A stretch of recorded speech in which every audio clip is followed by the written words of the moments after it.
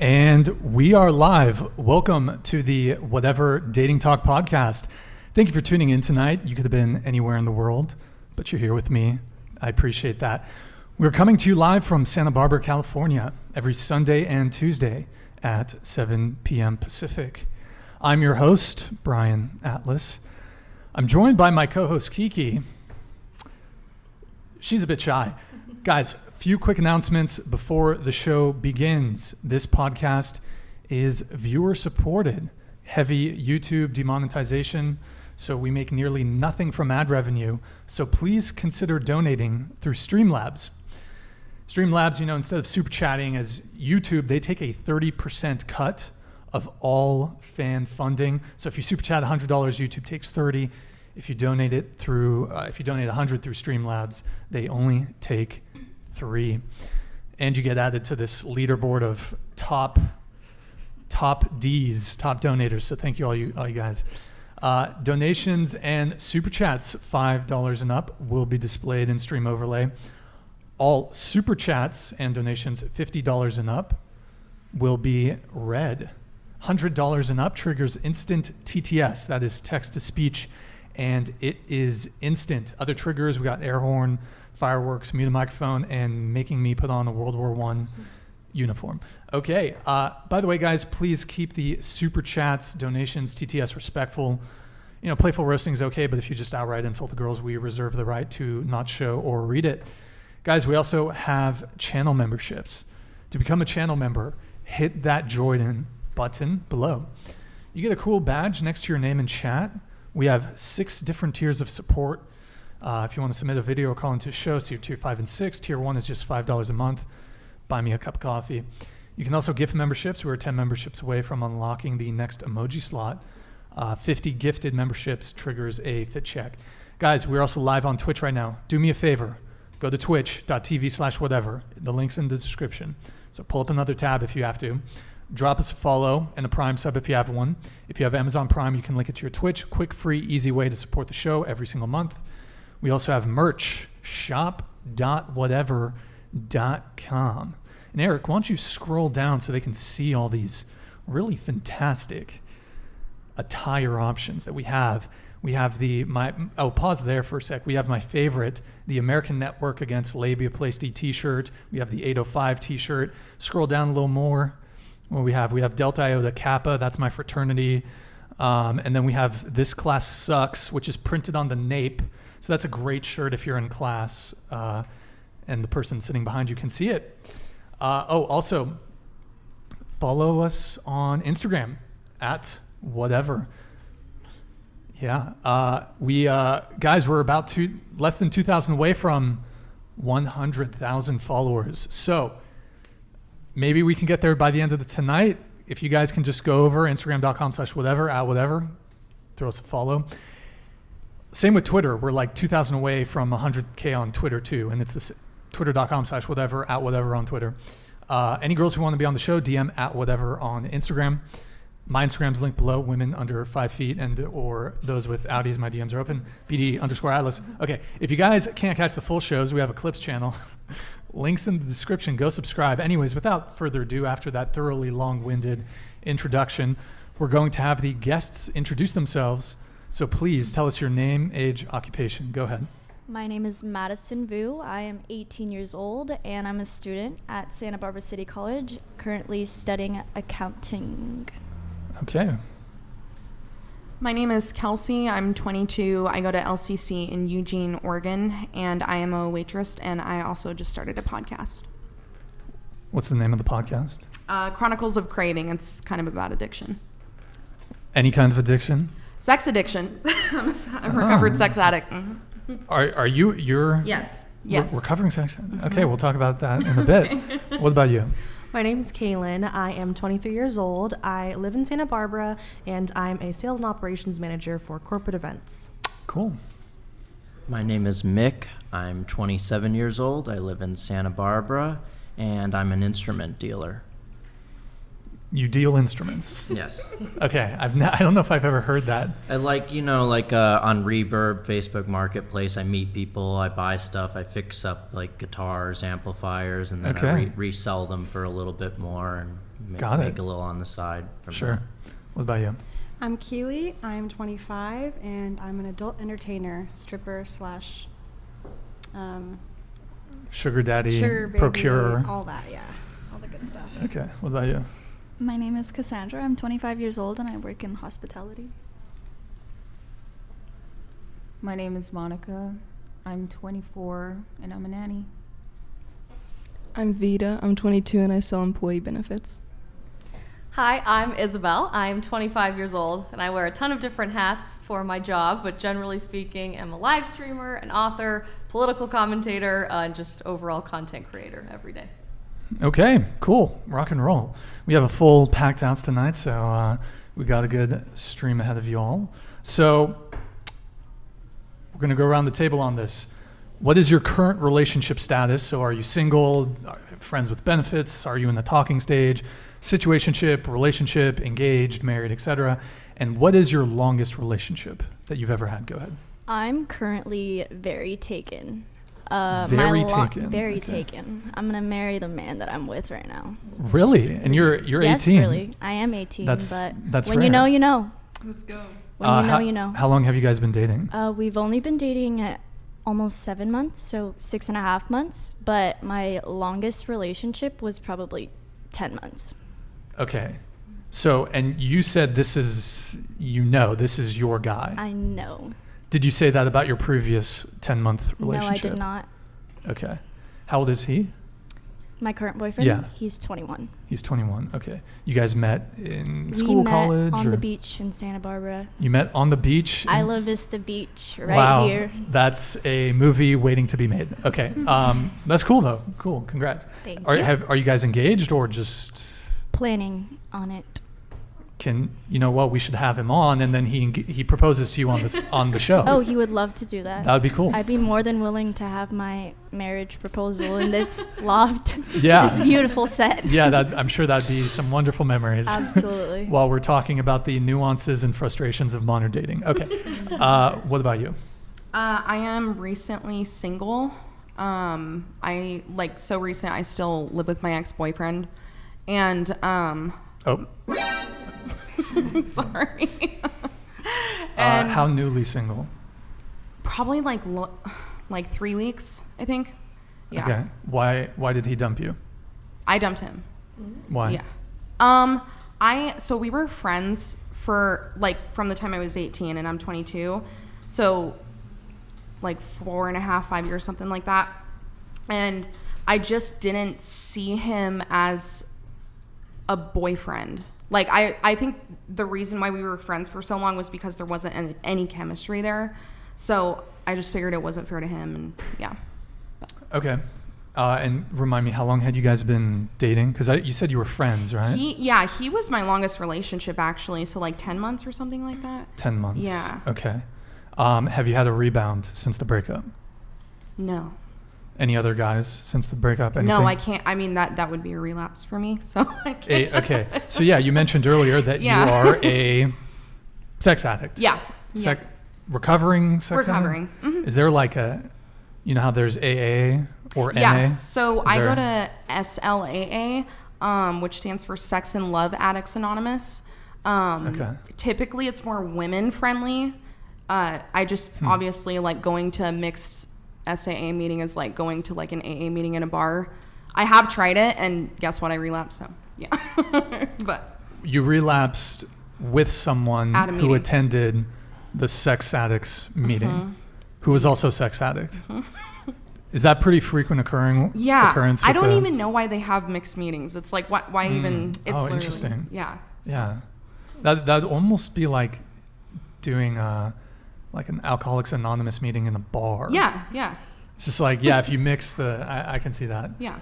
Well then, although I do suppose you could be bi or in any case.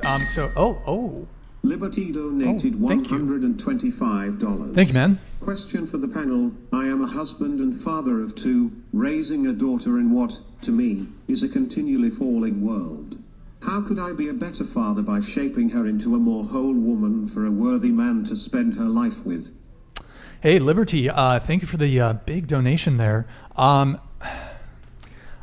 know what I'm going to do, just so I can get through this initial introduction stage of everyone sharing their relationship status. I'll pull that back up. I'll trigger it again in about maybe 10, 15 minutes once we kind of get through everybody. But thank you for the TTS. We will touch on that very soon, and I'll trigger it again. So, okay, you were previously in, what's it, SLA? What's the one you go to? SLAA, and it's an all women's. Oh, sorry, SLAA, and it's an all women's like Zoom meeting. Okay, so you're a sex addict. Mm-hmm. Okay, so what does that mean? It can look like a lot of different things for a lot of different people. I'm also a recovered drug addict, but sex was kind of like my switch away from opiates. So once I got clean off of opiates, it just kind of transformed itself. I mean, it's always been a problem, but it really... Sorry, hold on. Costagnoli donated $100. Brian, Loktar Ogar. Thank you. I did top 1% DPS on my server for a Shadow Priest during Lich King. Also love the Murdoch sound effect from the last podcast. Woot. Hey. You sound like a gamer, dude. A freaking pumper, a gamer. Hold on, I got something for you. There you go, man. Hey, thank you so much for the for that soup chat, man. Appreciate it. And you know what? If maybe we'll talk about gamers later on. Let me write that down. We'll ask the girls about gamers later on in the show. Thank you, man. Okay, so wow, they really want to interrupt you on your sex addiction story. So you said you were also addicted to opiates, correct? Yeah.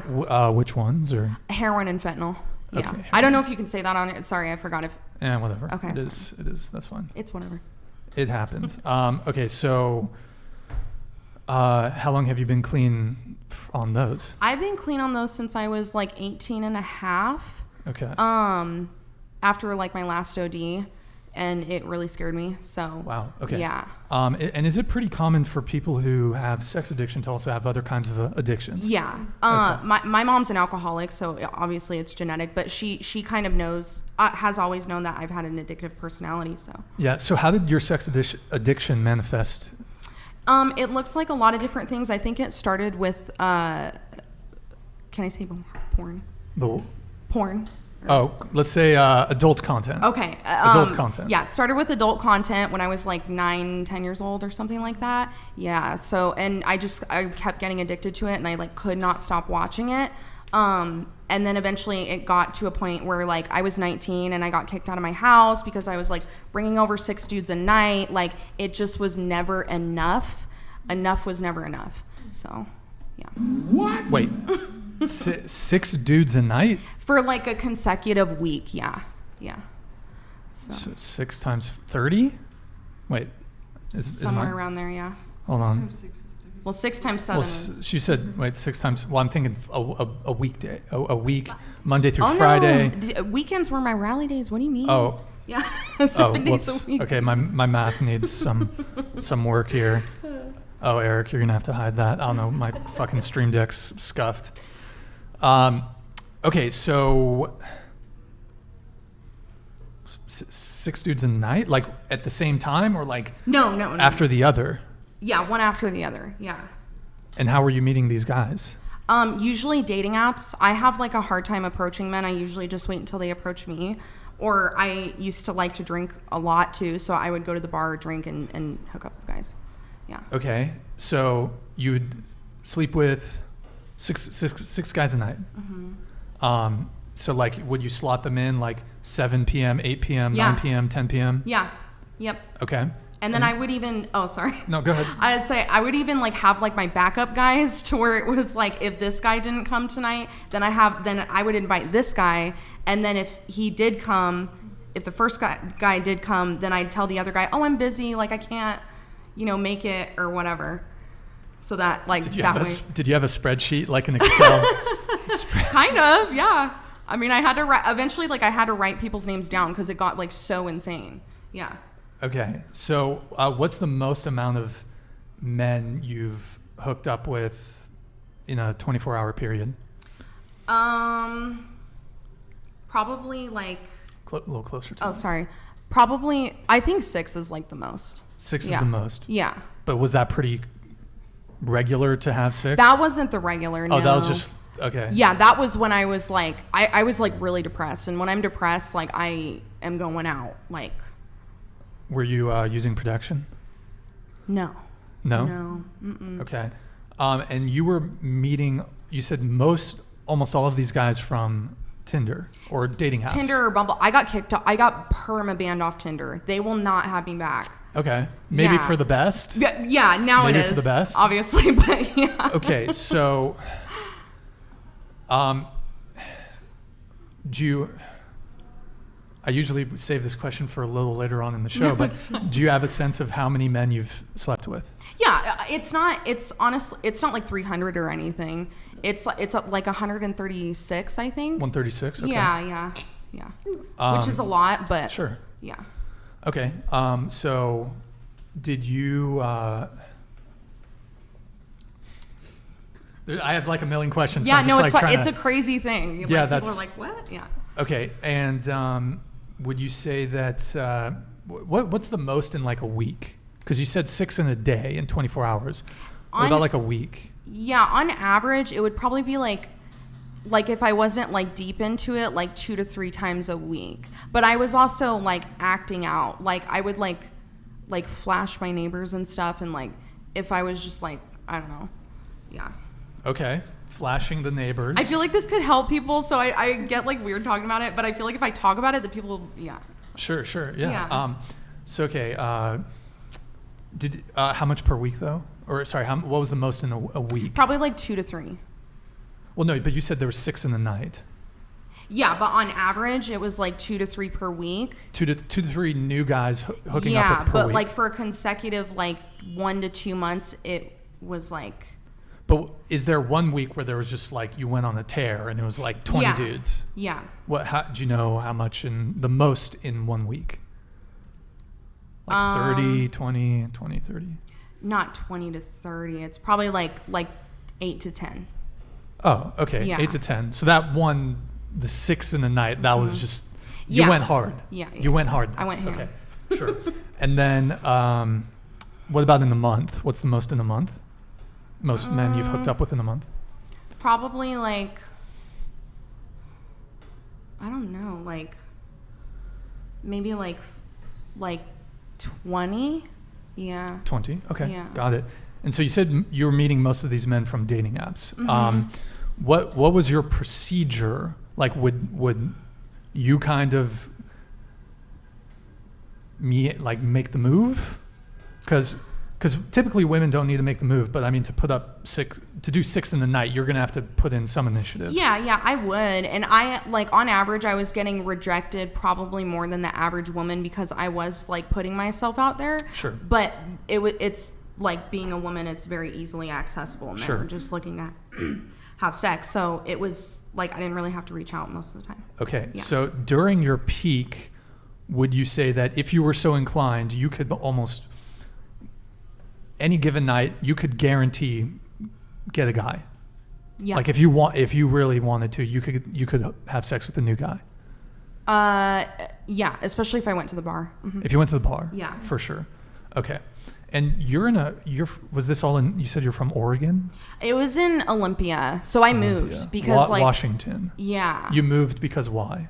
Because I was hooking up with everybody in the area, and then eventually I literally was out of control, and then eventually my best friend, I think she's watching right now, but I knew it was out of control when I accidentally I didn't know about it, but I hooked up with one of the guys she was talking to, and she told me about it, and I felt horrible. And then it really that was my bottom, and it really hit me that it was this behavior is out of control for me, and I need help. So I went to rehab in Los Angeles. Okay. Did the guys that you were hooking up with, did they know that you were hooking up with a bunch of other dudes, or was it mostly one night stands? Some guys did. So I used to, I don't know if I should say the restaurant that I worked at. I used to work at a sports bar in Olympia, and I literally was such a hoe. Like, I literally would like sleep around with any new that guy that walked in the door. So like I made a reputation of myself there of like where it was like, dude, she's like crazy.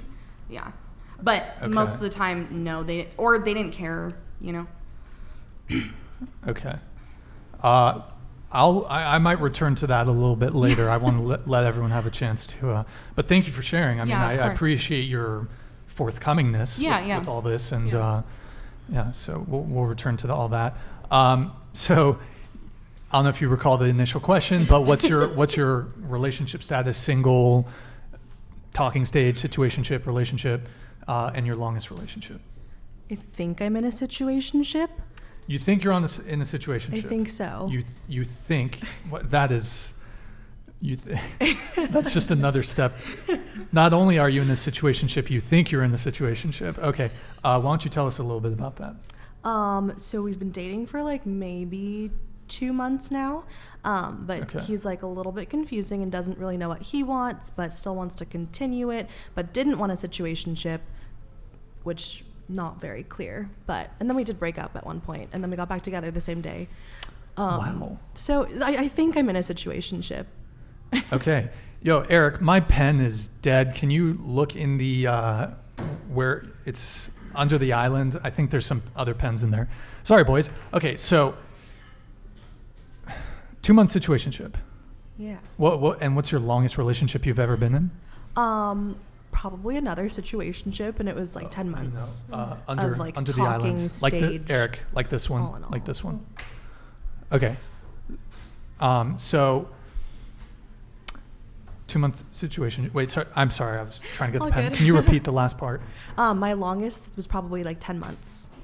Relationship or situationship? Situationship. I've never been in an actual like functioning relationship. You've never called someone your boyfriend? No. Okay. Have you ever had a guy who you called your boyfriend, but he didn't call you his girlfriend? Not really. I feel like we're all kind of on the same page. If anything, it was probably that guy that was like the 10-month little stint. I feel like I thought we were like kind of close to getting there, but he was absolutely not there. And then we broke up, but it's for the better. Okay, so you're hooking up with your situationship currently? Yes. Okay. Because, well, I'm asking you because the way I invited you on the show is I did the reverse finesse, procured you from a dating app, Hinge. Very true. So I assume then that your situationship is you're not monogamous. Yes and no. I feel like if I ever did actually see someone, I would definitely tell him. I think I was getting really bored of this whole like back and forth, like are we something, are we not something, like all that. And I was like, I'm not gonna just sit here and wait for you to decide. So have you brought up the conversation about, do you want more from him? We've talked about it. Hold on. M. Martin super chatted $100. Yo, Marquavius, thank you, man. I know the restaurant Pink Sweater worked at. It's a donut shop called God. Blown Out Holes. Facts. Confirm or deny? Confirm or deny? How did he know? Thank you, Marquavius. All right. Have you brought up this up with your situationship? We've talked about it a lot. He just like doesn't really know what he wants.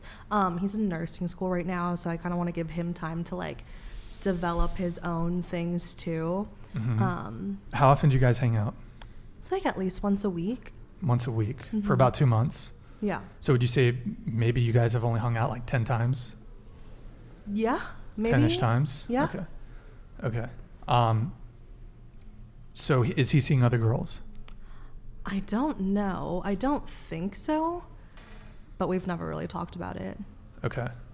Well, because you're on the dating apps. Although, while you've been seeing this guy, have there been other guys? No, it's just been, honestly, it kind of sucks because then I'm like, okay, well now I'm like, people are still talking to me, but it's like, oh, I still really like him. So it's almost like you making want it more. You want more. Yeah. But he doesn't. Apparently not, or unsure. Well, I'd say move it along, but okay. Yeah. So 2 month situationship. And you said prior to that, you haven't had an official relationship, but there was a guy you were sort of seeing for 10 months. Yeah. Okay, got it. And then prior to those, have you kind of been, are you desirous of something more serious? Or are you kind of like, it's cool, I'm down with the more situation. It's fine, just I'm asking if you're fine with the situationship or more casual stuff. I definitely think I'm looking for like a little bit more, I'm a person that I will give like everything to someone, and it's hard when you're in a situationship or like just hooking up because it's obviously not reciprocated. So I think I am looking for it. I'm trying not to like force it. But how do you, when you say you give everything, what do you mean? Like, I feel like I'd love to like cook for you or like hang out with you, or like if I'm free, like we'll go like grab coffee together. And it's definitely not like, I don't want to suffocate you. Like I have my own things to do too, but like I just feel like I'm a very giving person just in general. Sure. So it's kind of like. And are you currently doing those things for your situationship? The cooking? Not like specifically for him, but if I like made cookies, I'd be like, oh, do you want to like come pick one up? Like I didn't make it specifically for him. Okay. But. Got it. Okay. So you two. Yep. Yes. I'm with her. You're engaged to her. Yes, we are engaged. Closer to the mic. And we do love each other. And no, I'm not a cuck. I do not enjoy watching her be with other men or any of that. We had $100 in our bank account when she started to do the work, and get a little closer to the mic if you can. If you need, you can hold it in your. Yeah, it's a little tough right here. No, I don't have low testosterone. I've actually had my testosterone tested. So, and I've read all the hate comments. I watched when everybody was going live. I did see all the hate comments. I did see what people are saying, and I respect people's decisions. Most of the hate comments were from other men, not women.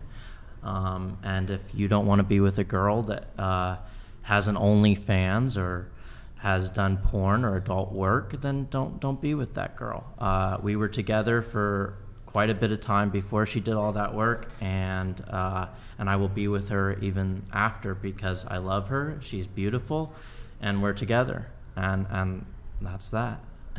So why don't we give it, there might be new people tuning in, why don't we give it a bit of context. Keely, you've been on the past 2 shows. Yeah. Can you push that cup into the table, please? So that cup right there. Oh, this one.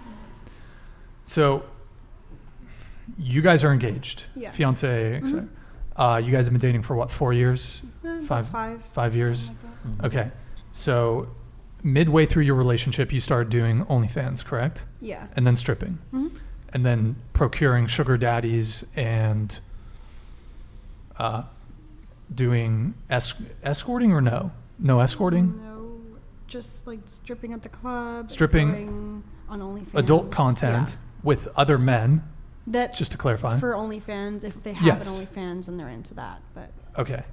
And then you also have like 10 sugar daddies? Yeah, I have guys that will just text me and just spoil me and send me $100 or whatever. Just take me to get like Louis Vuitton bags or whatever. So sure. Okay. So but you're okay with it?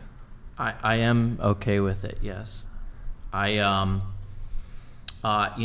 don't watch any of her porn. I don't help her with a lot of the stuff. It's just something that I'm very passive. I don't want to know about it. You know, if I had to be very involved in it, I probably would be a little disturbed because this is the woman that I do love and care for. So yes, there is that aspect of it, but I don't I don't think about it. I don't let it keep me up at night. It's just, let her do what she does and make the money and come back, because as long as she's not romantically involved with someone else, I don't view it as cheating. It's the romance involved. And eventually she does plan on retiring from it. It's something we've had to do for quite a few years now to make money, but now we have goals in mind. We are going to get a cabin up in the Smokies, and we're going to have our own businesses and things that make profit, so she doesn't have to do any of this stuff anymore. Yeah. It's just for profit, and if some guys don't want to allow their woman to do that for profit. And I understand that. I totally understand it. But for me, when you're living in your car in one of the most expensive cities in America, and you have $100 in your bank account, and she says, look, we're going to go hungry if we don't do something. And you're like, I don't know what we're going to do. And I've been trying to look for work, and I've been applying at hundreds of jobs, and I can't get a job, and we need money. And she says, hey, if I just go to the club and dance for a night, I'll make a couple $100. And you say, okay, sure, go make a couple $100. Because at first I didn't want her to do it. I really didn't. We both didn't want I was really nervous. Let's go into that. So you said at first you didn't want her to do it. Yeah, because... Tell us what your initial instinct was. Initial instinct was like, I'm really nervous. I've never been to a strip club. I hadn't been... I didn't really watch a lot of porn, and I didn't understand the sex industry. I didn't know that there's good people in it, that you can be safe in a strip club, that they always felt like this unknown territory. So I'm like, I don't know if I want to go to the valley and, some sketchy part of town and let you dance for the night. I don't know who's going to be there or how it's going to be. But eventually, you just say, look, we're desperate for money. Let's give it a try. And we gave it a try, and it's not as bad as people think it is. Generally speaking, it's not as bad. But so was there a gradual increase in terms of what was being done? Because first it was the strip club. Hold on just a sec. Shizzle donated $100. Thank you, man. Appreciate it. 95% tax on sex work platforms to save America. Anything that supports exhibitionism, all dating apps, etc. Instagram, Snap, as long as they permit hookups, don't allow people to profit from degeneracy. You can win 2024 running on this platform. Yo, Shizzle, thank you for the big super chat, man. Appreciate it. Oh my God, the chat is on fire. Thank you, Frankie. You had $100 in your account because you're selling freaking instruments. You're a man. It's your job to have a job. Instead, your woman sells her body to keep you afloat. How can you say you don't want her to do it, but live your life in a way that she has to? Well, I will respond. So at that time, I was not selling instruments. I got into selling instruments in 2020, which is because of lockdowns, and 2020 was the best year for musical instrument sales in history. So I actually made quite a bit of money, thousands of dollars every month, and was doing just fine when lots of other people weren't making any money. So I didn't need her for money to do that. I can DoorDash too on the side. I don't need her money. We make more money now for things that I definitely wouldn't be able to afford. I do plan on having my own recording studio up in those mountains, and that is very expensive, and thankfully she is helping fund that. So what was our money? We both spend it on stuff we want. Like, I want my nails done. I want my hair done. I want to go get some clothes, He needs a new guitar, like we have things that we want and that we need, but we both work, we so both make money. Just really quick to go back to my initial question before the TTS came in. So you were kind of describing what your first initial instinct was. Yeah. And you initially were like, no, I'm not comfortable with this. Mm-hmm. But yeah, we both had So you started just stripping, right? And then OnlyFans? I would say it was then porn. Yeah, and then it was OnlyFans. And then it was OnlyFans. She started. Okay. All right. So, I mean, I guess my two questions are, you previously said that you consider you to be monogamous. Yeah. Do you agree with that assessment? Yes, because she's not romantically involved with the other men. I understand the implication that it is sleeping with other men on camera and stuff, but it's more acting. So, other people would say that's cheating. I don't, because it's not romance involved. Well, it may not necessarily be cheating, but I don't think you can classify what you guys have as monogamy. And that's totally fine. We all have our own opinions, but we're just doing it for money and so we can get a place because, we used to work in grocery stores and fast food and we were miserable and broke, $400 a week or something, and could barely eat. And we both have an understanding. One day we were just really broke and had $100, like you said. And I was like, well, what if I work at this club? I know you and I think it's weird. Are you okay with it? I asked him permission before I did any of this. Hold on. Nashu Nabu donated $100. This is my one simp post for Keely. Get a prenup before you get married just in case. Don't put yourself in a losing position if things go south. You may risk half if your boy ain't feeling it anymore. Oh, okay. That's why you're with worried her. about it. I do agree with prenups. I think everybody should get a prenup, especially if you have a lot of money. That's totally fine. She's the breadwinner though? Even so, I have things that I don't want to give her, and she has things that she probably wouldn't want to give me. So the prenup makes sense. Let me ask you a question. If she were to sleep with another man, not within the context of creating adult content, would you have an issue with that?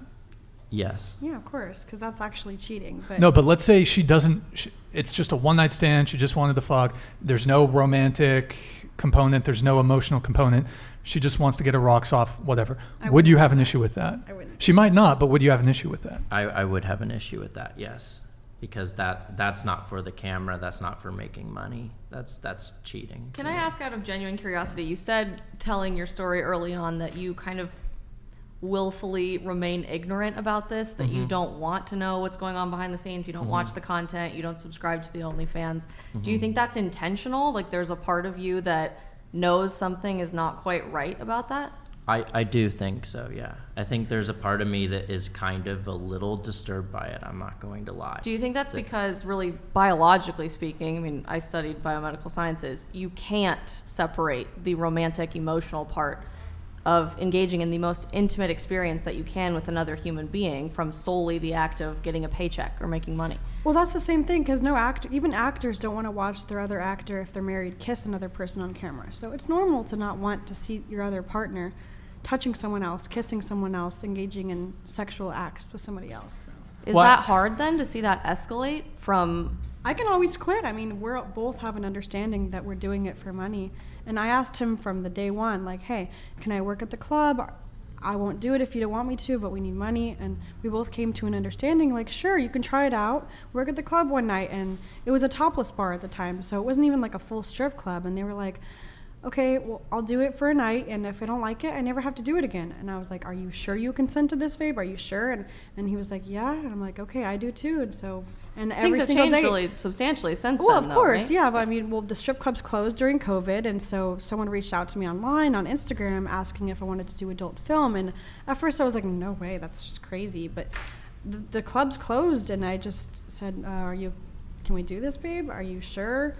And like, I always ask him if he's okay with it, and he always says yes. And to this day, if he wants me to quit right now and go back to a regular job, I would. I mean, it would suck not having the money and being able to pay the bills, but I would do it. She definitely has wanted to quit many times. I hate it. Too, Sometimes where I hate it. Really I just want to get doesn't. a cabin, She definitely does not like it. It's just literally society. For the it money. makes it hard to make money. Now, if McDonald's paid a livable wage and I can make thousands a month, I would do it. But it's just not the reality. And that's definitely the type. When we did have that $100 in our bank account, and she did this, we did have jobs at the time. They just were. We miserable. Literally so like miserable. getting paid like crying. $400 a week, and then after food, gas, insurance, any other bills, we only had $100, and even that $100 was not going to last us the week. So it was just tough. I had to ask friends for money, stay on people's couches. My car had, engine issues, needed to get repaired. It's tough, and a lot of people have gone through this, and some people find other alternatives to get out of it, and then others that this is what you had to do to get out of it. Go ahead. I just have a question because, I mean, I've kind of been in similar situations, like living in cars and going through hardships as well. Did you guys ever try to get like food stamps or anything? Because that helps significantly. Yes, yeah, we applied for that. I would find that the money was Guys, just both of you, I need you speaking closer to the I would mics. definitely say that the money was not nearly enough from what you would get for food stamps. I would say it would run out after like a week or two. And then the other thing is the money that California tends to provide is like, I think it was like $300 a week or $300 or something a month. I mean, this state costs thousands of dollars to live comfortably, I would say. 100%, but just as someone who's been on food stamps before, that would mean that both of you guys are able to get it, so then that's doubled at that time. Yeah, And we had that, and well, one of us had a job because one of us had to get a job. Should both of us just quit and be on food stamps? Even so, we would have the same amount of money, or if not less, because if I'm making $400 a week at the grocery store and he's on food stamps, that's more than both of us on food stamps with no job. Do you guys have a date for your wedding? Is that out of curiosity? No, it hasn't been top priority because buying a home and getting out of the car and having a nicer life, just nicer clothing. I mean, I don't want to have the wedding and people to show up and then, I want to have a house first. I don't want them to think, oh, like we're losers, we still have the car. Like I want it to be picture perfect before we have the actual wedding. So we invite people over after the wedding, the after party, we have like some cheese and some wine, or just. Am I invited? Everyone's invited. Am I invited to the wedding? I'll invite anyone who wants to come. Anybody that wants to come, but I mean, the wedding for me would just be it's like it's okay, a celebration now that we've we've done everything that we wanted, you can quit the industry. Yeah. Let's go get married. Have you ever thought about the fact that marriage typically provides much stronger financial security, and you could go to City Hall tomorrow and have a party a year and a half from now? Wait, but we're already living together, so what's like marriage? What is it? Yeah, wait, what is the greater financial security? If we're already sharing everything, our money, we live together. I mean, all kinds of. It's easier to get a loan for a house. You can combine your bank accounts. You have much better tax obligations to the federal government. We don't really pay taxes, and based. I mean, we kind of do, but like only. Good for you. I don't. Yeah, I mean, I'm kind of libertarian. I don't really believe in paying. Are you a sovereign citizen? No. I mean, look, I do believe we need a government. I'm not like libertarian who thinks there's, we shouldn't have a government or police or some taxes. We definitely need some taxes. I'm just saying I don't want to pay them. Okay, sure. So Fair enough. So to bring it back to kind of what we were talking about, your fiancé, your girlfriend, she strips, does OnlyFans, makes content with other men. Do you have any concerns? For example, I mean, the obvious one to me is STDs. Mm-hmm. We get tested all the time, and it's people wear protection, and you get. Hold on. Ben Martin super chatted $100. Yeah, thanks, Marquavius. Mick and Keeley, money. I was born poor. I'm in my 30s and am now multi-millionaire. Brian can confirm that. I can purchase anything imaginable, except this: my soul, my character. My honor, my reputation. Those are very much perishable. Not worth it. What is a soul? What is a soul? Your response to Marquavius. I think I get what you're trying to say, but nothing bad's going to happen to us. We're forever. I'm not even worried. Like, I never thought I would find anyone because both of us are really weird. It's hard for anyone to find their soulmate. And once you find it, then you're good. Well, like, my response is I don't believe in a soul, and I do meditate though, and I just let my mind be clear of thoughts and worries and depression and things like that. So if that's how you feel, that's okay. I don't think about it, like I said. I have a question. Go ahead. In what ways has your industry negatively impacted you?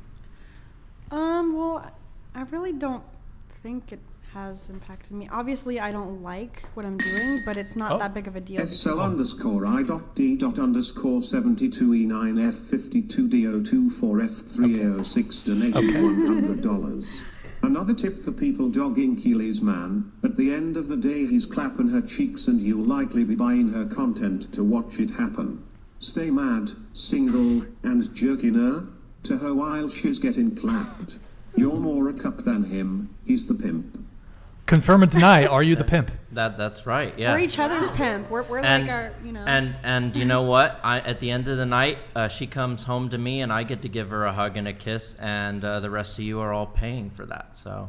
Yeah, they're just jealous because they're single behind a screen. On that note, have you, ever since being on the show, this is your third appearance, have you noticed an increase in OnlyFans subscribers? I have, yeah. Oh God, what do you guys? At least 100, yeah. Yes, 100. What are you guys doing? Yes, a ton of them Bro, are actually. guys. I did check last night, and there's tons of you that are subscribing and following her. So, if you don't like it, then why are you giving us your money? Yo, OnlyFans.com/whatever. Onlyfans.com/whatever. Okay. Okay, so the STD thing, is there a concern there? No, because they do get tested for the industry, and then there is protection. But most of them can be done with medicine nowadays. If she did get one of the ones that you can't take care of with medicine, that would be a concern. Well, sure. I mean, there's the treatable ones, but I mean... The non-treatable ones would be a concern, if it did happen. Visualed and super chatted 100. Yo, thank you, man. Hello, yes, Mr. IRS agent. Yes, that's them over there. Oh, shit. Yes, well, you know what? Look, we don't pay a lot of taxes, but we still have to pay some. To the mic. Some taxes you still have to pay, okay? OnlyFans, you still have to sign that stuff, okay? But yes, OnlyFans some of takes the a lot of your money too. So. Yeah, and you know what? And she doesn't, her agency, the management, everybody's getting a cut, and by the time we pay the taxes, she doesn't get to keep a lot of stuff too. So if we paid a lot more of the taxes, we wouldn't have a lot of money. Okay, by the way, guys, there are 5,500 of you watching right now. The chat is on fire. Guys, get us to 2,000 likes if you can. Get us to 2,000 likes, you know? But yeah, almost 6,000 watching. Sweet. Get us to 2,000 likes if you can. Okay, so... Can I go back to my question? So you said that at times you want to quit and you come home and you hate your job. Yeah, well, I mean, everyone has days like that at any job. You know, it's not just the adult industry. Everyone comes home crying. Like I used to come home crying because my manager was a dick and I was making $400 a week, and you know, they're like, you're not wearing your uniform right, you know, and like I get less micromanagement with the adult industry. At least I get to look cute, you know, and show up when I want and choose my own hours. Nix donated $100. Thanks, Nix. Question to the cuck in the corner. When you kiss your girl's mouth, do you usually taste a black man's Oh my God. That's like, I obviously I don't touch him until I showered and brush my teeth because hygiene, you know, even after you pee, you know, you don't want to touch your person. Yep. Like if he eats an onion, I'm not going to kiss him right after. If he's sick, I'll make sure he, you know, blows his nose and brushes his teeth. She refuses my kiss in the morning, you know, usually. Sometimes his breath stinks, and sometimes mine does too, you know. Normal. So you brush your teeth, then you kiss. Truth donated $100. Thank you, man. Thank you. Have some self-respect. Your woman is a representation of yourself. If your woman is a 304, then you are low-value man. There is thousands of people watching this, and you only got 100. Not a big accomplishment. Word?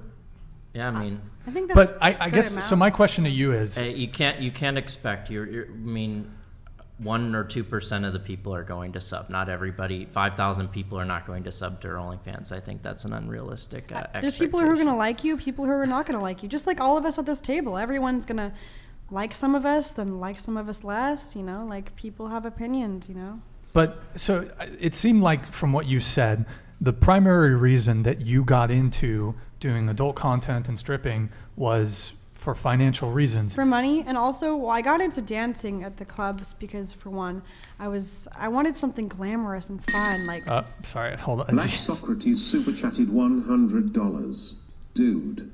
Keely opened herself up to danger and ridicule, and still insists on sharing everything she gets with you. And you still sit there and say you want a prenup. You don't deserve her, and she doesn't deserve a guy so unwilling to sacrifice she resorts to sex work. Yeah, but I mean, a prenup too also means I don't get to take all of her money either. I mean, I literally just talked to... Oh my God, the chat is on fire. $100 to the boyfriend. As an epic gamer, you can get in a union and make 35 an hour starting. If money is your issue, there are plenty of options. You're an able-bodied young man. I'd never put myself in a position where my lover sells herself. Loktar Ogar. Yeah, like you can make money gaming. I don't play video games. And it's not that I hate them. I have tons of gamer friends. I don't care about video games. I'm a musician. I play guitar and I play with bands. I don't play games. So I think a lot of us are hearing from both of you that there's some emotional wrestling with what your current situation is looking like right now. You kind of want to quit, and you say you really don't like your job, but you're not sure when you want to retire, and it seems to be escalating every day. You're happy. You don't want to know what's happening behind the scenes. Do you think that there's a chance that that could ruin the opportunity to get married or leave some sort of emotional permanence? We're together forever. I'm not even worried, so... I think she definitely wants to.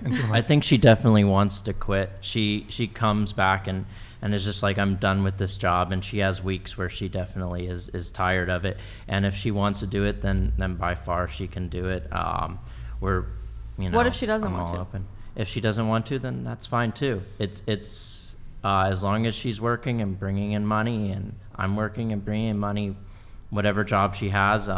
She's probably going to quit in the next, she's 25. We'll probably say 5 more years of it. What if she doesn't? It could be less. Theoretically, what if you guys aren't married in a few years and the cycle has continued? If she doesn't, then I'll probably confront her and say, look, it's time to quit. We have money coming in from other sources. I believe she can keep the OnlyFans, but she doesn't need to do the other stuff. As long as the OnlyFans is bringing in enough, that's Why is that the fine. boundary? Because that would be just like stuff that's already out there, content that's already there. And you can post don't whatever have to you do want, very so much. It doesn't have to be It's nudity, a very passive income, I would say, while the other stuff is more active income. Yeah. Wait, Keely, your name again is Mick? Mick. Okay, I thought it was Nick for some reason. Keely, if he started an OnlyFans and started just like running through chicks like for content, would you have an issue with him like just fucking other chicks for content? Oh, of course I would, because I'm already making so much money. He doesn't need to do that. And wait, he's mine. He can't touch hold anyone. On. So. Whoa, okay. So, yeah. We've unraveled another layer here. Mm-hmm. So if he was making content, strictly content, no romantic, no emotional connection, you would have an issue with him sleeping with other women. Well, of course, because I'm the one making money, and he doesn't need to touch anyone else. And I don't even want to touch anyone else. Listen, but Mick's a handsome guy. Yeah, but he's mine, so anyone touches him, you die. What Not literally, but you know. So why is it okay the other way around then? Well, because we both decided this is what we're gonna do for money. So if he wants to have me quit, I will, and he needs to find another job that's not what I'm doing. So. Has your job given you any trauma? Mick, every job can give you a little bit of trauma. You got a big one? I don't know. Mick, you got a big one? Like really? That's for him to answer. He can answer. Mick? It's up to him. I would say it is pretty big. Yeah. Yeah, it is. All right, Mick. Listen, yo, this has been too one-sided here. You need to start an OnlyFans, son, and start getting into the game. Do it then. You just said that would be a problem though. Okay, so I have like a boundary. So I was gonna say, what can I do? I'm very torn on what I'm comfortable with because I haven't really decided yet. But I do think I've tried to get him a sugar mama because I have sugar daddies, but he hasn't pursued it enough. And I told him it's okay if he wants to, but I guess she definitely has a jealous streak where if I even talk to other girls who are just, I have no intention of ever dating, or I'm not flirting at all, and I'm just talking to them. Maybe they're just someone at the cashier counter and they're literally just taking my order for coffee, and she's gotten jealous, like, how'd that girl look at you and stuff? Like, why is she looking at you like that? Everyone feels that way. Everyone watches TikTok and everything. But I feel like that's something she gets, and I don't get that way when she talks to other guys. I'm not like, I don't think she's going to try to bone a guy just because she's talking to him. Does that bother you? It does bother me. I hate jealousy. I hate jealousy in a relationship. I think women, if she should know that I'm with her, and just because I'm talking to another woman does not mean that I want to sleep with her. And that's how I feel. But she definitely gets very protective. Well, it's different because I'm not worried because this is a podcast. You could talk to other women. I don't care. But it's about what you say. Or I think it's maybe TikTok is very toxic because everyone's posting, my man looked at this girl, and then they're posting it on TikTok, and it's all. Okay, but it's okay to create adult content with other men. But I'm he just can't doing talk it to make a girl money on TikTok. No, but he would it's because it's for money. He would the be other doing stuff it. isn't for money. So he would be okay. doing it to make money too. But you just said it wouldn't be okay if he made an OnlyFans. You wouldn't like if he had an OnlyFans. Well, no, Mick. he's okay if he has an OnlyFans, but he can't touch anyone else. He's gonna sleep. No, he's gonna sleep with other women. Mick, I'm your manager. Mick, I'm gonna be your OnlyFans manager. Okay. We're gonna start your OnlyFans. It's gonna be called. One, that's fine. Hold on. Here's the name. Big Dick Mick. Okay, that's the name of your OnlyFans. That's what it is. Mick, I'm your manager. I'm going to take 50%. Okay. I know how to do these things. Do you guys ever talk about this at home? All the time. Everything is an open book, you know. So you've been together for over 5 years. You're engaged, but you don't have a date for your wedding. And there seems to be a dichotomy here between what people are comfortable with in the relationship, but you're not on the same page with it. Is that something you talk about at home? Yeah, we talk about all this stuff we're kind of talking about right now. I think we just haven't come to maybe an agreement on it yet, and we still have well, you tell me I will quit this adult industry now if you want me to, but if you're always like, oh, but come on, babe, we need to make money. So it's more you we do need to make being money. lazy, not wanting to do stuff as much. Oh my as much as I love you, both of us got to bring in a little bit of money. Shit. Wait, so hold on, just more about the jealousy thing, like that thing we can't agree on. She thinks it's okay to be jealous. I don't believe that's healthy. Well, you know, girls are more jealous than guys. I think that's just a relationship thing. Do you feel your jealousy is amplified though? Because as much as you say you don't care and you know that you guys are like committed, there is a part of you that feels like he's gonna leave for what you do. Never. I'm not even So worried. then where does the jealousy come from, and why is it amplified if he can't talk to people but you're sleeping with other people? Hold on, she wanted to come in. Go ahead. I think jealousy, period, like aside from sleeping with other people, is in all relationships. Yeah, exactly. Like you can't say that you've had a boyfriend or girlfriend before and you don't get jealous when they're talking to other girls or boys. Like every single relationship holds jealousy. And I wanted to ask Mick a question actually, but would you start or go into the adult industry? That's not something I would actually be probably comfortable with. I would be okay with starting an OnlyFans, but not the adult industry aspect. He's too shy and nervous for that. I am. I get a little anxiety. I mean, I get a little nervous with that type of stuff. I don't feel like I could be comfortable with that. Both of us are nervous just being here sometimes. I mean, we're just... That's why I want to be like a studio musician and have a producer. I'm like the behind the scenes guy. Like even when I used to play live on stages with bands and we'd play rock and roll, I was the guy in the background doing background vocals or background guitar. I wasn't in front of everyone. Mick, listen, as your manager, I think, you're a handsome guy. Mm-hmm. You kind of look like a young Burt Reynolds, kind of. Okay. Does he? Maybe I'll take it, thank you. You got the good jawline. Mm-hmm. But I guess my confusion is, you do OnlyFans. Mm-hmm. He accepts it. Allegedly, apparently. Yeah. However, you would have a major issue with him doing scenes with women. Hold on, let's let this come in. Yo, thank you, man. Mick, save yourself and find someone who brings the best out of as you would with that person. I'm the best thing he's ever going to get because I'm the best, so. And we're soulmates. What? I think Erroneous! Erroneous! I think she does bring the best out of me. I think we both have our issues, and we've both grown as people. When we met each other, we were a lot younger. We're a lot more mature. Closer. We're a lot more mature and older now. We certainly still have our issues, just like in any relationship, but we work those issues out. We talk to each other, and that's all you can ask for in life. And I'm here's like my thing with it, because I used to strip, right? Like not the ex that I currently live with, but another ex. Yeah. You used to strip too, okay. Yeah. So, but it was like an active addiction, kind of like I was clean off my drug of choice, but like not clean. So it was more like doing it to make money so that I could go get high. But I mean, whatever, people aren't going to care. But, sorry. Oh yeah. A relationship is like a contract, right? Like, and it's also about compromise. If you respect each other, you're going to hear what each other has to say and you have to listen to each other. And so when my ex was telling me like he's uncomfortable with like the fact that I can go to the strip club and do this, but like he can't make an OnlyFans or whatever, we made a compromise and we actually made an OnlyFans together and like started making content together. So like, it's all about compromise. Yeah, I'd be okay with that. Like, yeah. If he wants to make an OnlyFans, I'm totally fine with it. I just would want him to do content with me. Mm-hmm. And the reason I don't want him touching anyone else but me is because I've already done that and have been making money, and I don't even want to touch anyone else but him. I just do it for money. So yeah. And that's something that you want her to quit eventually. I want to quit today if I could, but we just need the money. How do you cope with that?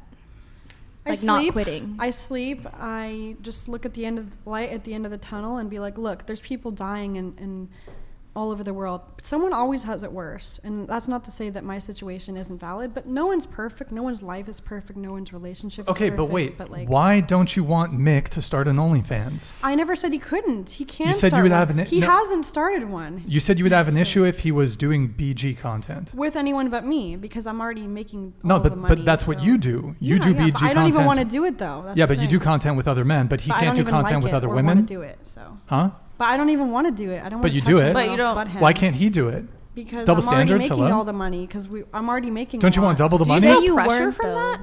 That you have to make all the money in the relationship? Obviously a little bit, because I want him to make money and pull his weight. But I mean, I guess I just never.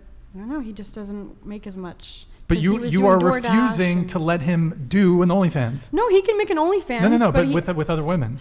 Well, obviously, yeah, because I'm already making making money. He's young Burt Reynolds. But he's mine, let him do and I'm doing. The point is, he can't make an OnlyFans with content with other people. You can't keep a man that handsome. I can, and I will. To There's yourself. nothing you can do about it. Mine. I don't care. Afterwards, manager. I got you, Mick. He can have an OnlyFans. Look, he can totally have an OnlyFans, but he can only make content by himself or with me. Look, OnlyFans, you can have chefs on there, guitar people. OnlyFans just isn't adult content, you know? Oh, okay, Mick. I guess my question to you is, and I do want to continue moving because I want to give everybody an opportunity to share their relationship status. Mick, don't you think it would be more ideal to not have a girlfriend that is doing adult content with other men, to be stripping, to doing all this? I would say it would be easier if she didn't have to do that, but I'm not going to leave her for someone that isn't doing all that, because I loved her before it, I love her after it.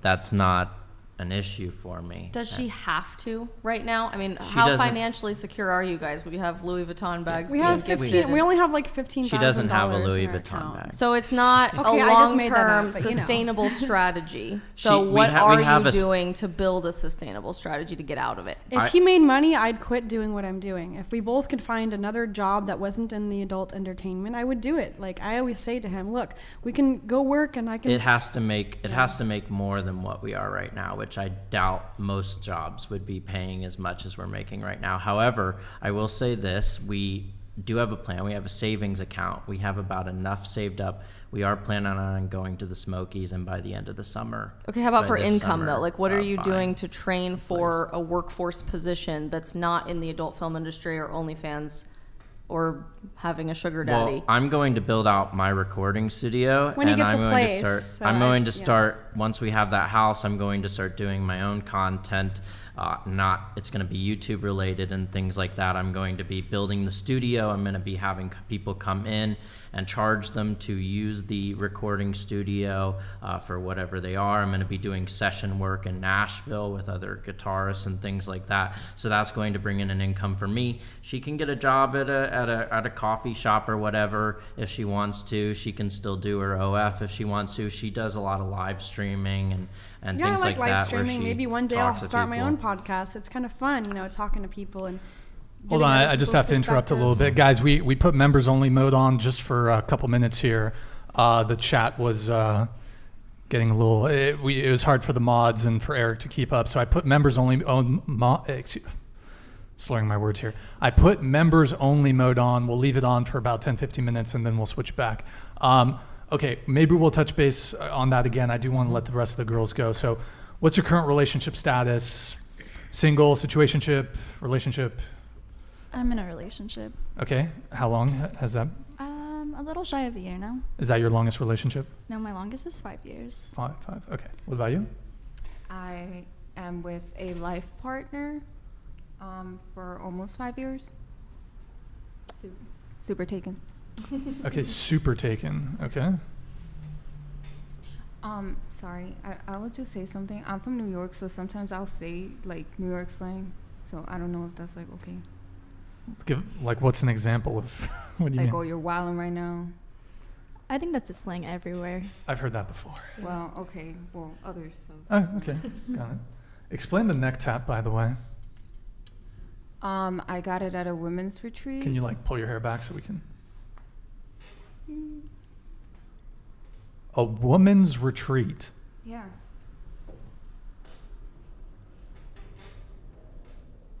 Okay. What about you? I'm single, and my longest relationship was 2.5 years. Okay, single, like proper single. Like 100% single. Sure. What about you? I am very happily engaged to my best friend. Engaged. Okay. How long have you guys been together? We started dating in July of 2021, and he proposed in December. And I know you're watching. Hi, Brock. Yo, what up, Brock? How you doing? Okay. All right, so that's everyone's relationship. Jesus, what? This is a mess of a panel tonight. Okay, so hold on one sec. I wanted to bring it back to. Sorry, guys. Yeah. By the way, I don't think some of the super chats are. They're not triggering. Has more than one come? Oh, is that it? W super chatted $99.99. Oh, I know what happened there. To the girl with red hair, how can you say you love him and also say you are the best he can get? Love is not selfish, it's selfless. Guy with the black t-shirt, why don't you get any respectable you can get until you can fulfill your dreams so she can stop the of? So to answer that, we're the best each other can get, but we love each other. Like, you have to be a little bit selfish, not like... You can still respect your partner and be a little bit selfish. Just at balance, you know? Like, oh my God. Truth donated $100. What a pile of bull. You say he is yours and no one else can have him. Yet you are his and willing to give yourself away to male porn stars that care nothing about you. Garbage. Love you, Brian. Everyone's getting a paycheck at the end of the day, and honestly, I will quit. But like, babe, do you want me to quit? I'll quit today. Oh, do you want her to quit? I've been wanting to quit anyway. Is this a whatever exclusive? She can quit when she's ready. Okay, but no, what do you want? Yeah, what are you gonna do to make money? I would like her to quit. Yes. Well, you would like her to quit. Do you want her to quit tonight on the Whatever podcast? Yeah. Do you want to make it official? Okay, we'll make it official. She's quitting. For real? Yes. Okay, then from this point on, what are we both gonna do for money? Because we need to have a plan. You can still do OnlyFans. Okay. Compromise. Okay. Deal. Cool. Oh my. And just so you guys know, he has access to my phone anytime. Like, I have nothing to hide. So if you want to look at who I'm texting, what pictures I'm liking, go okay, ahead. so you're quitting. Yeah. Wow. Right now. Yeah. You're gonna delete your OnlyFans. Or you're gonna keep that shit around. Up to you, babe. What do you want? The OnlyFans money is too good. Okay then. Wait, before you guys quit though, you got to let Mick do one scene with another chick. No. Come on, No it's only way fair. in hell. It's only fair. No way in hell. Never happening. Oh, he Never can't. happening. He can't do a scene with a chick, but you can. I don't even want to touch these people though. That's the thing. Neither does he, but he needs the money. I know, but I already have so much money from what I did. Mick, why do both of us need to disregard do this, her? Listen to me, Mick. No, I want you to say this. Say, show me the money. Say it. Show me the money. Louder. Say with your chest. Show me the money. Louder. You show me the money. Show me the money. Louder, Mick. The money. Louder, Mick. Show me the money. There we go. Oh my God, so cringe. There we go. Jerry Maguire, by the way. Okay. So, the super chat, the missed super chat. Eric, can you pull it up? I'll read it. I know what happened there. Oh wait, there's another one that just came in. Actually, hide it because there's one that's about to come in. So, by the way, thank you for all the memberships, guys. Oh my God! Thank you. Super chatted $99.99. This is some double standard nonsense. Yeah, here some of the asteroids. Men and women are different, right? So there should be double standards for some things. But that argument could be made more so in favor of if it was Mick who was doing. Yes, I get that, but this is what works for us, and it's not permanent. Mick, just be honest. Do you want to start an OnlyFans? Just say it. It's up to you. I'm not stopping you from doing anything you want to do. Well, you don't want him to do it with other girls. Well, obviously, duh, because I'm already making so much money from mine. Yeah, but you Why can does he double need to it. touch Bro, someone this is else Burt after all? Reynolds in the flesh, son. Yes, but he would be too nervous to do it anyway. So. Instead of a 2-bedroom, You're we could underselling. have a 3-bedroom. You're underselling your fiancé. Not really. I think he would kill it. Yeah, but I just don't want him to. What's that? And he doesn't want to either. What's that movie with Mark Wahlberg? With it from like the 70s or 80s, Mark Wahlberg. Boogie Nights. Boogie Nights. That's you, dude. It's a great movie. Just look. You need to look yourself deep in the eyes in the mirror, and just be like, "Oh, what the fuck does he say in that movie?" Anyone in the chat, can you let me know what he says in that movie? But that's a prosthetic. Like, don't worry about it. Not real. You wanted to go in. What were you gonna say? I lost my train of thought. I was going to say something. You said there's nothing romantic about the job that you have, but if you're so against him having the same job, will you admit that there is something romantic about your job? No, what? I just think it's both things. Both of us are together and we just want to touch each other. It's romantic, but I'm saying it's not romantic when I'm touching other people. Like, I'm not enjoying it, is what I mean. And he wouldn't enjoy it.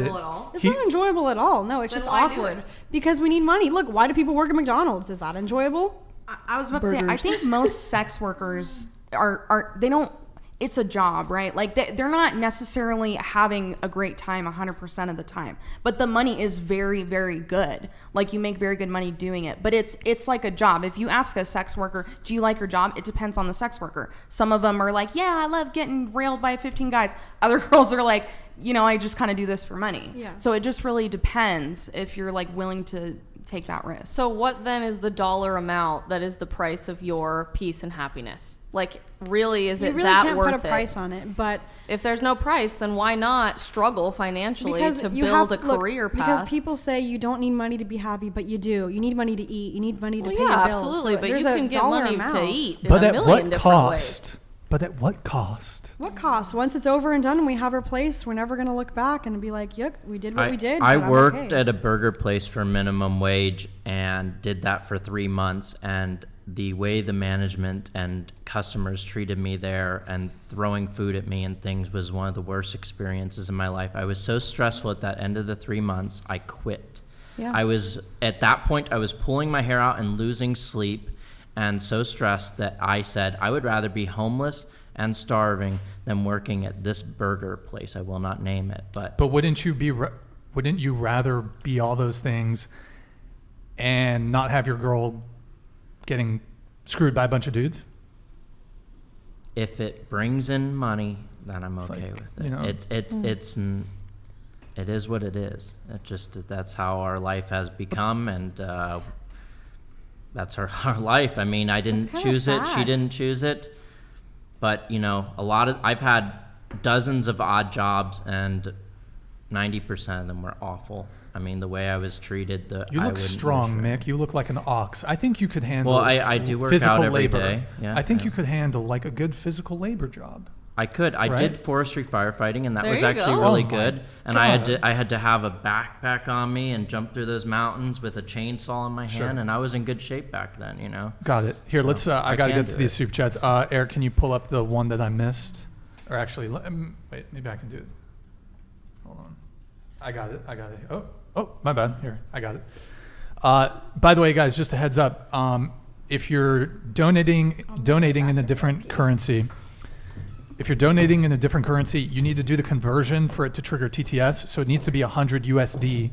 So if you're donating Canadian or whatever other currency, for it to trigger TTS, it needs to be 100 USD. So do the maths on that. Oh shit, Eric, can you hide those? Scuffed. Jay Ronald, thank you for the Australian 150, man. Appreciate it.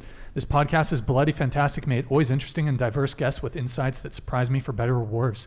Keep up the good Gith? The fuck is that? Brian, you absolute legend. Thank you, man. Appreciate it.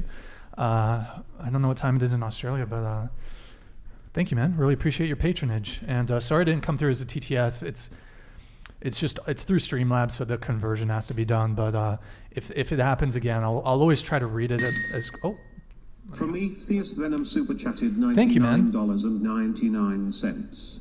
I work full time and go to school. I'm not doing OnlyFans. There's probably women in same shoes as me and do not have OnlyFans as their source of income. Yo, Mick, now that she's gone, bro. Look, the table's back. We were gonna back you, right? Right, girls? I'm gonna share all right, girls, her we're gonna dirty back little secrets. Yeah. Look, listen. You need to start fucking chicks on OnlyFans. That's what you got to do, bro. Bro, she's doing it. You're doing it. It's only fair.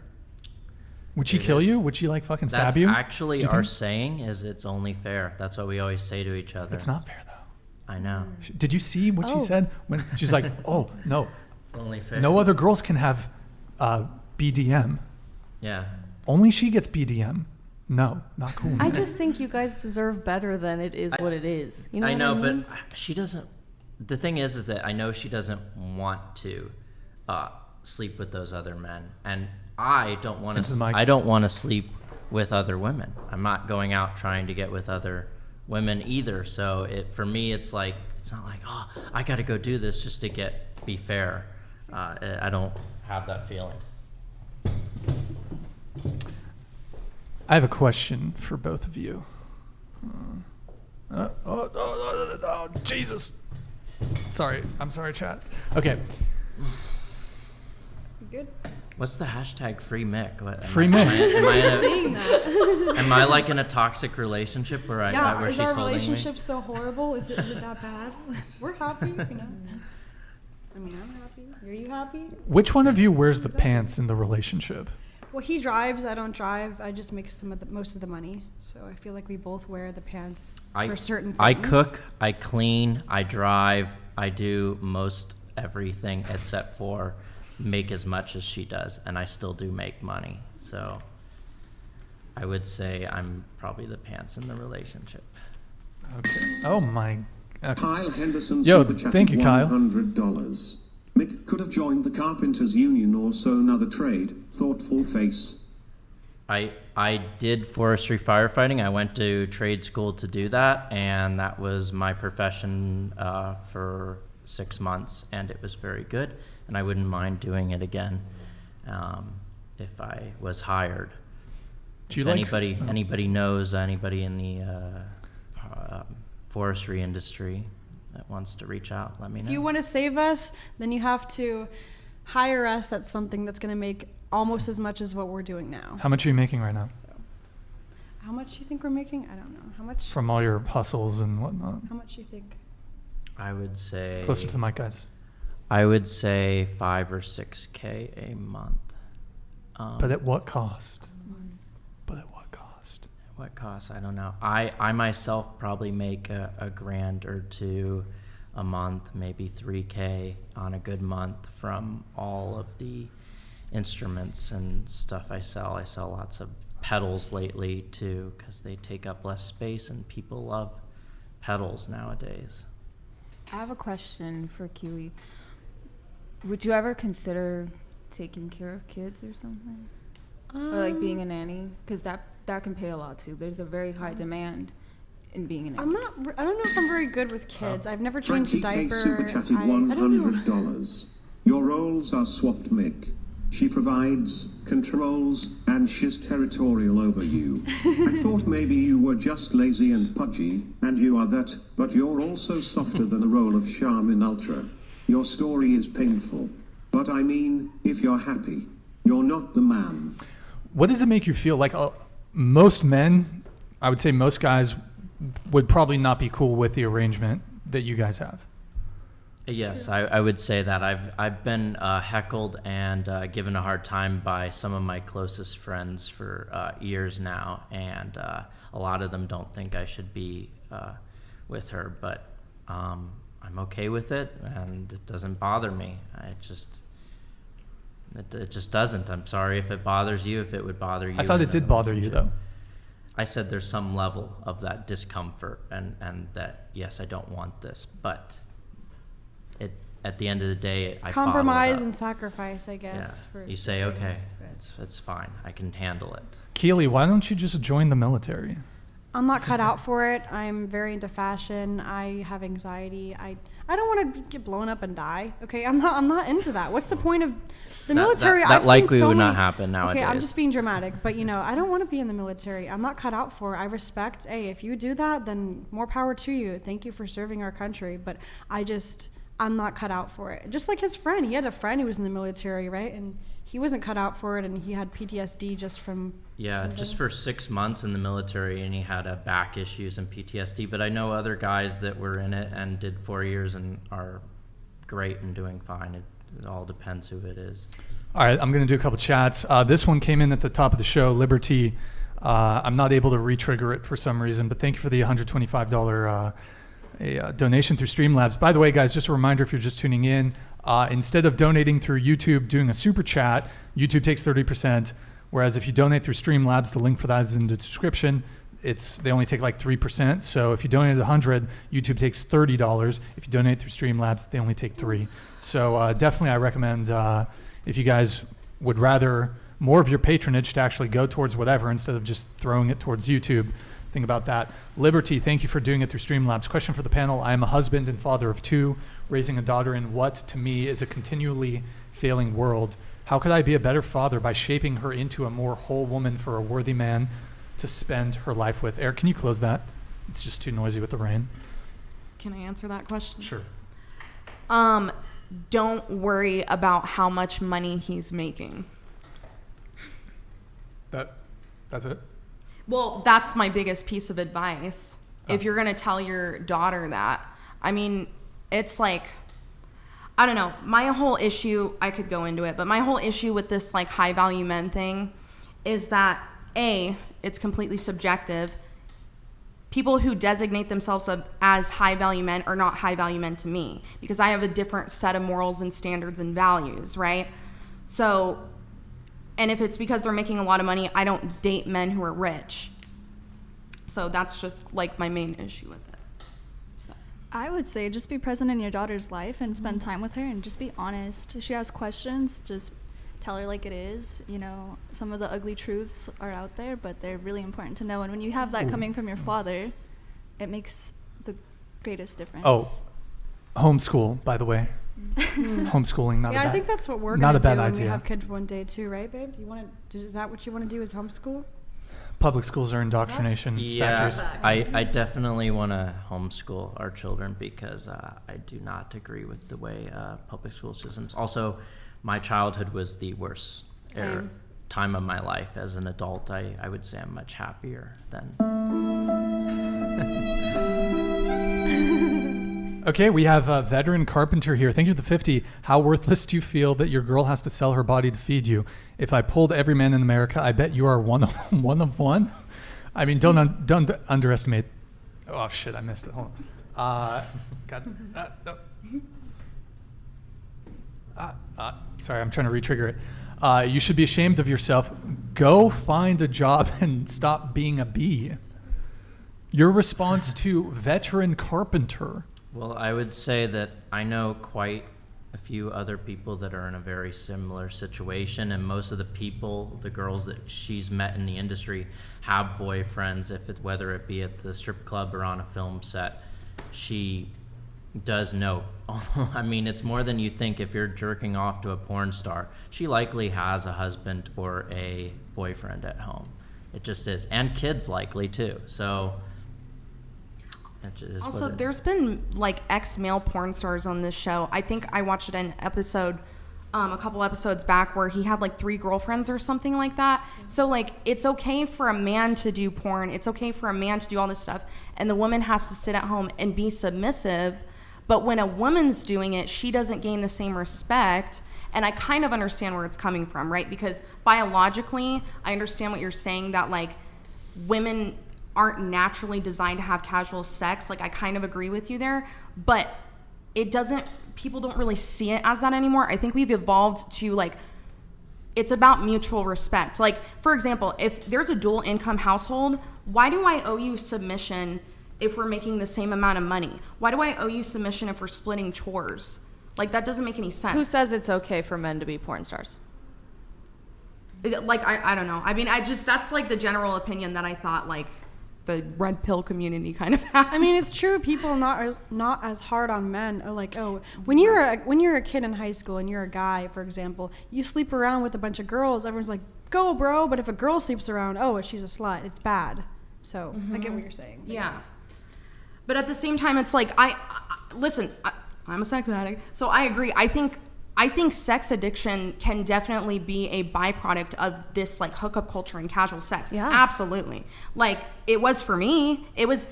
Sex addiction for me was probably the only thing I got addicted to where nobody could say shit to me because I would hide behind feminism and I'd be like, it's women empowerment, y'all, like go, like let's, and nobody said, I mean, people still called me a whore, obviously there was consequences for it, but generally like nobody really felt like they could call me out on it. Awesome. So I see both sides, but at the same time it's like, I don't know.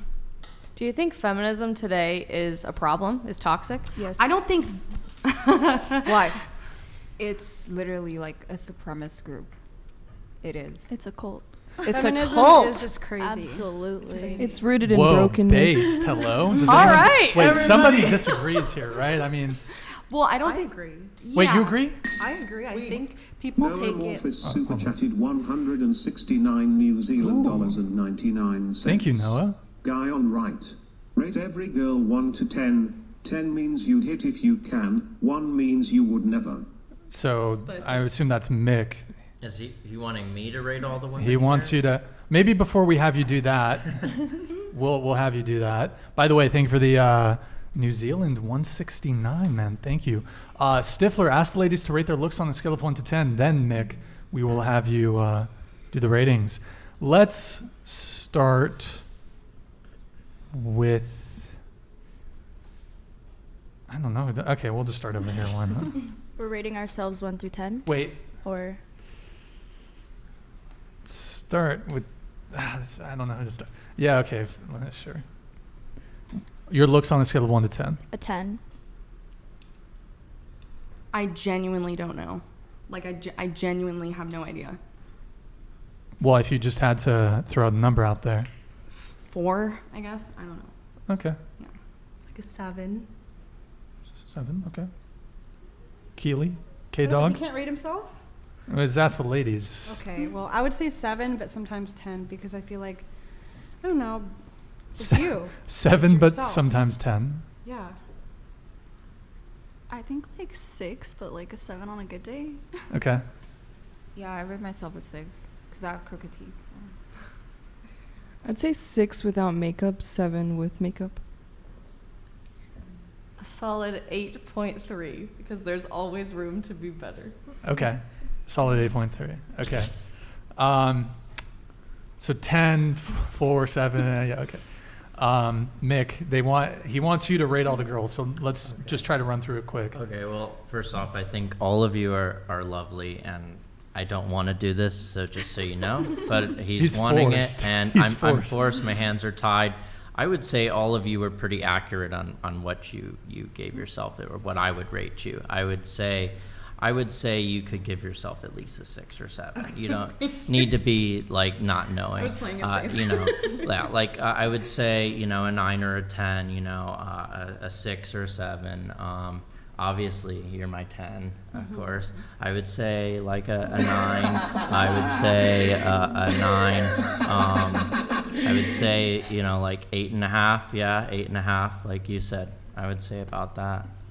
What about Brian? What's he? I think he's a 10 when it comes to men, especially because. Oh wait, so the girls are less than Brian? No. What? Because here's the thing: he's successful. Oh. He has I thought we're he has a basing it good on he has a looks. good beard, and he dresses nice, and he carries himself well. And true. as a man, that's important. It's true. All right. Okay, so I'm actually fascinated by the fact, though, that everybody at this table thinks that feminism is a scam. Yeah, let's go back to It feminism. is. It really is. Yeah, I agree with some things, right? Like, as far as, I don't believe in equality between men and women. I believe in equity, right? There's a difference. So, like, there's place for women in the workplace, right? But it's just in different areas. Can you explain the difference to us, what you think the difference between equality and equity is? Yeah, so equality is like the same treatment given to like both sexes, right? So that doesn't make any sense because are men and women the same? Obviously not. So equity is giving the same opportunities to equate to each person's ability. I think you might have them switched. Generally speaking, equity is the end result is always the same. So typically, countries that implement economic equity, for example, will bring the ceiling down to make sure everybody's at the same ending point. Whereas equality is giving everyone the same opportunity, and what you do with it, you can run with, regardless of who you are. Well,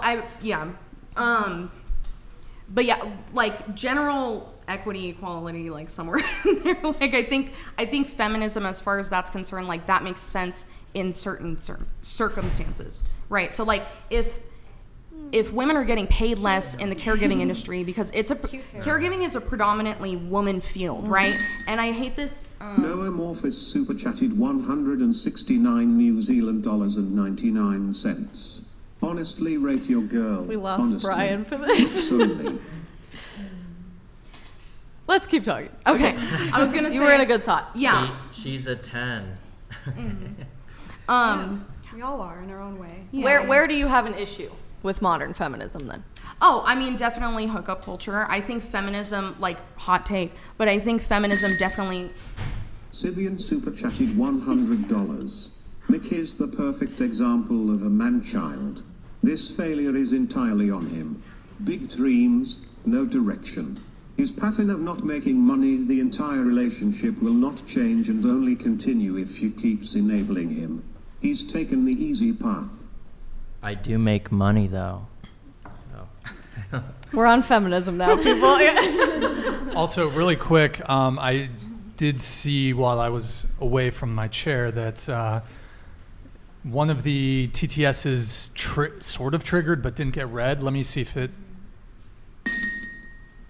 Had to say it donated $100. Weird. Mick just Google jobs in SB. You can apply, get a forestry fire job starting at 42K. You need to get off your and apply. Jobs are out there.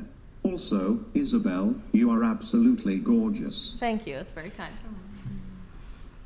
Sorry that it didn't trigger the first time it came through. I'm not sure what happened there, but hey, had to say it. Thank you for the $100 donation, man. Really appreciate it. Thank you. Okay, hookup Yes. culture. Go. Yes. Yeah, so hookup culture for sure. It makes men like want to unalive themselves. It makes women really like self-conscious. It's a horrible thing. You know, like my ex has like really, really bad mental health problems. And I think I said something on my podcast like, don't ever date a man under 25. It was really stupid and generalizing, but don't ever date a man under 25. All he's looking for is sex. Like, he's going to screw you over. And he's like, you have to understand that when you make these generalizations about men and how men do this and men do that, like, it makes me want to unalive myself. And the male suicide rate is freaking skyrocketing. It is so sad. I even want to make another episode about like men's mental health. And I know most of this chat thinks I'm a hoe and like they don't agree with me or whatever. But yes. Regardless, I care about you guys and I want you here and alive, you know? So I just think that males unalive rates are like not talked about enough as well. Women too, and what's really crazy is the CDC just put out a study a few weeks ago. We can argue about the CDC later in the chat, just forewarning for that. Yeah. But teenage girls right now, more than ever before, are starting to struggle more than teenage boys in modern America, particularly with mental health. So teenage girls are starting to see higher levels of anxiety, higher levels of depression, and in 2021, 1 in 3 teenage girls seriously considered taking their own, deleting themselves, yeah. unaliving themselves, Yeah. because of the culture that we've created right now, which is so ironic, right? Like, wouldn't you think that this culture that's all about women doing whatever they want and women having any pathway to success that they want to embrace, we say that we live in this world, and at the same time, the next generation of women, Gen Z women, are so unbelievably miserable and unhappy and discontent in today's society that they don't even want to be here.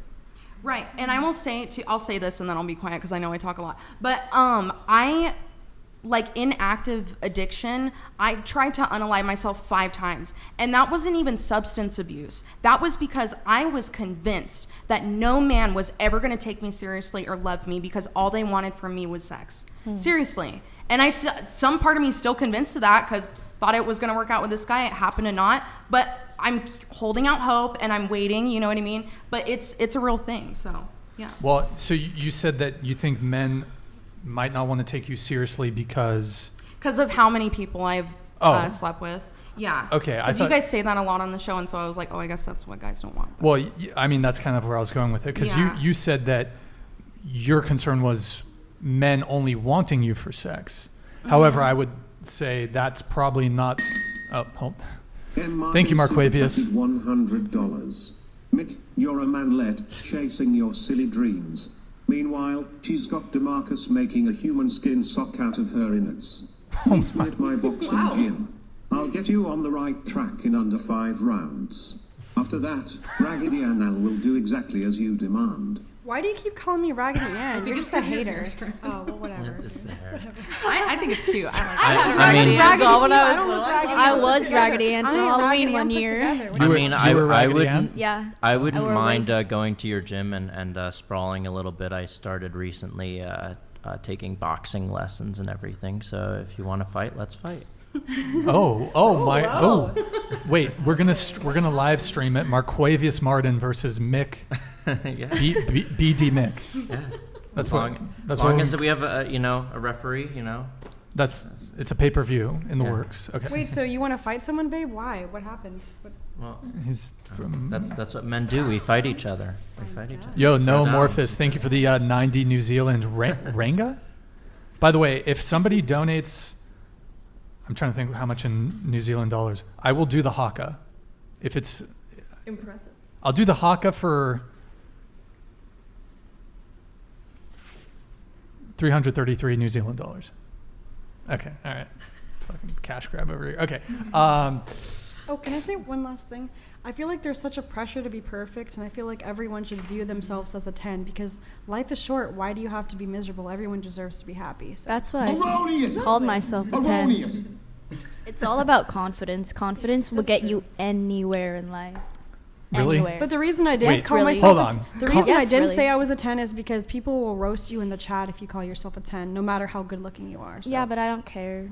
You know what? You're right. We're all freaking 10s up in here. All of us are 10s, and we all deserve to be happy. We're all beautiful. So. Yeah, exactly. Stop it. Get some help. Wait, so you said confidence can get you anywhere? Absolutely. Or what was it exactly that you said? Confidence, confidence in general, just I don't know. If you're confident about going into a job interview, you're going to get it. If you're confident about being pretty, you're pretty. Well, I mean, when it comes to your physical attractiveness, there is an outside component of that. So how people view you, you could, for example, you said, just be confident. Well, I would love to, get paid tens of millions of dollars to go play in the NBA. No matter how confident I am, that's just not gonna. I would say I'm talking more personality confidence-wise than physical appearance. Wait, I'm confused. You said that confidence can get you anywhere. Yeah. Can it though? What if someone without legs wants to, That's why I was saying not physically. Oh, not physically. Personality-wise. And in your brain, if you're confident about something, if you're confident about getting a good grade on a test, most likely it's kind of Or you could just study. That might be. Yeah, exactly. After you study, if you're confident about getting a good grade on a test, you're going to most likely get a good grade on that test. What if you don't study, yet you still have confidence? Do you think you'll still get a good grade? It's better than not having any confidence at all. Well, I'm not sure if it would have any impact on your actual test score.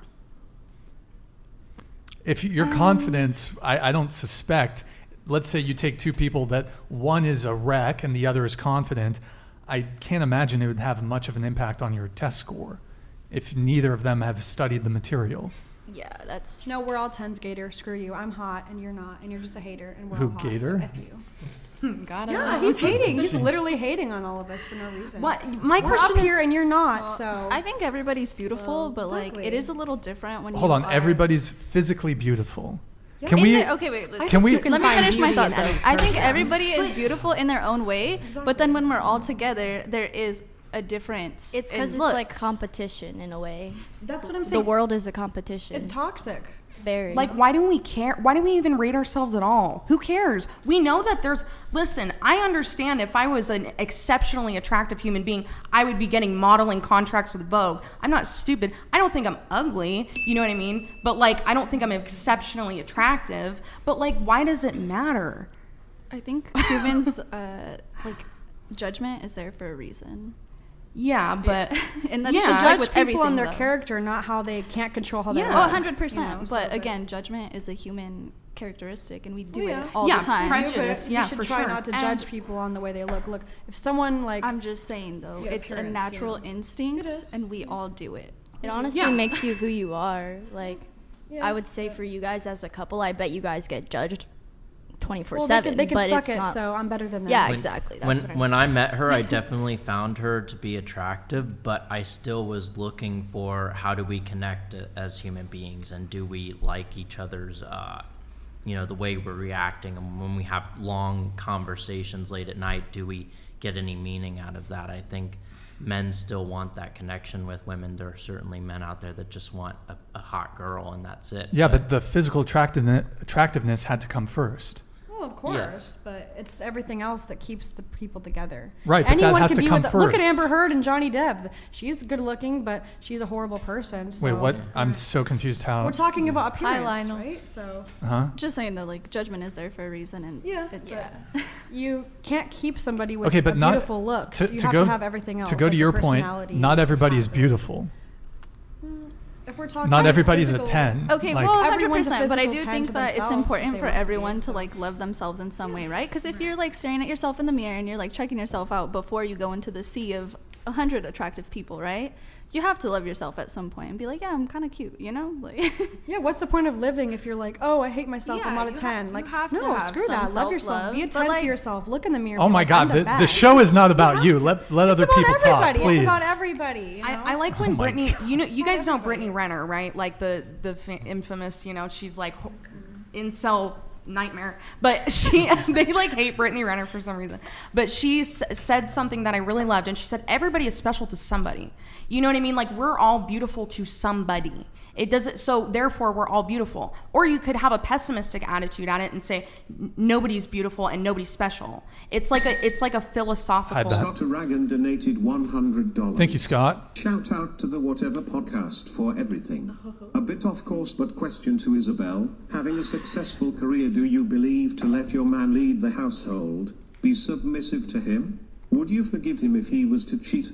Wow, those are three very distinctly different questions, so I will try to answer them as best as I can. Yes, I do have a successful career. I plan on continuing that successful career after we get married, and as a parent, I grew up with two parents who worked in the home, and my mom actually traveled for her job the vast majority of my childhood, like 5 days a week for 7 years. So I was very used to both parents taking on an active role in that capacity, but I am extremely old-fashioned in that I do believe that my husband will be the leader of our family in many different capacities, largely spiritually, and leading us in faith, which I believe to be the foundation of a marriage, of building a family, and of a relationship that lasts, which is incredibly rare these days and is something I feel incredibly lucky to be starting out in the journey for.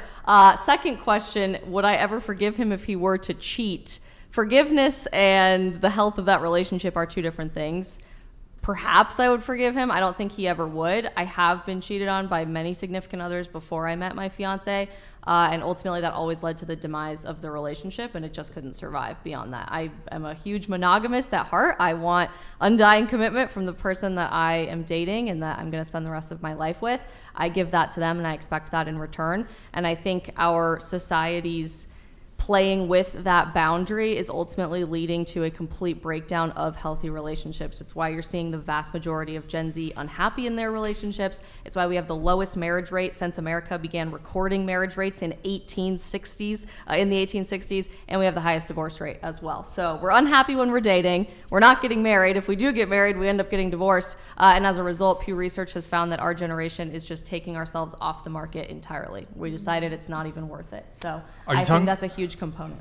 Are you talking about that recently released data from Pew?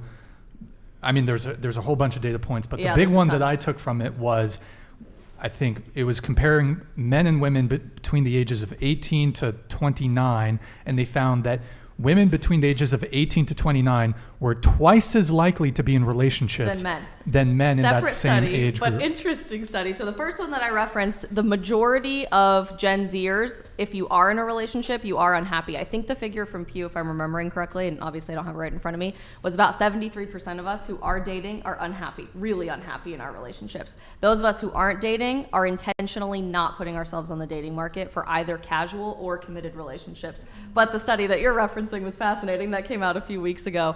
That women our age are more likely to be in relationships than men, which makes you think, who is everybody dating at the end of the day? If the women aren't dating the men, then how did that statistic end up coming to fruition? What crosses my mind is I think there's perhaps two explanations. One, women in that age group are dating older men, 30 to 40. But I think the bigger thing is that women are maybe think they're in a relationships or are in a relationship and they're sharing higher quality guys. So, and there's this concept called hypergamy. Women are all chasing after the top tier of men. So a lot of women are happier sharing a top tier guy than settling for a guy that's actually on their level. So, go ahead. I was gonna say, I agree with you. I think I made like a TikTok the other day that was like, get yourself an average man, ladies, or something like that. Because like the majority of your audience, I would say, is average males, right? We're like, there's some chads. Well, there's yeah, some chads but for sure. But it's very it's like what, less than 5% of men are making like $100,000 a year in America or something like that. Like it's really low. So most people are average. Yeah, just average. Like, so I think we need to normalize the fact that like, if you get in a relationship, he doesn't have to be making the same or more money than you, right? Because that's true equality and like equity or whatever, however you want to phrase it. It's about what you give to the relationship. And so whether that means that you're a stay-at-home mom and he's out there working full-time or vice versa, it's about like everybody doing their part, whether you're man or woman, whatever role you want to play. So. Yeah, but here's the problem is that you basically, what you have going on in the dating marketplace is average women don't want average guys. I'm encouraging them to. That's what my podcast is about. Call me crazy. Why wouldn't average women just decide to stop being average ourselves and raise the standards for what we expect from the men that we're dating?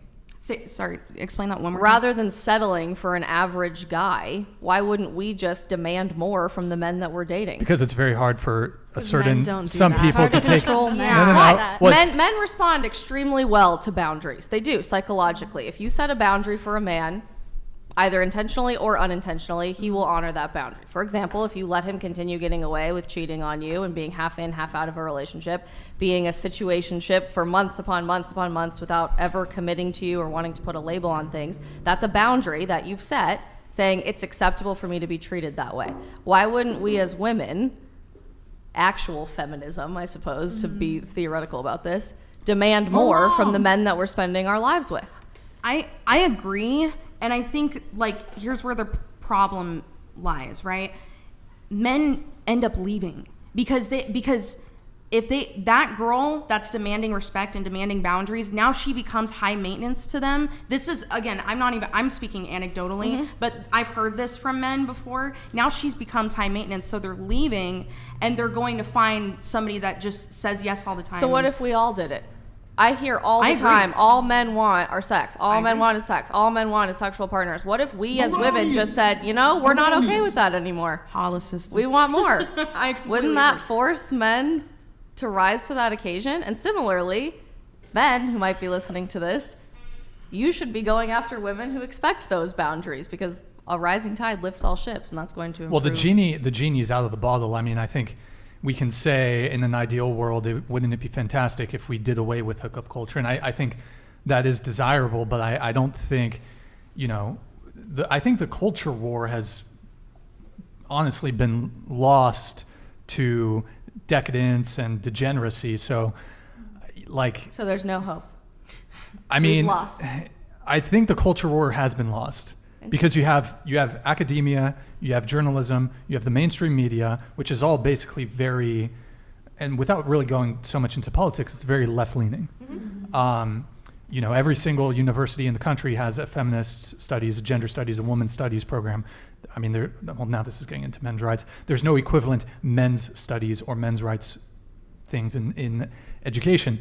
We're 2 blocks away from UCSB, University of California, Santa Barbara. It's frequently ranked the #1 party school in the U.S., major hookup culture here. And I would say across most universities and colleges, there is a major hookup culture.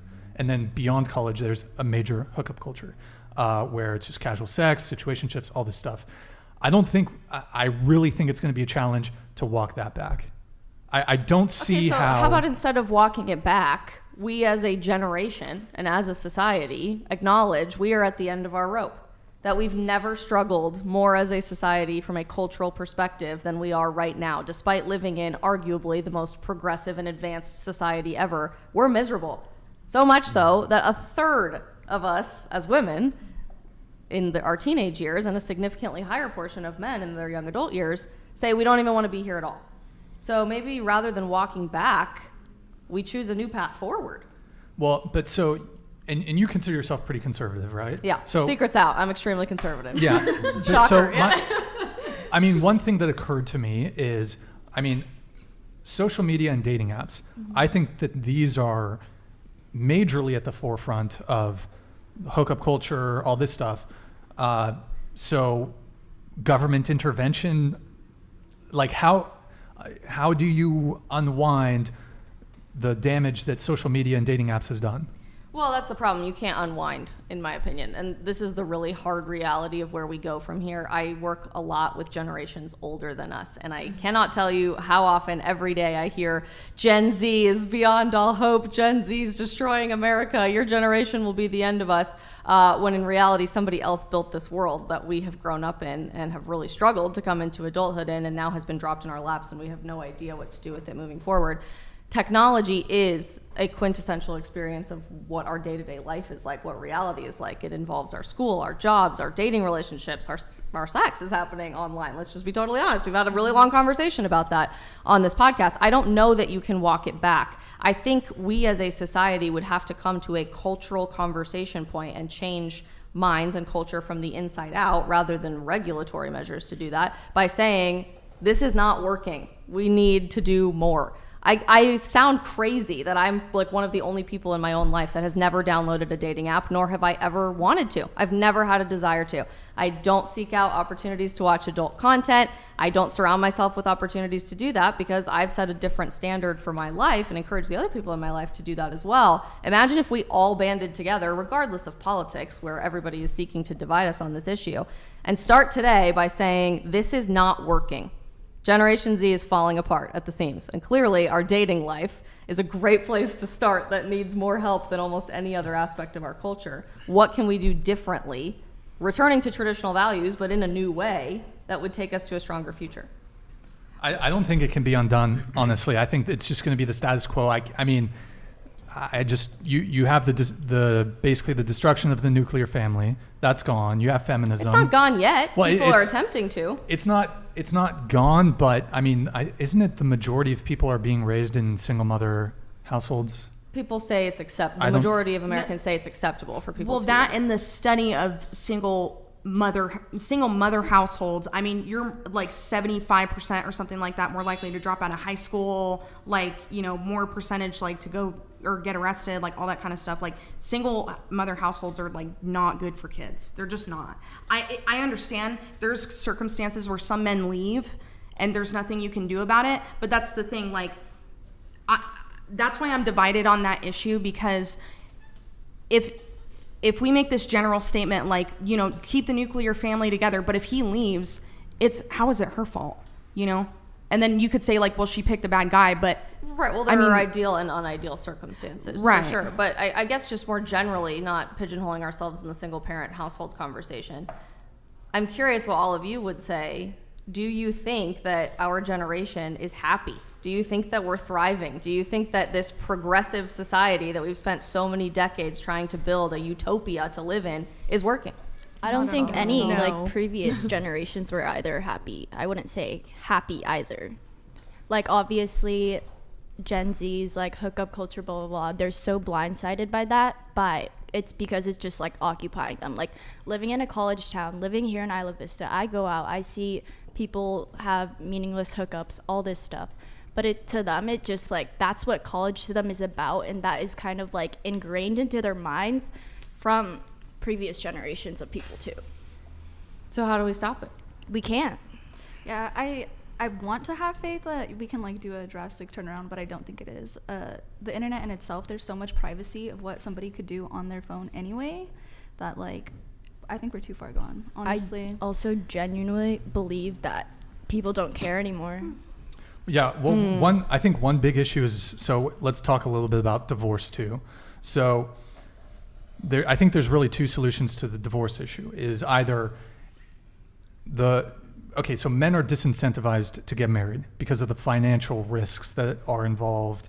And, men are waking up to the fact that 50% of marriages end in divorce, 80% of marriages are 80% of divorces are initiated by women. So one of two things or both things have to happen. Either we as a society, we need to re-stigmatize getting divorced, which right now there's no longer any social stigma. There used to be. There's no longer any social repercussions to getting divorced. That's not going to happen. So the only thing that can happen is we need to change the marriage laws to re-incentivize men to want to get married. So there can no longer be, and that might come to the detriment of some women, because a woman who does fully sacrifice her career to raise a family, there is to some degree a legitimate argument to be made to continue supporting her in the event of a divorce. However, I mean, I don't want to get too far down that. There are some arguments to be made there. There are definitely arguments for child support because it's for the benefit of the child. However, the way it's currently is, women are incentivized to get divorced because there's a financial reward. So you never sign a contract with someone who is rewarded for breaking it, and if the male's the breadwinner, the woman's not, and there's a dispute in the relationship, it can be very tempting to be like, well, if I divorce him, I get this much money and I don't have to deal with him anymore. So I think that probably the marriage laws have to be rewritten. However, go ahead. I was going to say, so the law doesn't specifically say, women get all the money in divorce, right? It says whoever is making the most income is getting alimony. So yes, if the woman's you're right. If the woman's the breadwinner, then she gets divorced. Yeah. If she gets divorced, then she might be paying alimony payments to the men. However, the stats also further show, I think it's like 97. It's either 90 or 97% of alimony payments go from men to women. So there's that, and then Zenith donated $99.99. Hello, Brian. You're a legend. Keep up the work. Do you think making $1 million a month can get me almost any girl in America? Dubai oil geek / Prince, by the way. You're a oil geek Prince, by the way? Hold on, I got something for you. I drink your milkshake. Favorite movie. I drink it up. Yo, thank you, man. What was it, $1 million a month? He said, $1 million a month. We'll get you any girl in the U.S. I think you need more than just money. You need more than just money in the U.S. You need the entire package in the U.S., I think. Okay, so to bring it back, we were talking about marriage. Right. So,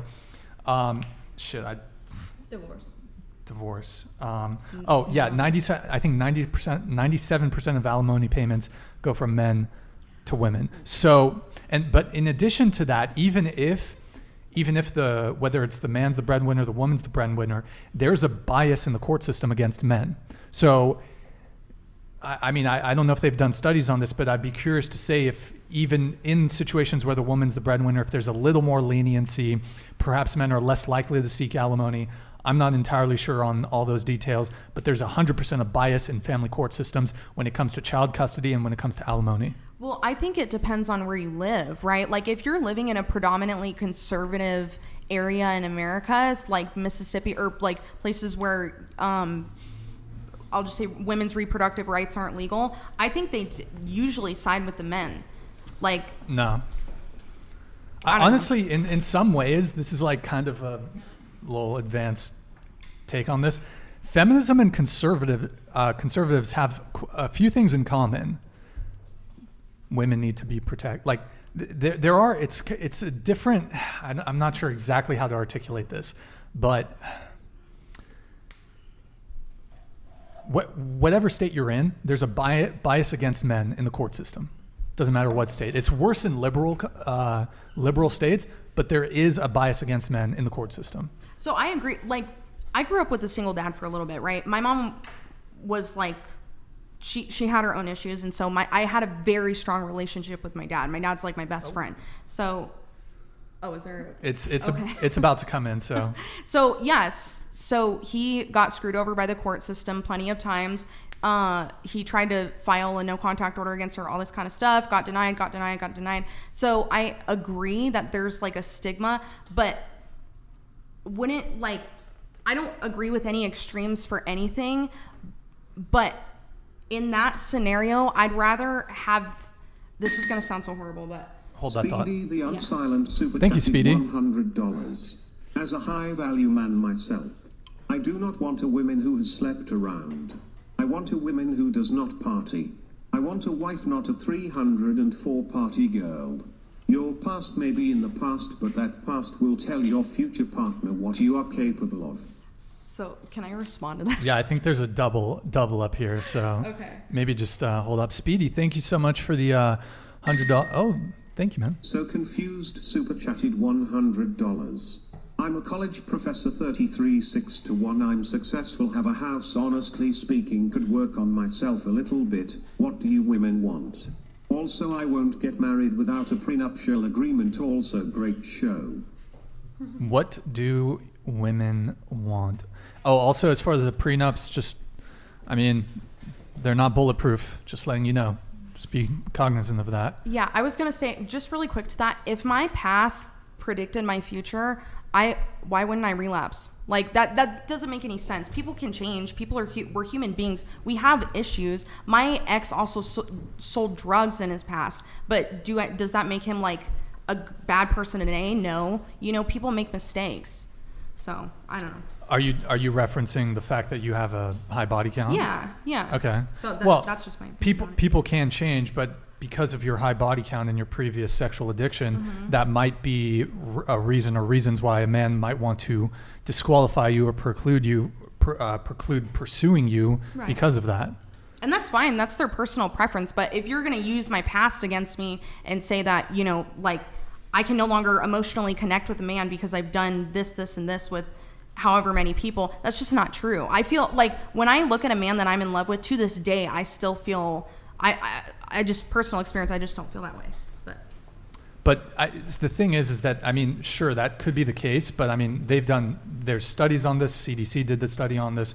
I mean, the more premarital sexual partners you've had, the greater likelihood of infidelity, the greater likelihood of reporting relationship dissatisfaction, the greater likelihood of divorce, greater likelihood of STD, greater likelihood of, let's see, what else? You have a more difficult time pair bonding. So right. So, but did they do that study with women that were consistently sleeping with multiple men, or did they do that study with women that like slept with like 50 dudes like 1 year and then they held off for like 2 years straight? Because I feel like the longer as time goes on, my body's kind of like reset itself. It's like I'm getting sober again. You know what I mean? I'm finally seeing with like a clearer head and not having to sexualize everybody all the time. Because I sexualized women just as much as I did men. Like it was always a competition thing, right? Because I was trying to have sex. So, but regardless, you know what I mean? Well, I don't know if this is, and this just occurred to me, so I don't know if it's a perfect analogy, but you mentioned, well, what if, you know, how soon after the promiscuity, so to speak, did they do the study? I'm not sure on that, but this might not be an apt analogy. I think take cigarette smokers, for example. So if someone's just constantly smoking every single day, and then you do a study on their lungs or something, this might not even make sense. You do a study on their lungs and they just smoked a pack yesterday, you know, maybe there's going to be something there. But then if they cease smoking, say for 2 years, I think there is some degree of regeneration that your lungs can undertake. However, your lungs will still be fucked up.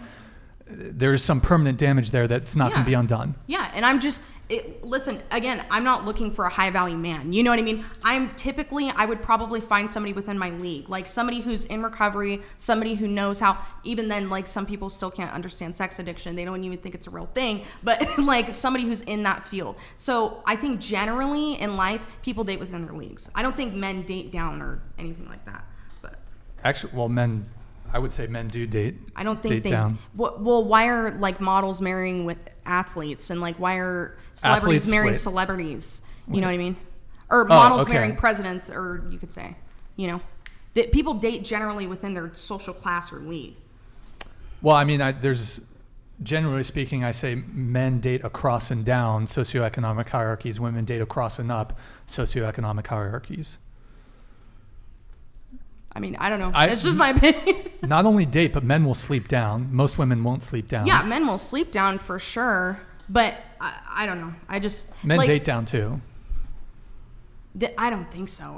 Men date down? Yeah. No. It's way harder for men to get women than the reverse. Well, I'll tell you, I've like flirted with guys that I know are out of my league, and they don't want anything to do with me. Yeah. So they don't date down. Well, it's not a guarantee that all men are going to, but I would say generally speaking, men will date down. Are you talking about social class or attractiveness? Both. Oh, okay. Men definitely date down social class. You could argue that. A man who's a doctor, a man who's an attorney will date a barista. A female attorney, a female doctor, she's probably not looking a barista's way. I don't know. Attractiveness, that's a bit.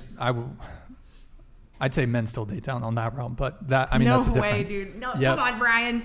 You can't be pulling my leg like that. Well, I think they'll screw down. I think they'll screw what. You know how many?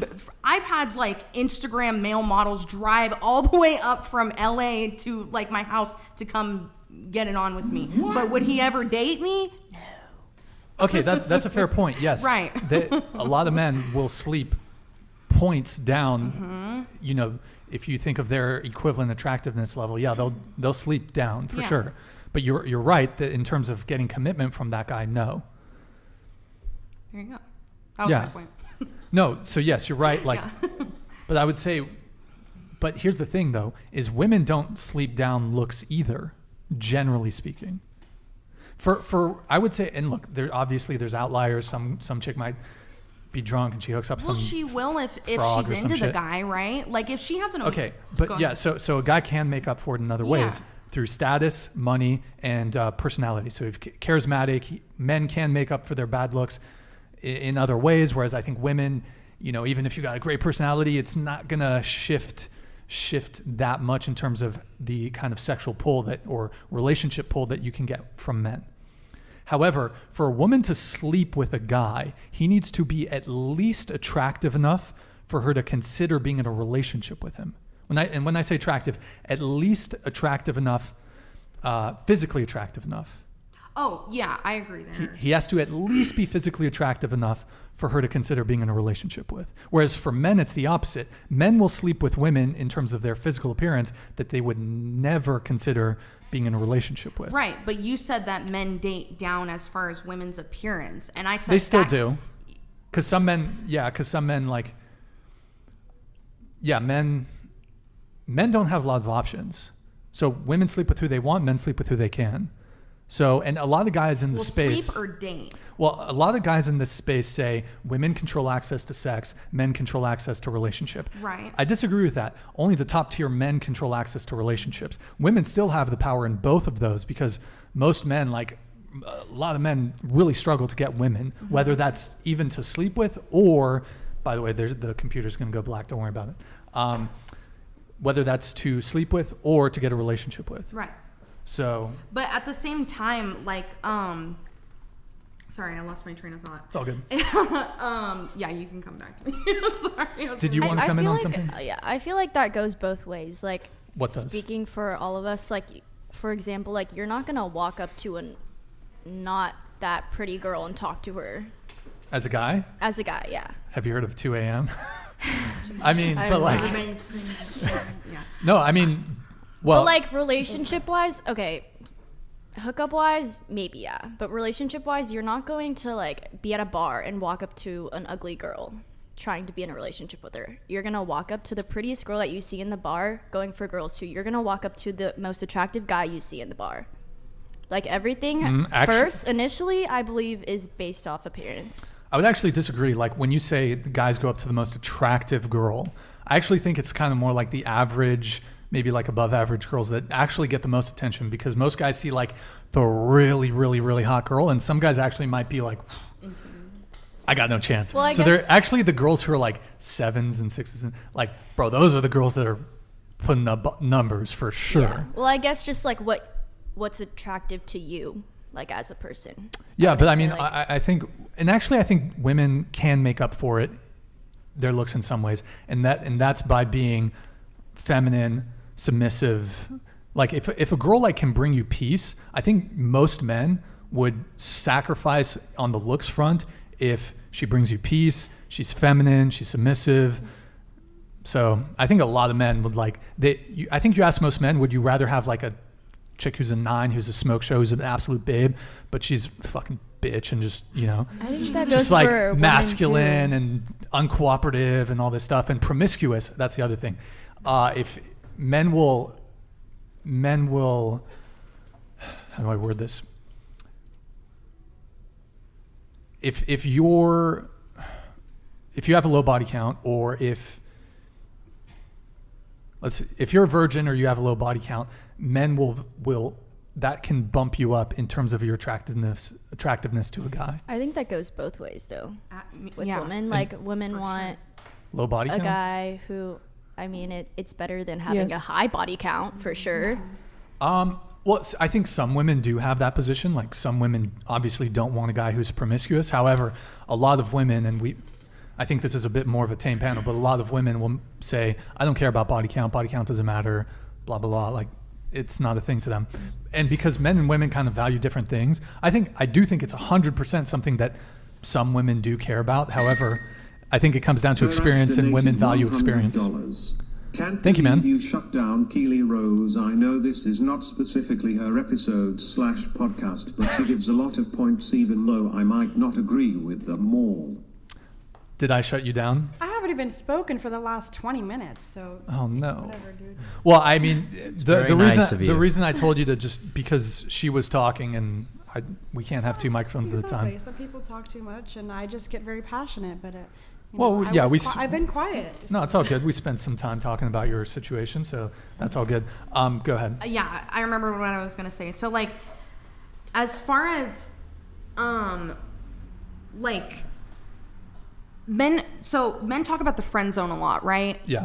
Because you said that men will date, you know, whoever they can for the most part. Men will date whoever. So they talk about being stuck in the friend zone, but we never talk about like the fuck zone that women get stuck in. You know how many times? Because again, I've slept with 134 people. I thought it was 136.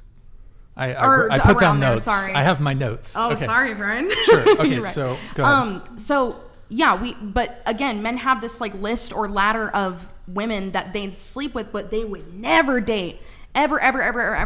And they lead these women on into thinking that they will, so that they can keep sleeping with them and keep them in this ladder. You know what I'm saying? So I think it happens equally, but like perpetuating the notion that like men constantly get stuck in the friend zone and women have all the advantages and that, you know, they can't, that it's not equalized, it's just not true. One thing really quick here, I will get to your point. Yo, what's up, Big Mo? Yo, can we get some W's in the chat for Big Mo? Yo, Big Mo, he helps out with F&F. Big Mo's a fucking legend. By the way, Big Mo, if you're ever in California, please let me know. We'll get you on the show, dude. Major love for you. This guy's awesome. Big love for Big Mo. And W's in the chat for Big Mo, guys. And let me do a quick Twitch shout out really quick, and we will come back to your point. Eric, can you pull up the Twitch? Guys, go to twitch.tv/whatever. Link is in the description. Pull up another tab if you have to. Drop us a follow. And if you have a Prime sub, drop us a Prime sub. It's a quick, free, easy way to support the show every month. You link your Amazon Prime to Twitch. It takes 2 minutes to set up. Free, easy way to support the show. Well, oh my God, the chat is on fire. Yo, the Manted Man, thank you for the Prime. JC Roan, thank you for the Prime, man. Thank you guys so much. Neo Magic, thank you for the follow. Thank you guys so much. Okay, back to your point. Go ahead. Sorry to cut you off there. I just I saw Big Mo in the chat. So yeah, I think I was talking about like the fuck zone compared to the friend zone, right? Yeah. So like, everybody, like men and women have equal amount of struggle. I think it's just a matter of perspective. You're living as a man, so you can't see what struggles we go through. We are constantly trying to get taken seriously in the workplace, and we don't know if guys are like friends with us in the workplace or giving us advantages. I mean, in the workplace, if it's because we're attractive and they're trying to have sex with us, or if it's because we're actually doing a good job and getting promoted. Well, okay, so just to address the friend zone, fuck zone thing, I mean, I don't think those two are necessarily equal, and here's why, is because I would say like 80-90% of men, even like some top tier dudes, get friend zoned. Most men have the experience of being in the friend zone. And they get that treatment from most women. Women who get fuck zoned get that treatment from a much smaller proportion of men. Most women can friend zone most men. Most women can friend zone most men, but most men cannot fuck zone most women. The men who fuck zone women are the top 10, top 20% of men. I disagree I don't with know that. if I agree with that. Yeah. It is your choice at the end of the day. I agree. At the end of the day, everybody wants sex, right? It's a natural human emotion. Everybody has it. It's just in a way and a matter of how much you have it and like who you're having it with. Do you think that you have a right to sex? Like to have me sex personally? Yeah. Do you have a right to have sex? Yeah. What makes you say that? Because it's my reproductive right. It was given to me to have children. What's the purpose of sex? To have children.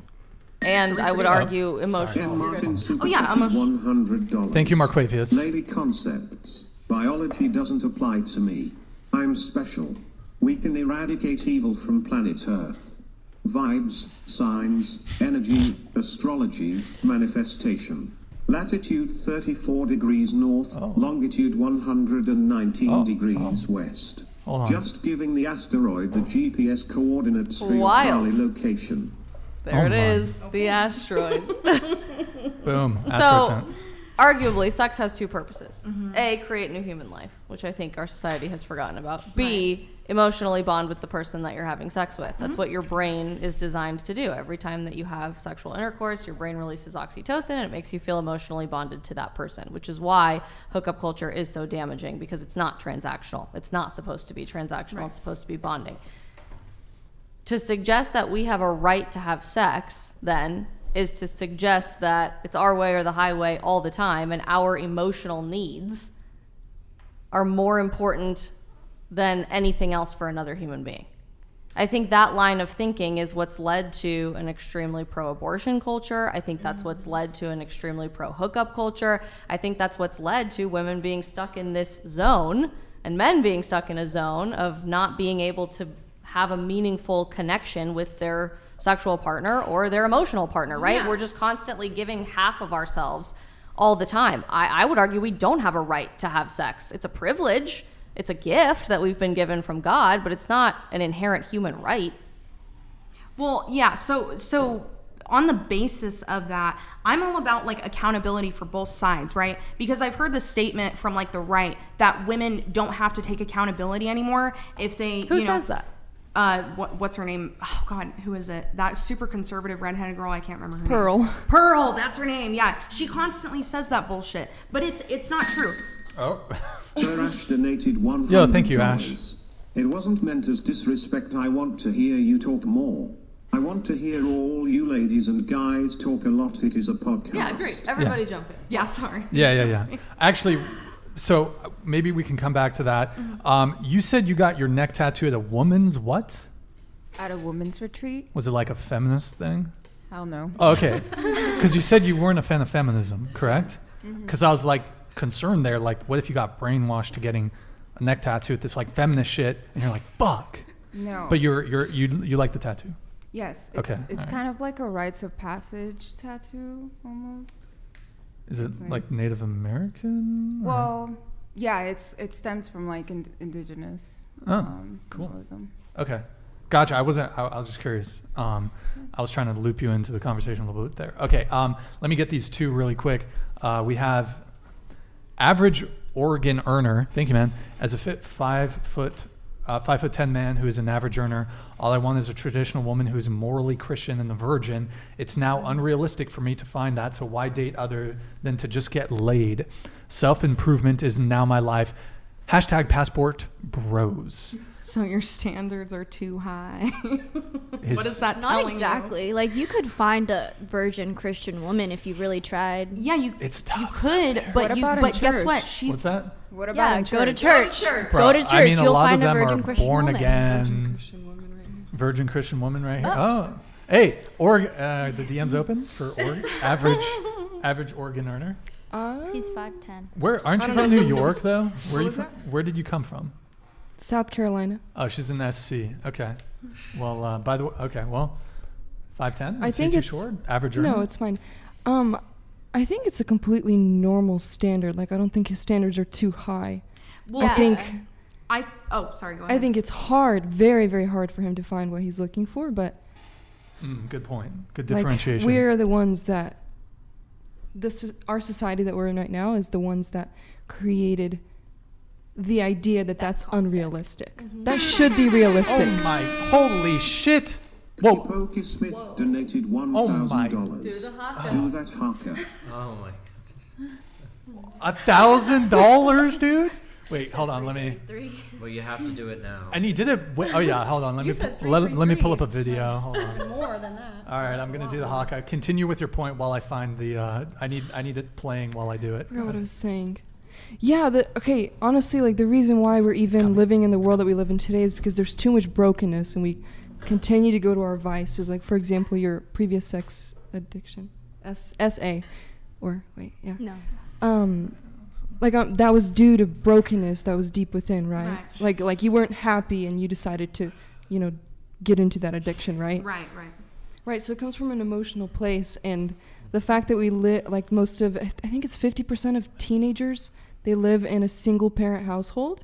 That is like a setup for disaster. Like, that's automatically, especially if it's a single mother and she's raising daughters, that daughter is going to grow up looking for validation from other men. Like, again and again and again and again. Right. And it all stems from brokenness. And we're not looking in the right places to actually be healed of that brokenness. Yeah, I agree with that. As far as his standards are concerned, there's nothing wrong with being a virgin and Christian, right? And there's nothing wrong with wanting that. I'm just saying it's improbable if you're not. This sounds terrible, but if we're living in this world, like, in this type of reality, it's improbable if you're not making, like, enough money for that. You know what I mean? Like, if you're saying, because women like that typically look for a man that's making enough substantially so that she can be submissive. So it just doesn't make any sense. Are you okay? He's struggling with the haka. Bro, I didn't think anybody would do it. This guy drops $1,000 for me to do the haka. You have to now. It's $1,000. Do I have to stand? I have to stand you up? have to put Be a man of your word. That's good. Jeez. All right. Hold on, let me button this up. Continue talking. Wait, so when you say you're a virgin, though, like, born again or like? 100% a virgin, always, like, from birth. Prometheus Venom super chatted $99.99. Woke culture says it's wrong. Jeez, can't believe I'm blind. Fuck. I think a lot of the confusion associated with this also has to do with the idea that the only way to be submissive to your husband is to have him make more money than you. Like, we've repeated that throughout the conversation tonight. That's not what I'm saying. I'm saying that women aren't going to want to do that for a man, because the definition of submission, right, is being inferior to a superior, right? It's authoritative. I don't know that it's about inferiority. I think it's about being a servant to the person, giving service love to the person that you've dedicated your life to. I mean, we're called to lay down our lives for each other. It's not just about women being inferior to men. I think that's what culture says it is. Well, the definition of submission is reporting to an authoritative figure, right? So that automatically makes the man, no matter how much money he makes, no matter how much he works, Tipoki Smith donated $100. Actually, do it on the table. An extra $100. I can't do it on the table, but I will do it. So this is gonna be so fucking cringe. Oh my god. All right, I did say I would do it. So okay, let me just see if this is gonna. Eric, can you pull up the chat? So I just need to ask the chat a question if they're gonna be able to hear this. Actually, Eric, can you open up another tab, YouTube, because I'm going to do it along with the All Blacks. Wow. Don't show it on the monitor, but pull up, search in YouTube, Kamate. K-A. Actually, wait, here, let me send you the video. Eric, I'm going to send the video. Sorry, hold one sec, guys. Well, continue talking about virginity or whatever. Oh my God, you guys are wait, Eric, hold on. Bro, you guys got us to 106,000 followers. How's that even possible? Woo! Yo, oh my God. Yo, on Instagram, there hasn't even been that many. Well, thank you guys, appreciate it. Oh my God. Wow. Well, don't show, here, I'm gonna message it to ourselves, Eric, so don't show that, but, all right. What, wait, Jesus Christ, I can't. That's not, yeah, it's not sending, hold on. Okay, yeah, pull up a YouTube tab, search Kamate. Jesus. This stream has been derailed many times. Okay. So, not born again. No. Not born again. I am a born again Christian, but not a born again virgin. Okay, so you're a virgin. Are you waiting until marriage? 100%. 100%. Anybody else here a virgin? Just kidding. Well, born again. Basically, really. I'm abstinent. Eric, search K-A, spit, Kamate. Well, I need to give you the right one. It's the, shit, I just had it too. Guys, someone donated $1,000, so I'm doing the All Blacks HAKA, I'm doing the Kamate. What? Smith table now? I'm sorry, I can't do it. Table now? Table is much better. They really want you to do this on the table. I think you should. I think the table's not strong enough. I just fucking had it, but now it's gone. Hold on. He's doing that on purpose. Wait. Hold on. It's a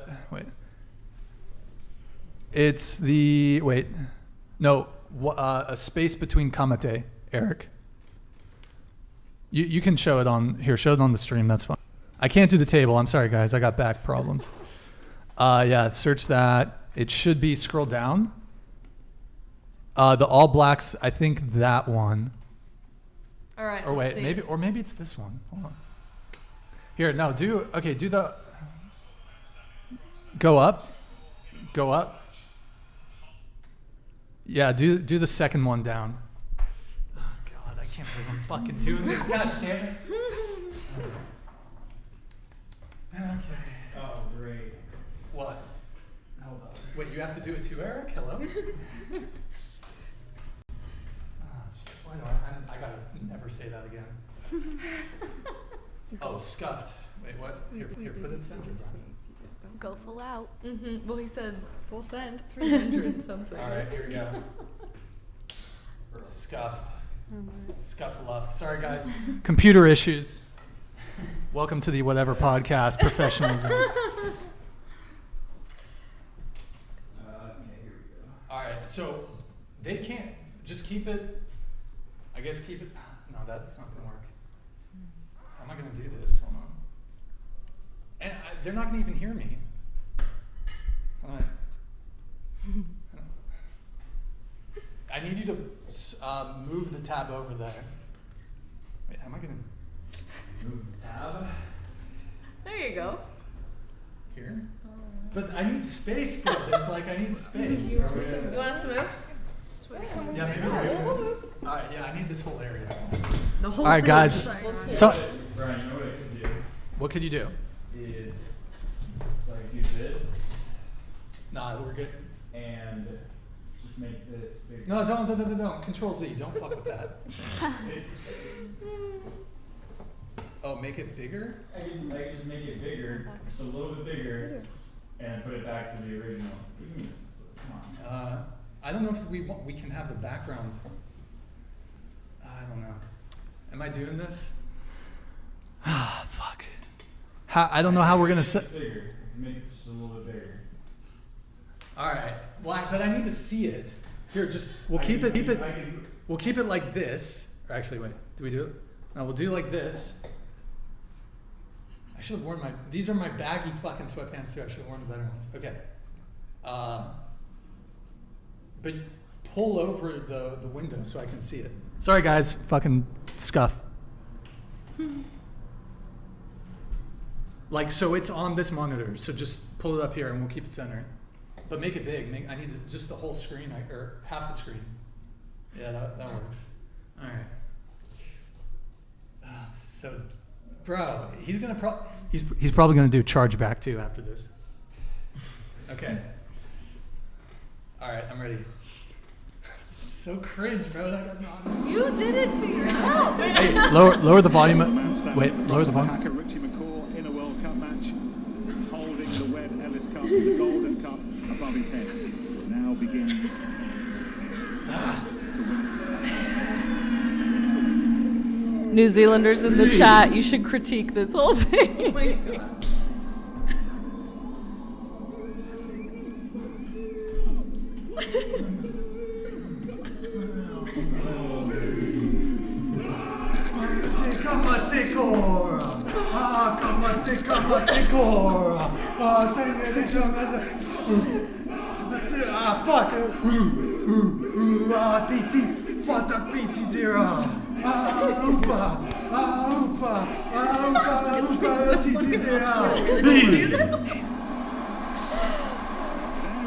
That was so good. Cancel me. A for effort.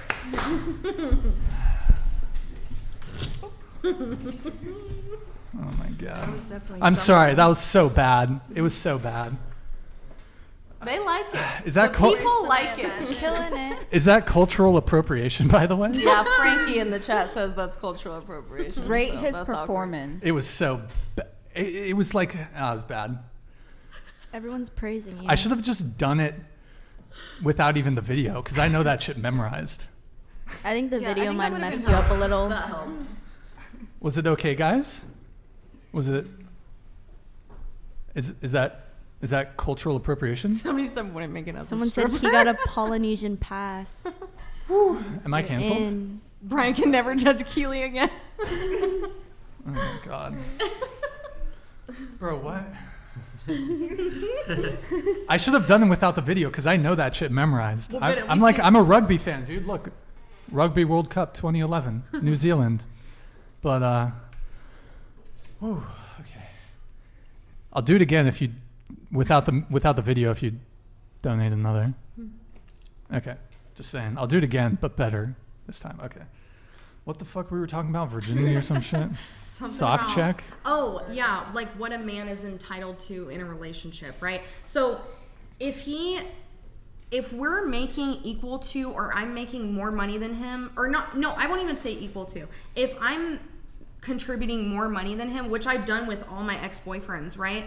Which I'll give the example, like doesn't happen very often, but there's nothing other than by virtue of him being... Dakada B super chatted $99.99. I definitely agree, Brain. I've definitely settled looks-wise and status-wise in my past relationships, even considering the growth I've gone through. Also love the pod. That was the greatest thing ever, Brian. Are you talking about the HAKA?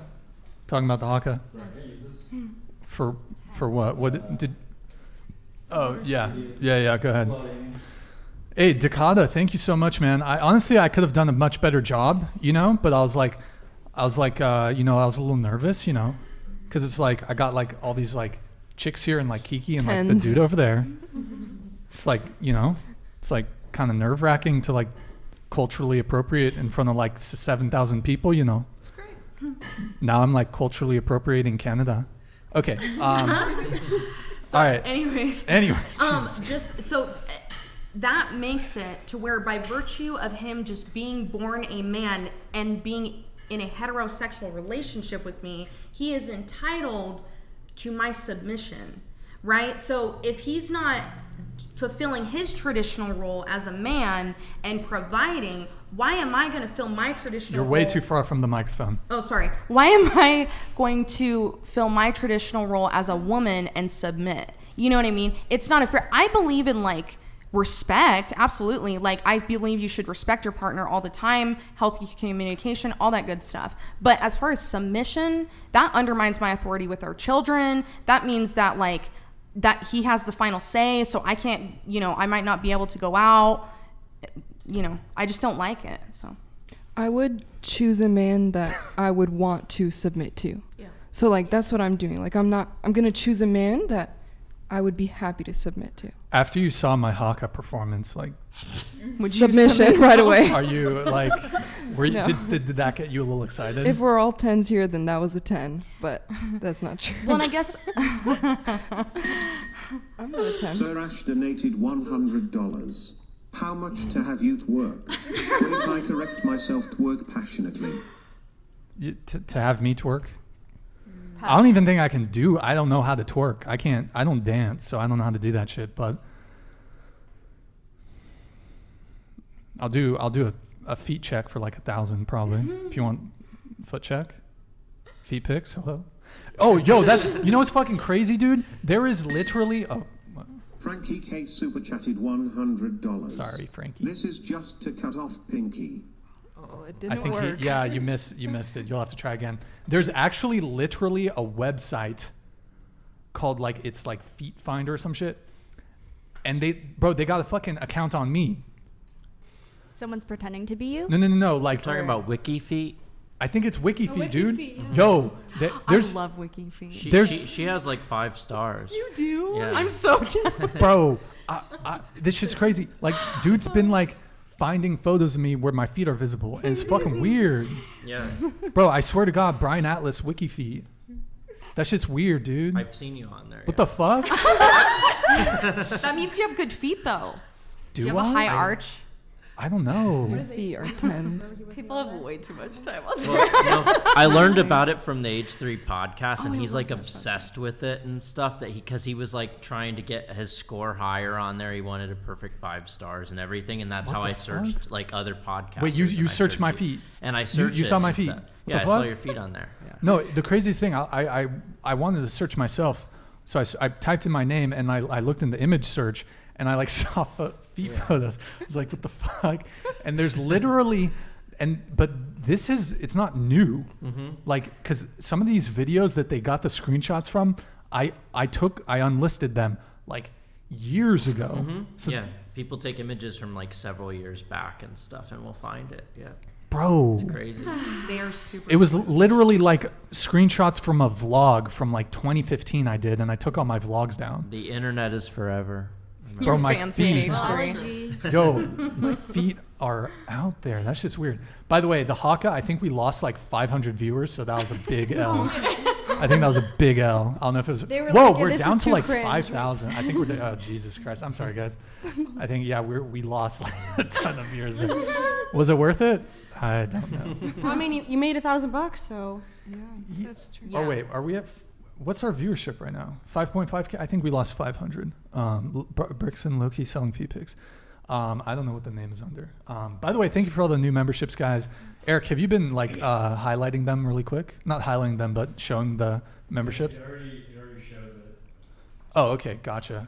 Okay, cool. I don't know where we were. There's just a string of super chats and him doing the HAKA. And Something about like relationships and like what we're. Oh, that's what I was gonna say because Kiki said something like, I would find a man that I want to submit to, right? Wait, Kiki. yeah, who's Kiki? Oh my gosh, I'm so sorry. I'm so sorry. I didn't mean that. That's fine. Sorry. Vita. Yeah. Okay. But you said I would. No. You said I would find a man that I would want to submit to, and that's great. Like I'm glad that you like feel happy to do that, but at the same time, I think that's where it comes down to like a difference in preference. You know what I mean? I don't think there's any man that I could ever find that I would be okay with him having the final say in every single decision we make. Like there has to be some. I'm probably one of the most agreeable partners you'll ever have. Like I really am. I'm super easygoing. I don't argue. Like I don't care. I'm low maintenance as fuck. But I don't like the idea of like. Wait, you're low maintenance? Yeah. Low maintenance? Well, I should say easygoing. What? Because low maintenance means that you can just get me in the sack, right? And that's not true. No. I don't Not think that's quite. what that means. Okay. But, well, I mean, look, I don't know you, but I mean, I don't know if I would and I'm not saying this to slight you, but you said that you're a recovering sex addict and recovering drug addict. I don't know if that qualifies as low maintenance. Yeah, I'm talking in regards to like how she treats herself, like she doesn't go and like emotionally, how I would, you know, like I'm not gonna bitch at you every 2 seconds. You know what I mean? Yeah. Like I don't care what you do. If you want to go out to the bar, that's fine. I don't. If it, I will tell you this: if it wasn't for my body count, I don't go out to bars. I don't talk to other dudes, obviously, because I'm in recovery. Everything I am is like technically a submissive traditional woman. You're not a traditional woman.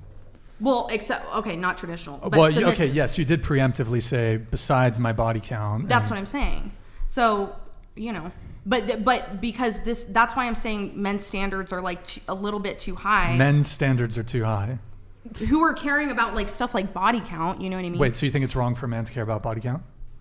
If it depends on I will say this, it depends on the way you carry yourself, right? Like it depends on the context of the situation. Like if I used to run around my old restaurant and throw it out there, you know, I got OnlyFans, fuck these men, I don't give a shit what. For the streets. Yeah, exactly. I was for the streets. Like no man wanted anything to do with me. In that circumstance, absolutely. Like, you know, I would totally understand why a guy would discriminate against me if it were for my body count. But if it was like I was recovering or, you know, whatever the case may be, some women I know try to find me a recovered drug addict that hasn't done sex work, because in today's day and age, especially when the drugs are so strong, it is like we are selling our lives for our drugs. There's no purity in fucking drug addiction, right? There's nothing left of you. So there's certain circumstances where it's like, it's our fault, yes, but you have to take other considerations into factor, right? Would you prefer a broke guy? Oh. Sorry. Oh, go ahead. Would you prefer a broke guy? Like completely broke? Not completely broke. I mean, I want him to have some type of job, but my ex was like a lead at a restaurant up in Eugene. I literally don't care. Most men don't want to marry the town bicycle.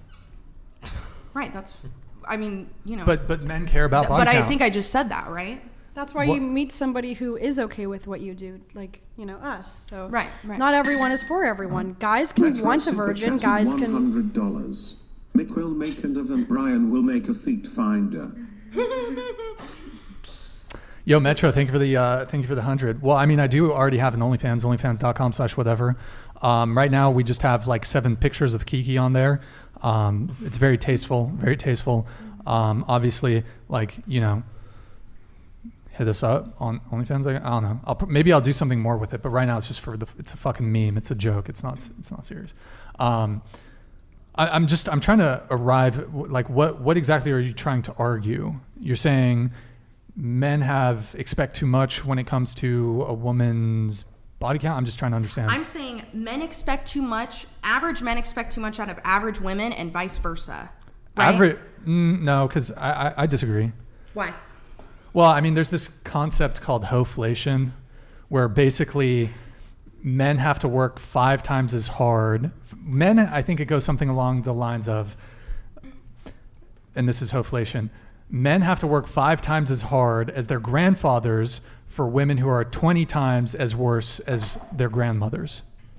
But again, 20 times worse. I don't think most women are like me in this world, right? I think most women, like, I can objectively say I am like not part of a common statistic, right? There's not many women sex addicts. There's not many women drug addicts. Like, most women have relatively low body count. I will say it's inflated by feminism. Erroneous. I will say that. Erroneous. I'd say most women are pretty promiscuous. In today's day and age? Well, let's remove most women from this. Let me just say, women are more promiscuous than men. I don't think you can deny that. Sorry, there are more promiscuous women than there are promiscuous men. That's the best way I can phrase it. I don't know. I really don't know, because part of me says yes, but then the other part of me is like, women are also naturally selective, right?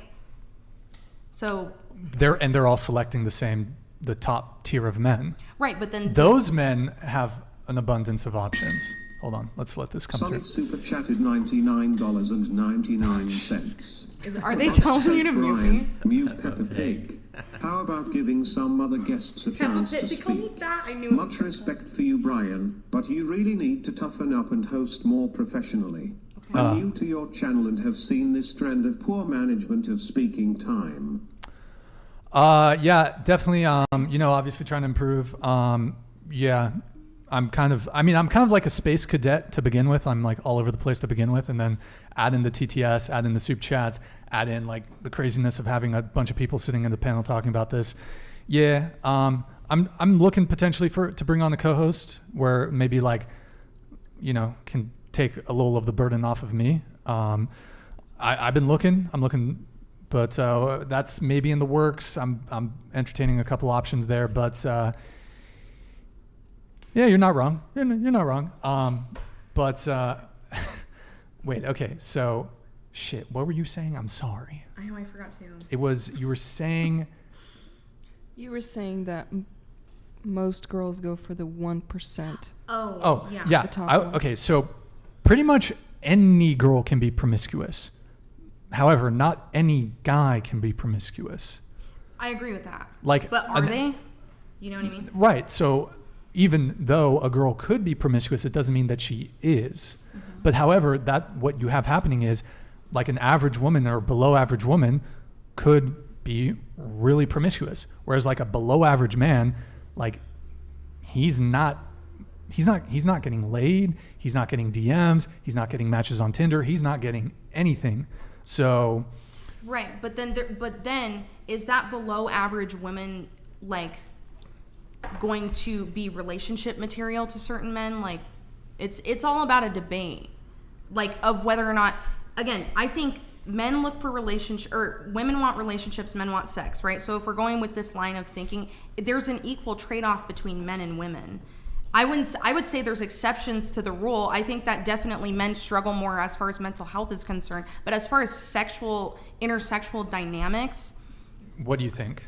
I think that generally men and women have the same amount of struggle. It's not the same struggle, but it's the same amount of struggle.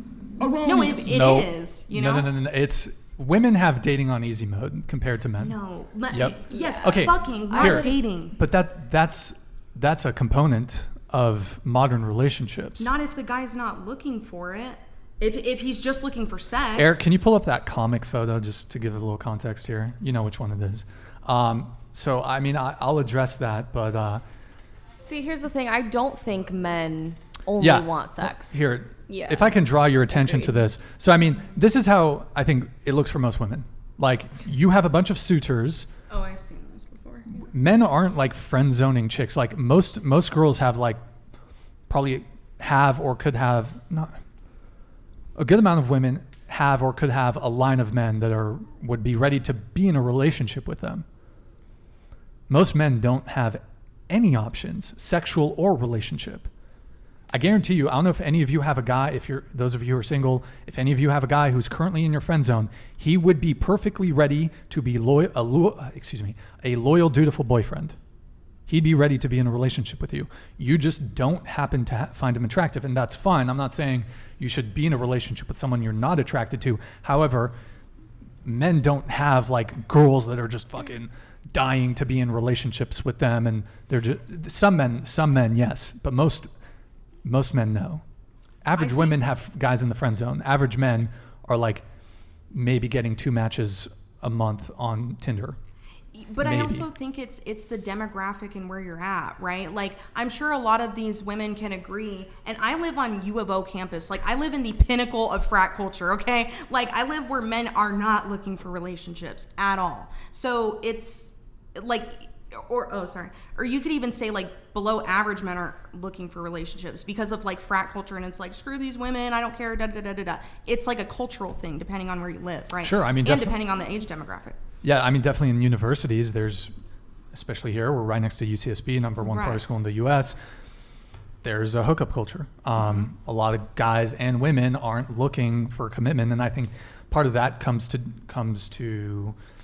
is related to the fact that it's kind of an age thing. It's a cultural thing. And there are some people that go here that are desirous of relationships and they struggle to find it, but you can't say that the average man and the average woman's experience is comparable.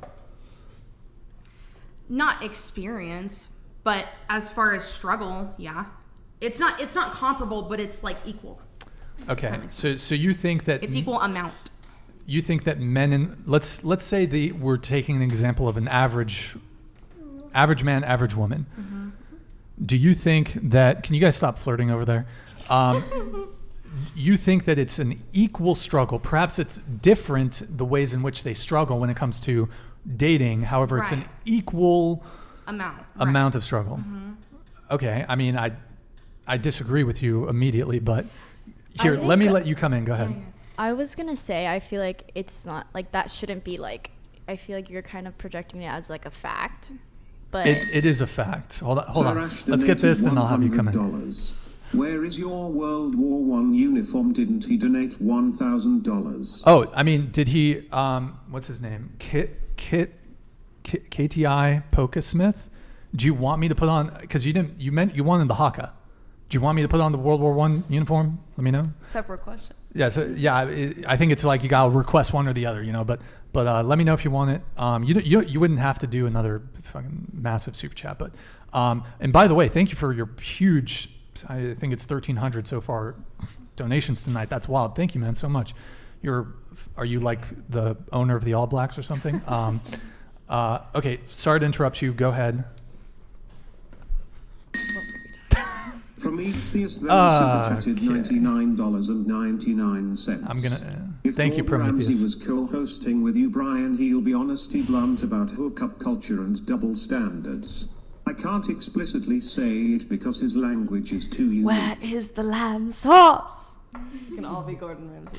Okay, I think genuinely you guys are all trying to say the same thing, just listening to the back and forth across this table, that both sides of this conversation are struggling, right? Both sides are admitting whatever we're doing in culture is not working. And I think a lot of that has come from, to bring things full circle, at the risk of sounding too much like Jen Psaki, to circle back, feminism, in this idea that women are being specifically programmed by society to reject the idea of seeking out a life partner that would be a good long-term commitment for them. Instead, she should be putting her career first. She should be climbing the corporate ladder first. She should be putting herself first. Draw yourself a bubble bath and drink a glass of rosé, girl, because self-love is going to be way more important than investing in a long-term relationship. Similarly, that is causing the friend zoning of countless men who are really looking for that type of relationship, but we've convinced ourselves that all men want is sex. So why would we even spend the time? Why would we give them 5 minutes of our day to invest in something that could be the greatest thing that ever happened to us? But instead,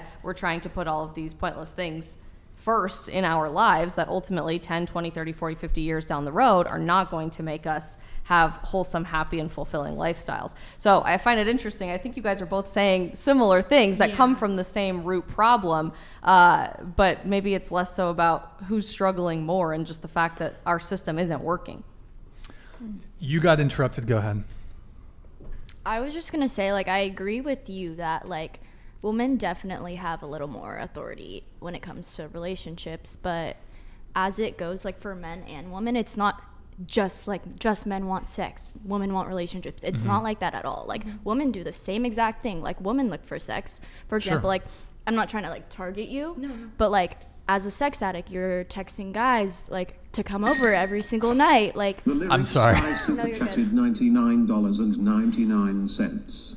This whole conversation is why it's important for women to not sleep around. People would naturally date their level, but sadly it's too late. The highest value men are simply too scarce and valuable. Now, when one woman holds out, another woman will always take her place. Yeah, I think that's a good point. Like I think I said before, the genie's out of the bottle. I really don't know what the solution is. Sorry, continue on with your point.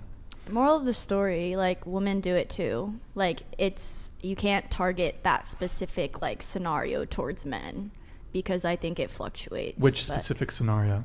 That men only want sex.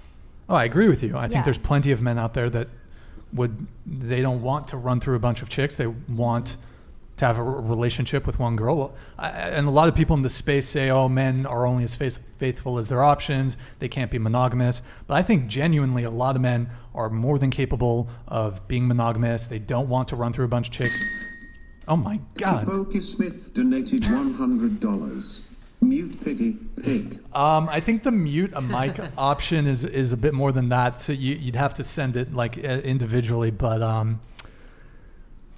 yeah. Just not respond. KTI Pokesmith. Do you have a response to? I mean, I can't tell if it's because I'm wearing pink or if I'm fat or both. But if it is, I mean, cool. You know, I don't give a fuck.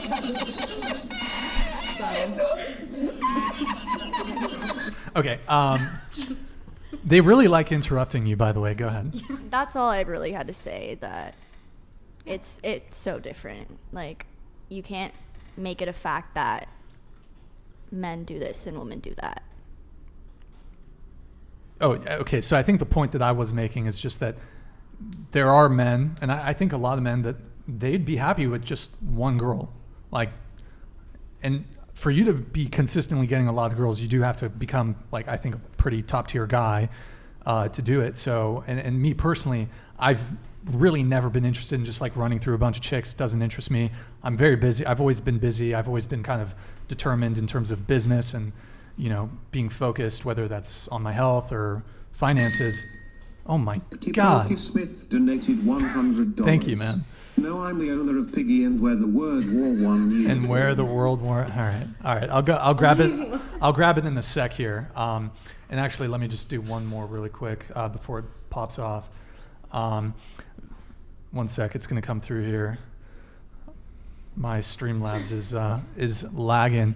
Bro, Pokey Smith, can you what do you do for work, man? By the way, send me a DM, dude, because we have a Chads group on Instagram for Chads like you. Veteran carpenter, chick in the pink, lacks basic intelligence. She needs to shut her mouth and listen. His words, not mine. It's better to be silent and let people think you're an idiot than open your mouth and prove you are. Not my words. That's veteran carpenter. Can I? Yeah, go ahead. I just need to shut my mouth. I mean, like, we were going back and forth, right? This is how debates work. If somebody else was like, oh, I have something to say, can I jump in and say something? Of course I'm not going to be like, no, fuck you, just shut up. You know what I mean? If anybody else wants to, I'm not trying to dominate the conversation. I was just finishing my thought. But, of course, yeah. Of course. Okay, so what was your original thing that you were talking about? I'm sorry, this is fucking just about how like the struggles aren't exactly, I would say, equal. Like, obviously we have different struggles. People struggle differently with specific things, but men are not entitled to just want sex for women. No, and I don't think that they are. I think there's plenty of men out there that'd be perfectly happy in a monogamous relationship. I think a lot of men are struggling to find that, and so are women. Just to kind of address your thing, so you said that you think that the struggle between men and women, it's about the same when it comes to dating. Yeah. But I mean, like, the ease, and I know you said dating, but would you agree with the following point? It's much easier for women to get laid than it is for men to get laid. Yeah. Okay. So with that said, I mean, can you acknowledge that is sort of, at least for most modern relationships, that is the beginning stage of most relationships, getting to intimacy, getting to sex? I don't think, in my experience, and I've heard this from like most women, I don't think if you sleep with a man on the first date, typically it's gonna last very long. Like, that's been my experience, you know. If I even lie, because I've done this before, I've lied and told men I was a virgin. I straight up, I was like, yeah, just to see what they would do. I swear. And they didn't, and guess what? They didn't want anything to do with me after like the third date. They were just like, bye, you know, so who knows? So that's wait, you lied to men saying you were a virgin in the hopes of... So I talked about this on my podcast. I did like a little social experiment. No, I wasn't like hoping to be with them, but I was like, I'm curious because men say they value purity. That's one of the things they value. Yeah, but you're not pure. Men, we can sniff that shit out. No, I'm a good liar, Brian. I'm telling you. I covered up all my tattoos and everything. it's like girls say, oh, I've never done this before, and then it's got that fucking gluck or whatever the fuck that bullshit's called. It's like, okay, look, most modern relationships, I mean, we can have a discussion over, well, would it be better if people wait until marriage? Sure, that's a whole nother concept. However, I would say most modern relationships, it's not, hey, let's date for 3 months, then have sex, be in a relationship, then have sex. It's most people, they hook up relatively early on, and then it develops into a relationship. You continue hooking up with the person, and then it develops into a relationship. We can have a conversation over, is that good? What does that lead to? Does it work? But I'd say that's how most relationships develop. So sex is the first point. Mm-hmm. So I know you maybe disagree with me on this, but no, I agree that that's real. I just hate that that's real. Sure, yeah. That breaks my heart that is normal. Yeah, but so if the first step to getting a relationship is getting sex, I'm not phrasing this right. If women can get sex very easily, then it would follow that women are more capable of getting relationships. Well, sorry, I forgot what point I was going to. Well, you were saying that dating, mm-hmm. men and women struggle about the same in different ways, but we struggle about the same if there was some way to measure it. Oh. When it comes to courtship, dating, relationships. However, I disagree. I think women have it easier. Yeah, and so to my point, like fucking on the first date, for example, that may be true. I just have never heard and personally have ever had that experience, right? Like, I don't think men take you seriously when you sleep with them right away. But you don't have to sleep with a guy on the first date. No, but you're saying like modern relationships typically start out sexual. So whether it's first, second, or third, it's pretty soon, right? Yeah, it doesn't have to be the first, but yeah, typically I'd say most within the first 3 dates. Right. So if they start out sexual, mm-hmm. like really soon, how is a man supposed to respect you? He doesn't, and the relationship doesn't last. I disagree with I disagree with that. Like that's true either. I disagree with that in that you can have sex relatively early on and still it can flourish into a relationship and you can still respect them. And I think a girl can sleep with a guy relatively quick and still have a low body count. See, I was just about to ask that. How do you expect a girl to have a low body count and try to find her Prince Charming by sleeping with him on the second date? So, yeah, I mean, it is a bit of a dilemma for women. It is a bit of a dilemma for women. Yeah. But, I mean, there's certain things that you can do, for example. Mm-hmm. Like, first off, have a conversation with a guy. Ask him bluntly what he's looking for. Now, obviously, some dudes are going to lie to get sex. Sure, that's going to happen. But you can definitely ask. And, I mean, I think women have a really good social intuition. I mean, perhaps you want to believe his lies because you find him attractive. That's another conversation. But also, what is the long-term potential there?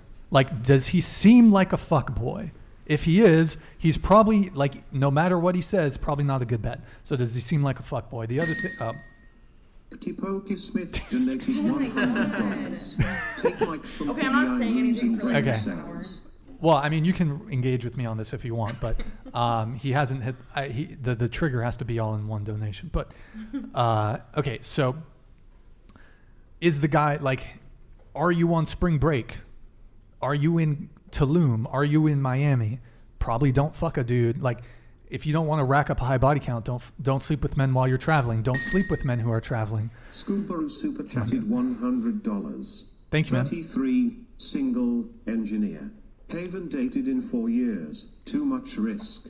Spend most of my time working or spending time with friends. Most modern women don't see the common man looking for a relationship. We don't even make it on their radar. Engineer, what kind of engineer, man? I mean, usually engineers do pretty well financially, I'd say. But I mean, that's kind of my stance is a lot of, average women don't want average men. So, okay, but in terms of keeping your body count low, so there's talking to him, seeing what he's about, getting a feel for him. I think women have much stronger social intuition than men do. Like if you're traveling or that he's going to be leaving town in a month, don't sleep with him. If he's leaving town in 3 months, don't sleep with him. Like feel out the logistic component of, is there long-term potential here? Like some girls will like hook up with a guy who's, knows he's leaving town in 3 months. Unless you're going to get into a long distance relationship, which is ill-advised, but so feel it out on that end. And then, I can speak from personal experience. I've had multiple long-term relationships. I've dated a girl for 5 years, 3 years, 2 years, 9 months, 1 year. I've had a few long-term relationships. Most of these girls, I'd say we had sex within the first 3 dates. So can I ask you a question? Yeah. Would you And they had relatively low body counts too. Would you say a woman, for example, with a high body count like me, would you say she's not deserving of anybody, or would you say she's deserving of not high value men, just average men? Well, I'm not saying that you don't deserve anybody, okay. But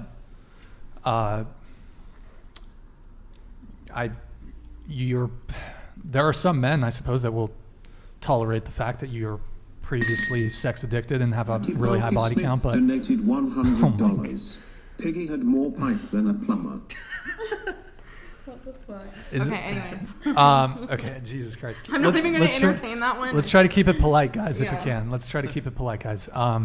So, yeah, I'm sure there's some guy out there, but the high body count thing is probably going to be an issue for some guys. For some guys, it's not. For example, do you care about body count? No. Yeah, some dudes don't care about body count. I think they're perhaps should have some standards on that front, but everyone's entitled to their own view. So, yeah. When I met him, I had a low body count. And while you were still with him, you bumped up your body count. Because we had to make that money. Oh my god. Oh my god. Okay. But I guess the point, and to bring it back to the sex thing, so you said your body count is 136, right? Yeah, around there. Yeah. So just to bring it back to the whole men and women struggle the same, and I'm not saying this to be mean to you, however, I want to state this as... You're not going to hurt my feelings. Sure, I appreciate you saying that. So your male looks equivalent could not sleep with 6 women in a night, could not have a 136 body count. Right, because you're saying I'm average looking, right? I don't want to make comments about your appearance, but I'm just saying I am. Yes, but your male looks equivalent could not sleep with 6 women in a night the same way that you slept with 6 men in a night. Right, because men are willing to fuck down. Yeah. But basically, you have the equivalent sexual pull of a famous athlete, musician, or actor, A-list celebrity, and you're an average woman. And I'm not saying that to insult you, but what I'm saying, I guess to make my point, you can leverage your sexual pull to potentially, not guaranteed, secure a relationship. Tipoki Smith donated $136. Yo, chat, hold on. Chat, let me ask chat, can you pull the chat over? Is this guy going to charge, I'm kind of getting worried that this is might be chargeback territories. Chat, your thoughts on this? I'm a little concerned. It was his choice to donate. That it's, I don't know. Is it? Hopefully not, because I did the fucking HAKA, bro. If you don't do it. Okay. So you were gonna respond, I think. What was the last part of your statement? I'm sorry. Well, basically. Oh, I could basically. Oh, sorry. Eric, I keep bumping. Eric, could you open the door? I'm an average-looking woman, but being an average-looking woman, I can still get more pull than an average-looking man. I understand that, but so what was your point in saying that? Women don't have as much loneliness. You know what I mean? That it's harder for men. Yeah. That it's harder for men. Yeah, to have sex. Well, it's also harder for men in all other realms too. Tipoki Smith donated $100. I won't charge back DW. I don't know if you got that crazy oil money or something, or you got some Bitcoin. I believe you, but it's the volume of super chats you're sending makes me. you know what I mean. I'm a little, it's crossing my mind. But thank you. If you're not like your patronage is deeply appreciated. But I'm, it is something I'm considering. Okay, so I don't know how exactly I want to tackle this. So what was your previous point? So let me kind of like wrap it up. You know what I think? I think she's right. I think we're arguing against feminism, but we're just picking at straws because we're saying who struggles the most, right? Yeah. So I think I'm like arguing for feminism against feminism within feminism. You know what I mean? So I think at the end of the day, we can come to the general conclusion that feminism is like bad for society. It's just a matter of like who started it. I don't know, chicken or the egg kind of thing, right? Because you could say women started it, yes, but you could also say that men went along with it. You know what I mean? Well, I'm not sure if that's really addressing kind of the point I'm trying to make here. And the point I've been making, and the point you're pushing back against is you're saying that the struggle that men and women experience when it comes to dating is about equivalent. And I'm saying that men struggle more on the sex front and the dating front. Yeah, I mean. Okay, here. We can change it.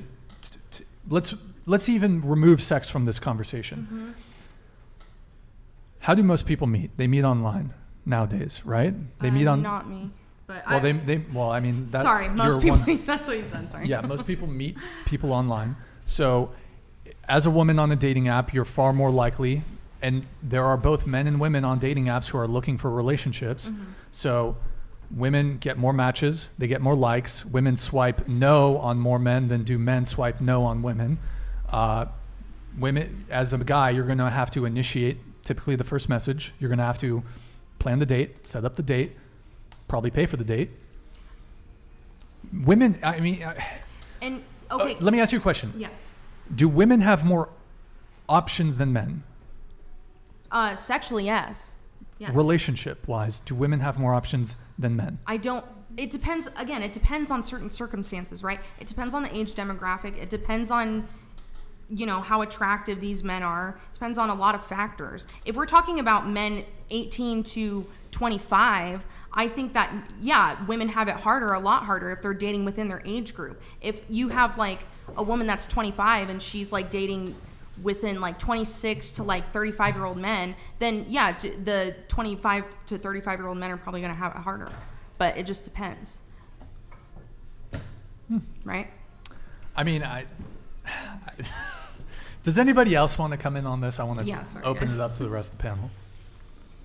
Anybody? Hello? I feel like you're just speaking for like a small minority, but generally speaking, it's like pretty spot on about like what he's saying. You mean like for men that like put women in the F zone? Okay, women. I'm kindly saying this, right? Mm-hmm. The only type of women who mostly get put in the fuck zone are people who place themselves there. Mm-hmm.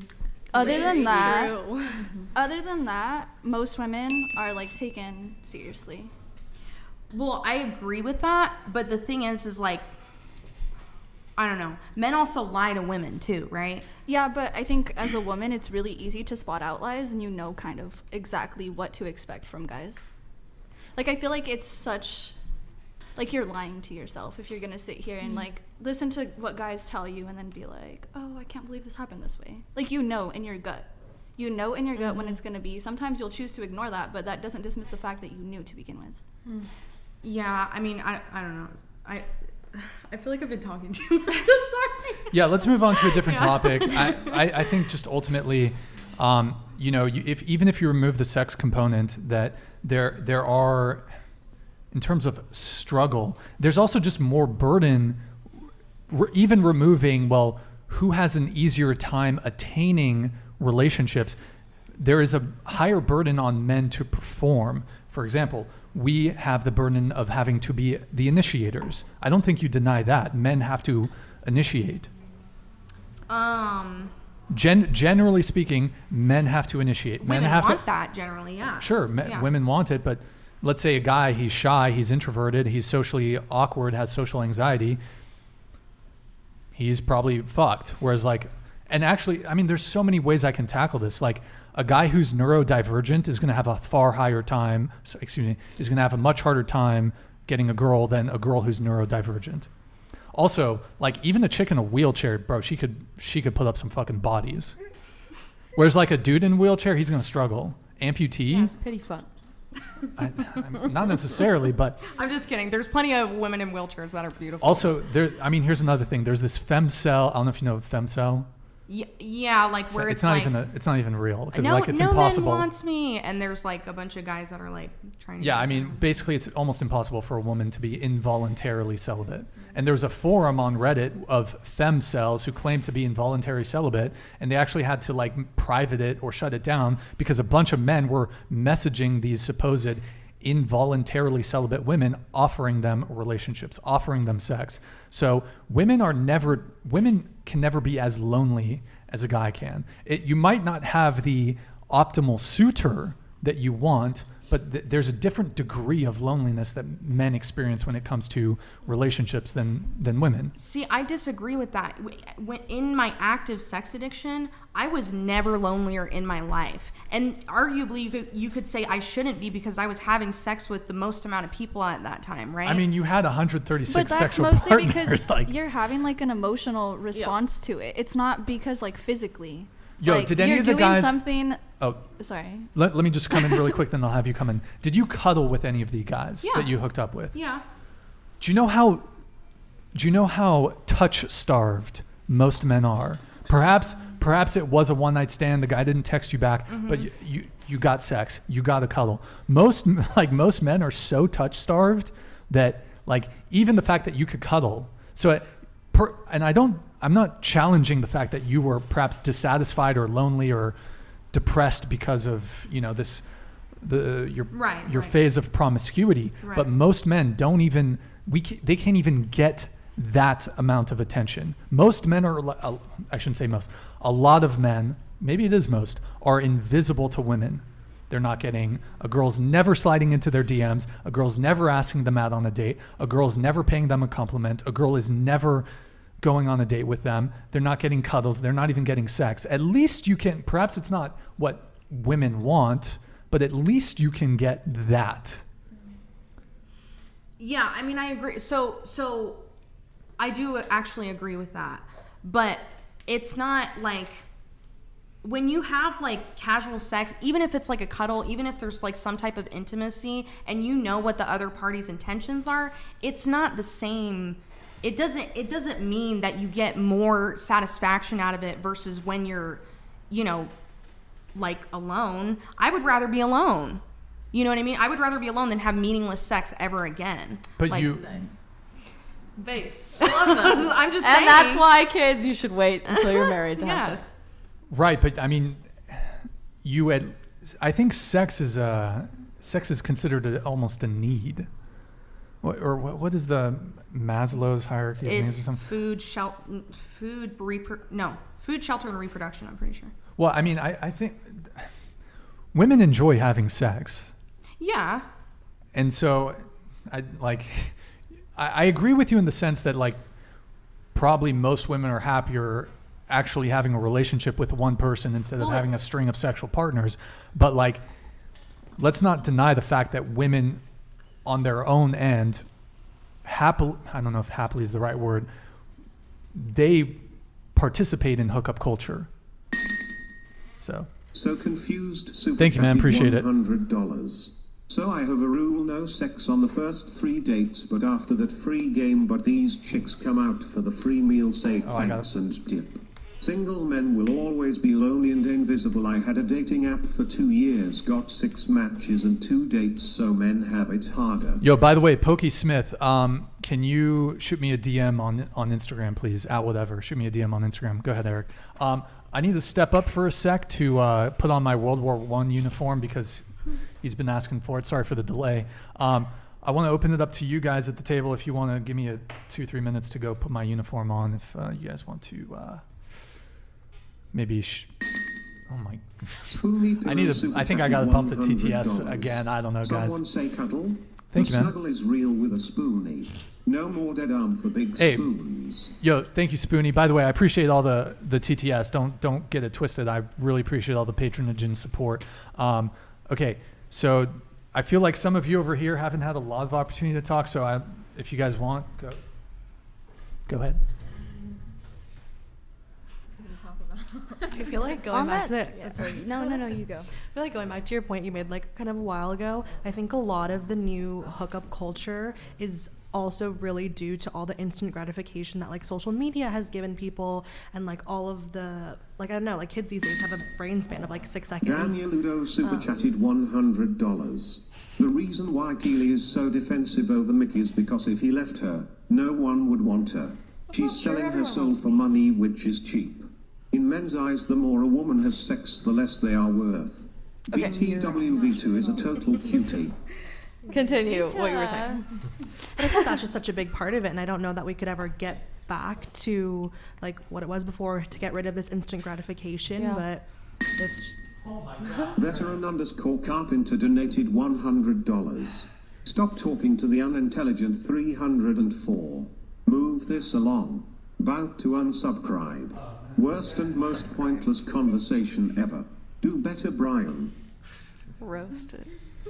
No, I think you're right. I think we've built a culture where everything is supposed to be immediate, right? So the idea of setting a higher standard, of respecting a boundary, of putting in the time and the effort and commitment for a long-term relationship that you're hoping to have for the rest of your life, for decades of your life, that sounds so unappealing. And for God's sake, you can get pharmaceuticals delivered to your door from Amazon in 30 minutes, right? Why would you want to think about something that would spend the rest of your life constantly requiring your attention, the demand of your energy, the demand of your emotions, sacrificing things, laying down your life and being submissive to someone else, putting your needs behind another person's needs?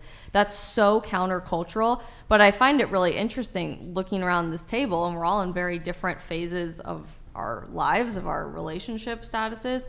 We come from really different places. I'm sure we all have dramatically different cultural and social and political backgrounds, and yet every single one of us is sitting here saying something is not right with how we're doing things right now. So I don't know what that means of where we go forward from here, but wow, what a fascinating social commentary in a time where they say that we should be more divided than ever, especially on the biggest social and cultural issues of our day, like dating. And I think the problem is that... Oh, go ahead. I think that just proves that we're all very similar, and no one's really unique because we're all in this whole world together dealing with the same things. No matter what your political views are, no matter how you dress, no matter how many people you've slept with, we're all the same, and you know, we're all in this thing. And we all deserve better. Exactly. Yeah, and the problem is that it's only getting worse from here. Like, it's not going to get better. The only way it could get better is if everyone got healed. Yeah. But that's not happening. Like, one day we're going to look back to this and think like, oh, those were actually some pretty good days. I would say a big problem, though, that I've noticed with men today that is certainly affecting your mental state is low testosterone. And a big factor in that is the diet in America. Yeah. And I think if the government I don't usually like the government getting involved in things, but if the FDA got more involved in what we're eating. I mean, there's a lot of environmental factors we necessarily can't control, but food factors we can certainly control, and a lot of the processed oils and sugars and grains, and certainly that people are eating. I have an autoimmune disorder that affects me where I'm a lot more sensitive than most people, so I sought out diet solutions for that. Nobody cares. But a lot of other people are not going to seek out those solutions, and I think that's affecting men's testosterone, which does, a lot of people don't think, but the hormones do affect your brain quite a bit, and that's why a lot of men are depressed and not being good fathers, that are staying home, and why a lot of these social issues we're talking about really does, I know it sounds dumb, but really does have to do a lot with diet, I think. Oh, it's a huge issue. Women these days have more testosterone than they did like 50 years ago. I made that up. I mean, like the year. No, women definitely have higher testosterone now, because it's like the opposite. So if you're overweight and you're a woman, then you are going to be having higher testosterone, while a man will have higher estrogen levels if he's overweight. So it's definitely an issue that women have to deal with too. Birth control absolutely screws up your hormones. Horrible. Throw it away, everybody. That's why women on birth. Yeah. Is there a particular reason? No, but I wanna do something. Well, I'm taking the pill, but I would much rather resort to another form of birth control than the pill. When you met your boyfriend, right? You said you're very taken. Yes. When you met your boyfriend, were you already on the pill or not? Yeah, yet? I've been on the pill since I've been on the pill for about like 2.5 years, I would say. Describe your boyfriend. Like in a few, is he like very masculine or is he kind of feminine? He's pretty masculine, I would say. Her boyfriend's a chat. No, he's actually not. He's actually very like classy, put together. Like he's like, no, Chad is like a frat guy. So what's really crazy is that this is a really universal experience for women our age, that when we were 15, 16, even going into college, we were recommended to be prescribed birth control for anything, like literally anything under the sun, for really bad periods, for back cramps, for migraines, even though the pill causes migraines, acne. Which makes no sense, for acne. That's why I started taking the pill when I was 15, because I was on Accutane, and the government, the FDA, insisted that you absolutely must also take hormonal birth control with this basically experimental dermatology drug while you're on Accutane, because Accutane can cause birth defects if you become pregnant while you're taking the drug. So they force you to take hormonal birth control, and then your dermatologist, or for any other ailment outside of acne, they just suggest that you stay on it forever. And the absolutely insane lie that we are feeding women right now totally plays into this diet thing with men, that your hormones need to be balanced. You need to regulate your hormones. You need to even out all of your hormones. Your hormones are supposed to peak and valley every single month, but instead we have an entire generation of women who for like 10 years have been fed this lie that your hormones are supposed to stay stagnant. Simply from a scientific perspective, your hormones are you. You are your hormones. How you respond to stress, who you're attracted to, how much you like listening to music, what things smell like to you, how often you get sick, and your immune system. All of that is regulated by your hormones, and now we're just starting to study the idea that your personality changes, what types of people you spend time with, what your political beliefs are, your religious beliefs. It's crazy, and the same thing can be said about food. I had a doctor that tried to prescribe me Accutane when I had acne when I was hitting puberty, and he thankfully never prescribed it to me, and I refused it because what they found out later on is that it was causing young boys to develop breast, which is definitely not something you want as a young man. So no, screw big pharma, and they ruined my childhood. I have a question for you. Also, medications are bad too. Have you heard about that whole like theory about how a lot of people, or women specifically, get off the pill and then they like don't like their partner anymore? Do you fear like that may happen? No, I don't fear that at all. Okay. She said he's pretty masculine, so that's good. I was on birth control for many years, and it caused me many horrible issues, like my skin, my acne, everything. And then I've still been with him, so it didn't change it for me. So I'm not on birth control anymore. I would say people are saying that she had cancer-like symptoms on birth control. That was literally making her hair eczema fall out, and her skin was horrible. She was literally dying from it. That's By the way, how did a messed up it was. TTS come in that we talked over? I didn't read it out loud. Oh, weird. Okay, I'll figure that out. Is your boyfriend watching the stream, by the way? He was probably watching earlier, but I don't know about right now. Okay. Do you want to say hi to your boyfriend in the camera? Hi, Frankie. I love you. You said you guys were dating for how long? We've been dating for 6.5 months. Very taken. Very taken. Very taken. But you said you go out and party, right? Is he cool with that? No. I only go out and party when I'm with him, because I don't know, like if I were to go out and party myself, like in a guy's mind, like it's just like, oh, she's gonna cheat on me, she's gonna hook up with another guy. I completely, like, I 100% respect my boyfriend, so I do not go out without him. Okay. That's good. Oh, based. Okay. I want to circle back to, I think there was a question asked, like, who is responsible for like promiscuity, like who started that, like the chicken egg thing. I don't even think it's necessarily men or necessarily women. I think is due to the fact that birth control is extremely pushed and abortion is celebrated and pushed. And if we completely annihilated both of those things, I mean, we would be way less. We would be a way less of a promiscuous society, because women would be getting pregnant. We'd be more cautious, as we were like decades and decades and centuries ago. Facts. Yeah. I think another thing that we should talk about is how women don't know their cycle. I think a lot of young women just think their cycle is just their bleeding period. Mm-hmm. And if you were to get to know your cycle, you would know when you are ovulating and when you are fertile, because you can only get pregnant one time out of the entire month. And also, you're the most appealing to men when you're ovulating, whether they know it or not. True. Yeah. I noticed, like, biologically. TMI, I have the best. I didn't know that. When I'm. So during your phase of it, ovulation, this is the crazy cool part of how your body was designed. Just the science nerd in me loves this stuff. Literally, you look more attractive physically. You look more attractive to the opposite sex when you are ovulating. I had no You get idea thinner, that you're that was less a thing. bloated, you're glowing, your skin looks really great, your hair looks awesome. Like, you genuinely are more beautiful while you are ovulating and you're able to conceive a child. But when you take birth control pills, hormonal birth control pills, that's an important caveat, you keep your hormone levels that peak, that help you get to that point, stagnant. So instead of the peaks and valleys of your estrogen and progesterone, it stays flat all month, all the time. So you're mid in your emotions and how you respond to stress and what you look like all month, every month, usually for decades on end. And we're just now starting to research that, to ask that question. Birth control has affected me a lot as like a person. Like, I feel like the biggest thing, like, people will always say, like, my personality changed the most, I would say, like, out of everything. Like, before I was on birth control, I would say I was like a little more like bubbly, fun, you know?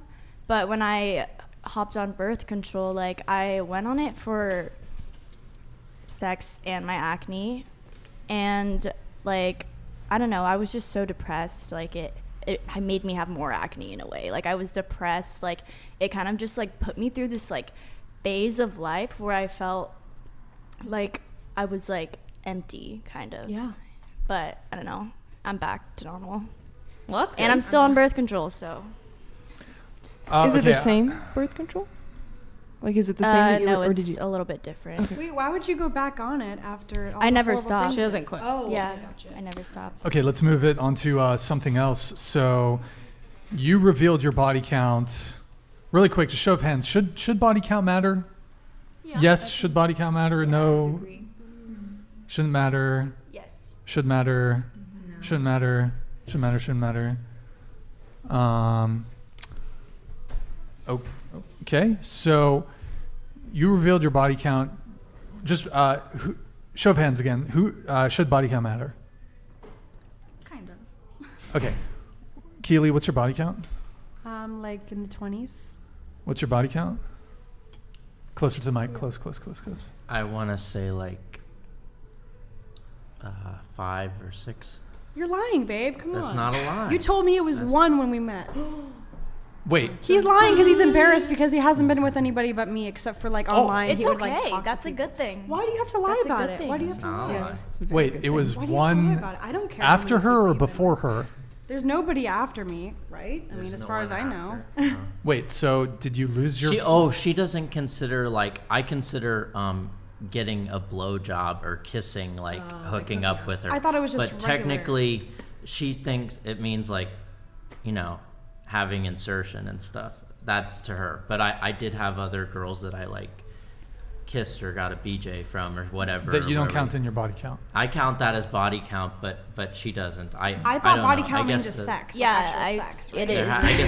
I guess there has to be. Closer. So if there's like, Wait, both of if you it's just closer to the mic. if it's just penetration, then yeah, it's like 1 or 2. Okay, for you? It's okay. Yeah, before her. So you weren't like a virgin when you met her. No, I wasn't.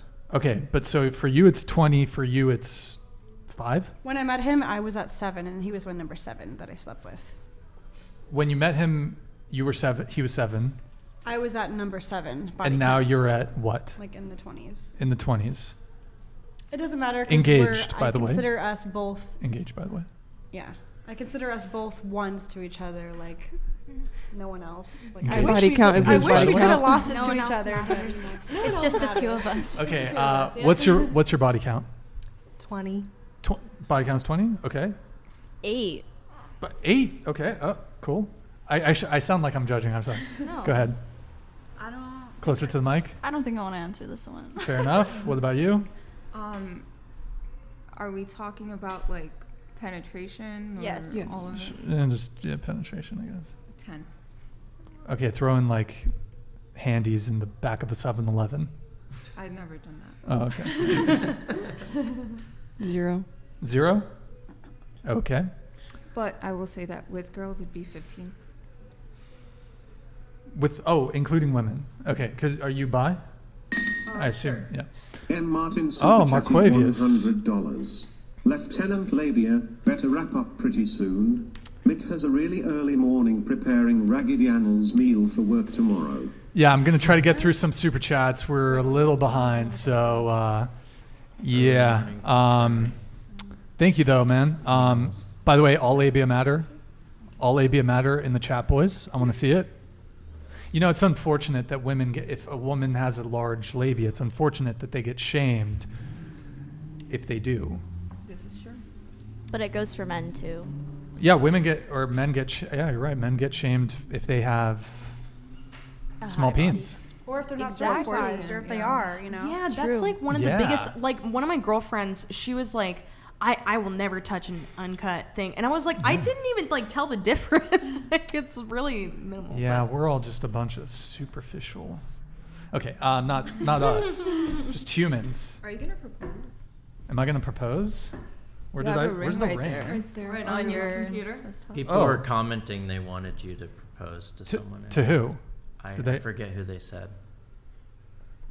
Who has? I mean, speaking of large labias, is anyone here rocking? Oh yeah, you want people to say that? Is If they do. anybody rocking a? Beef curtain, or what do they God, call it? what? Oh my god. Well, how dare you? No, How I would dare never call you. it that. But I've seen. Call it an enough- Audi.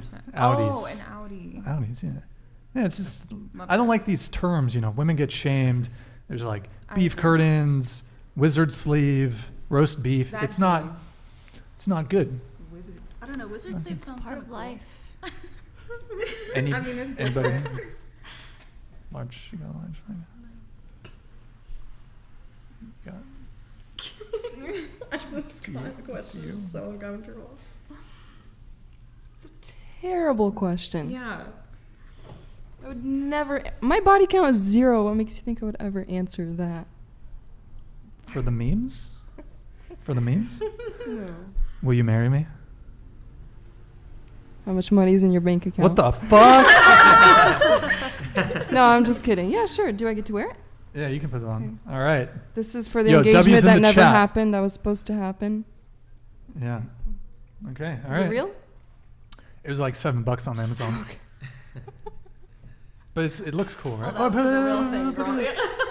Put it on. All right, guys. Me and this would be a bad time for me to ask you to repeat your name, right? Vita. V-I-T-A. Vita.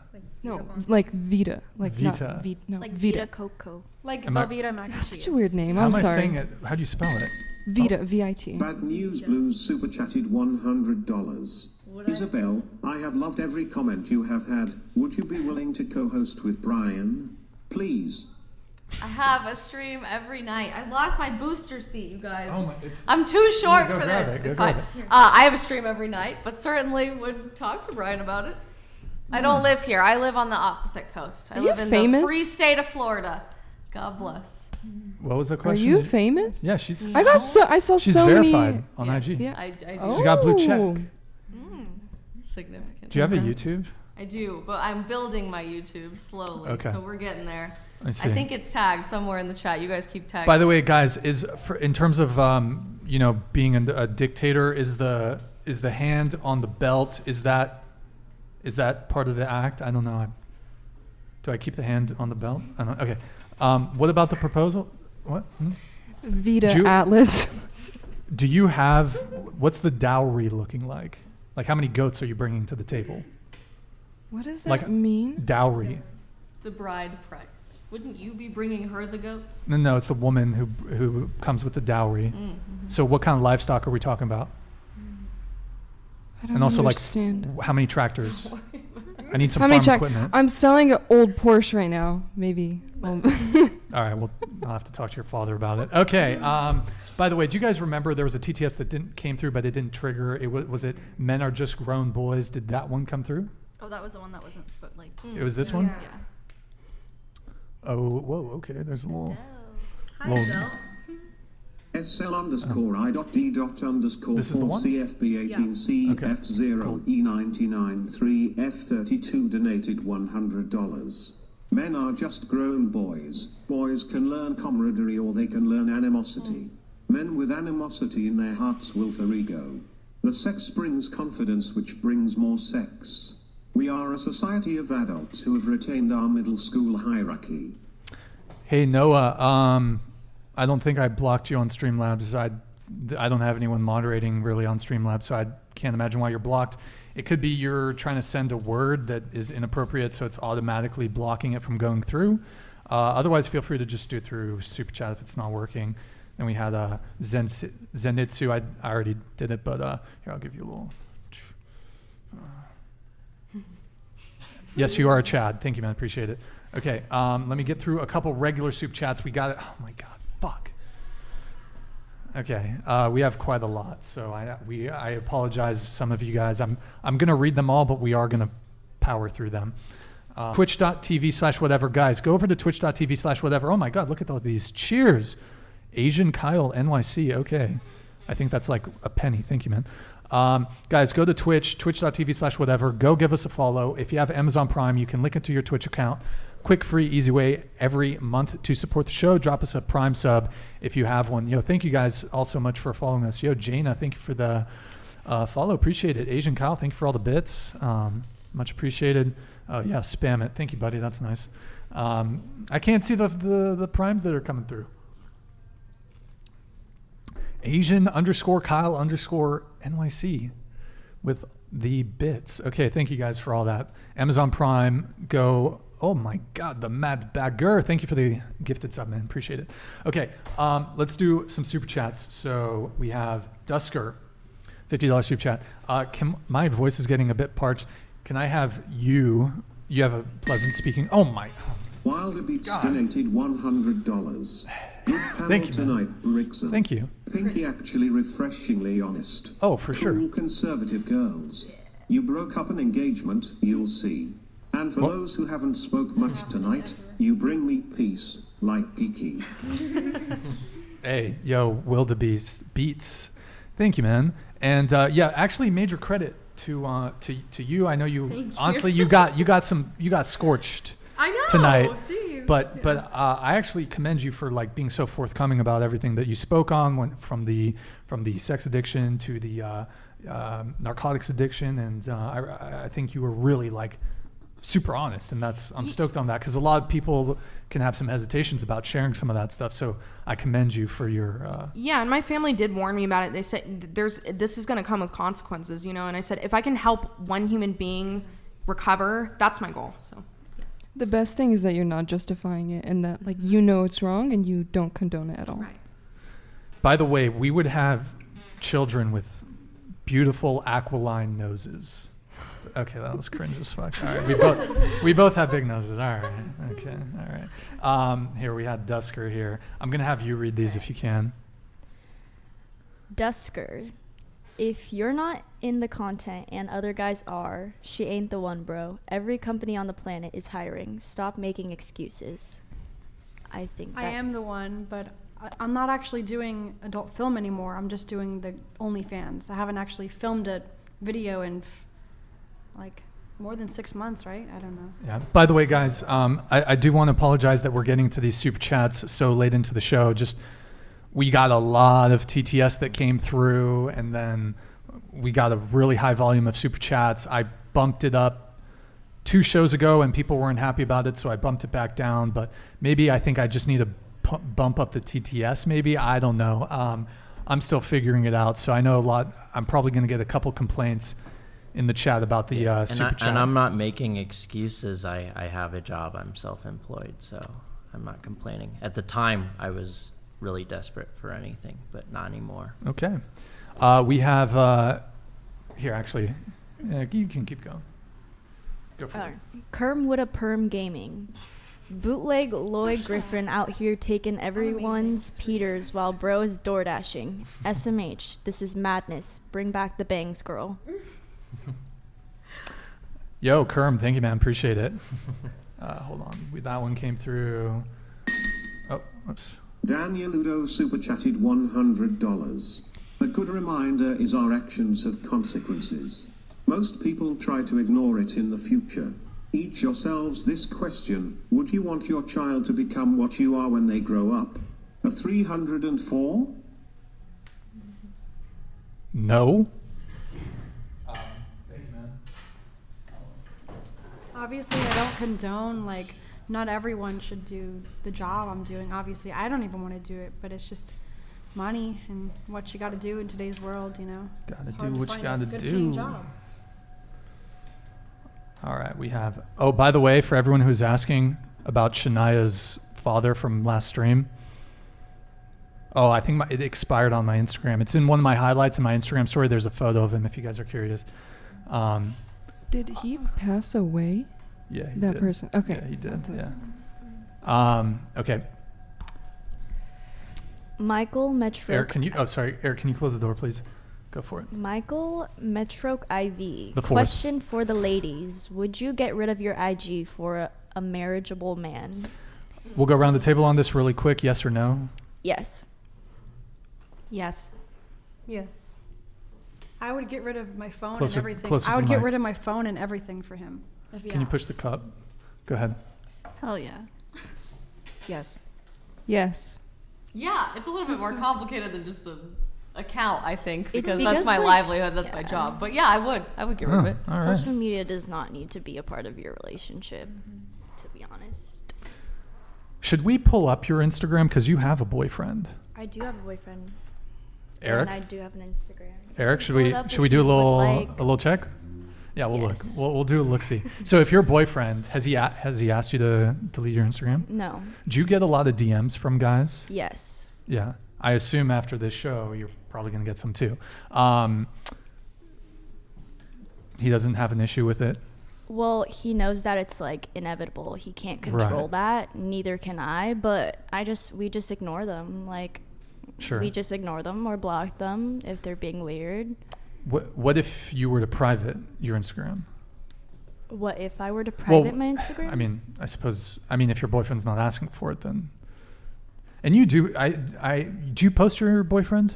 I do post my boyfriend. Oh, okay, well that's better than some girls. Some girls dating dudes for 2 years and like they're nowhere to be found on Instagram. So. Yeah. Okay. I don't post. We don't have to pull it up. It's fine. I would post mine, but he says it's not good for my money, which is true because That guys is are simps. true. but Yep, that is true. If he asks me to post him, I will, and he's on my Facebook and everything else. So I mean, Instagram, Yep. you know, whatever. Yeah, sorry guys that we're getting to these at the end of the show. Just we had a really high volume today, so go ahead. Oh, Matthew John, this is the exemplification of narcissism and manipulation under the guise of money. Mick, you have to wake up. As someone who was subject to the same emotional abuse, it will erode your mind. Who's the bad guy here, me or him? Who are you attacking right now, Matthew? Which one of us is being attacked? No, he's saying that I'm being manipulated and How is abused. he and being by a manipulated? I'm being narcissist. manipulated. If anything, he's a man and don't really make any money, and I'm the one doing the job I don't want to do. So I could look at it from either way. choose to not be with her if I didn't want to, but I choose to be with her. Standing next to each other. There's nothing wrong with him, and there's nothing wrong with me. I deserve to be happy, so does he. So. Go for it. J.A. says, Brian, as hilarious and off the hook this show sometimes is, there is something really good about it. I honestly think this is going to do a lot of good for this country somehow. It has a lot to do with how you steer it. Good God's work. Props. Hey, thank you, man. Really appreciate it. That's quite the endorsement there, J.A. Sorry that I'm getting to your super chat so late here into the show. Really appreciate that positive message, man. Thank you. Yeah, that's nice. I hope I can. I mean, perhaps you're overselling me a little bit there, but thank you, man. All right, we have that one came through as a TTS. Thank you guys so much for all the TTSs tonight. Kyle, thank you. Prometheus, Dakota B, go ahead. Dakota B says, let's get a flex check for Mick. He looks like he has a sleeper fit. He looks jacked under that shirt. Yeah. Wow, that was underwhelming. Okay. Roll the sleeves up. Let's. Oh. Okay. Squishy, solid. Oh, so cute. Isn't this a weapons-free zone? Yeah. All right. Go for it. Black Socrates. Whack. This guy is so self-centered and weak, he would rather Keely sacrifice her standing, status, and purity than deal with customers yelling at him in a store. You're a disgrace, and that's a fact. Okay. Well, you're entitled to your opinion, and I respect that. But you know, at the time, I was on the edge of not even having the job anyway that I had, and I didn't have customers yelling at me. I was wiping old people's butts. So. I don't know why I played that one. All right. Yo, Noah, thank you, man. Appreciate it. Honestly, rate your girl. Honestly, I don't think this came through, or did it? It did come through. It did? Oh, okay. Okay, cool. Let's see. We have this one. Yo, Marquavius, thank you, man. Sivian, thank you, man. Noah, Morphus, Ringo? That one came in. Yeah. Did it? Okay. Ian Adkins, thank you for the 55. Question for Brian. What is your ultimate goal for this podcast? Also, Chick in the Maroon, what's up? Do you want to say anything to Ian Adkins? Hello. Okay, my ultimate goal for the podcast is, look, I need a little breathing space. Okay, we need a little Lebensraum. Okay, so hold on. Okay, this is a World War I costume, guys. It's not World War II. Relax. Yeah, you know, just the Sudetenland would be nice. But yeah, I mean, honestly, just I'm enjoying as it is right now. I'm overwhelmed with like the huge increase in viewership we've had recently. I'm overwhelmed by all the patronage we've had. It's certainly more than I could have ever hoped for, and hopefully keep growing. And yeah, I don't know if that ultimate goal for this podcast, just yeah, keep having good conversations and having debates and so. And I would like to, if I can build a solid team around me, I'd like to maybe do more shows a week, bring on co-hosts, maybe have like, I'd love to maybe even like have the same format, but like have me still host it, but maybe have like, I don't know if you saw the show I did with Tate, like maybe she could come in for like Tate Thursday or something, and she's just like with a bunch of girls, because she's fire. So yeah, okay, we have Corey Treverson. Thank you for the 50, man, much appreciated. Sonny, why don't you go ahead and read that one? The blondie is delusional, and her way of thinking is the actual problem here in Western countries. This idea that if you choose an average guy, you are settling is idiotic. Sorry, I gotta finish. Women are and will be single and sad because of this type of narcissism. I never said you were. I think I was actually advocating for you to date average men. You know what I mean? Because the minority is high value men. I literally was advocating for that, so I don't know what he's talking about. Word. All right, we have Corey Treverson here. Hey, Brian. Gotta stop bringing on all these annoying Jesus people. LMAO. Also, for everyone, if the world was about to end and you could escape alive on a spaceship with one other human, who would it be? Him. My boyfriend. My fiancé. Oh. My dad. On a spaceship? So okay. See, I'm like a dude, so I'm gonna like think this shit out. So okay, are we eventually gonna land on a habitable planet, or are we stuck in space, forever? Because assume stuck in space. Oh, there's no people who can direct you to a new planet. the world's done. Because I was gonna say, like, if we crash land on some like alien planet that's habitable, but there's like fucking dangerous like dinosaur type shits in there, and like survival, like we need basic survival. Who's that dude? Is it Bear Grylls? Who's the survival? Yeah, Wait, I'd honestly probably like. I'd probably like, shit, maybe repopulation though. So maybe I pick a chick, but I feel like I'd want like to get someone who's like got survival skills. So who's the guy who was on Joe Rogan who was the survival guy? Does anybody know? Cameron Haynes, the hunter, or he was on like some reality show where he got partnered with a girl in like a survival situation. Naked and Afraid? It might have been Yeah, I think it was. Yes, it was Naked and Afraid. What's his name? Neil? No. Wait, Naked and Afraid, Joe Rogan. Naked and Afraid. Who's that guy? Maybe I'll partner with him. Forrest Galante. Maybe I'd try to partner with Forrest Galante. But if we're stuck on a spaceship and like we're good, we're just gonna die out. I guess a chick. your fiance? Hello. Oh shit. We just got engaged. Aren't you thrilled? How about The Rock with a spear? Oh. Honestly, like Jordan Peterson.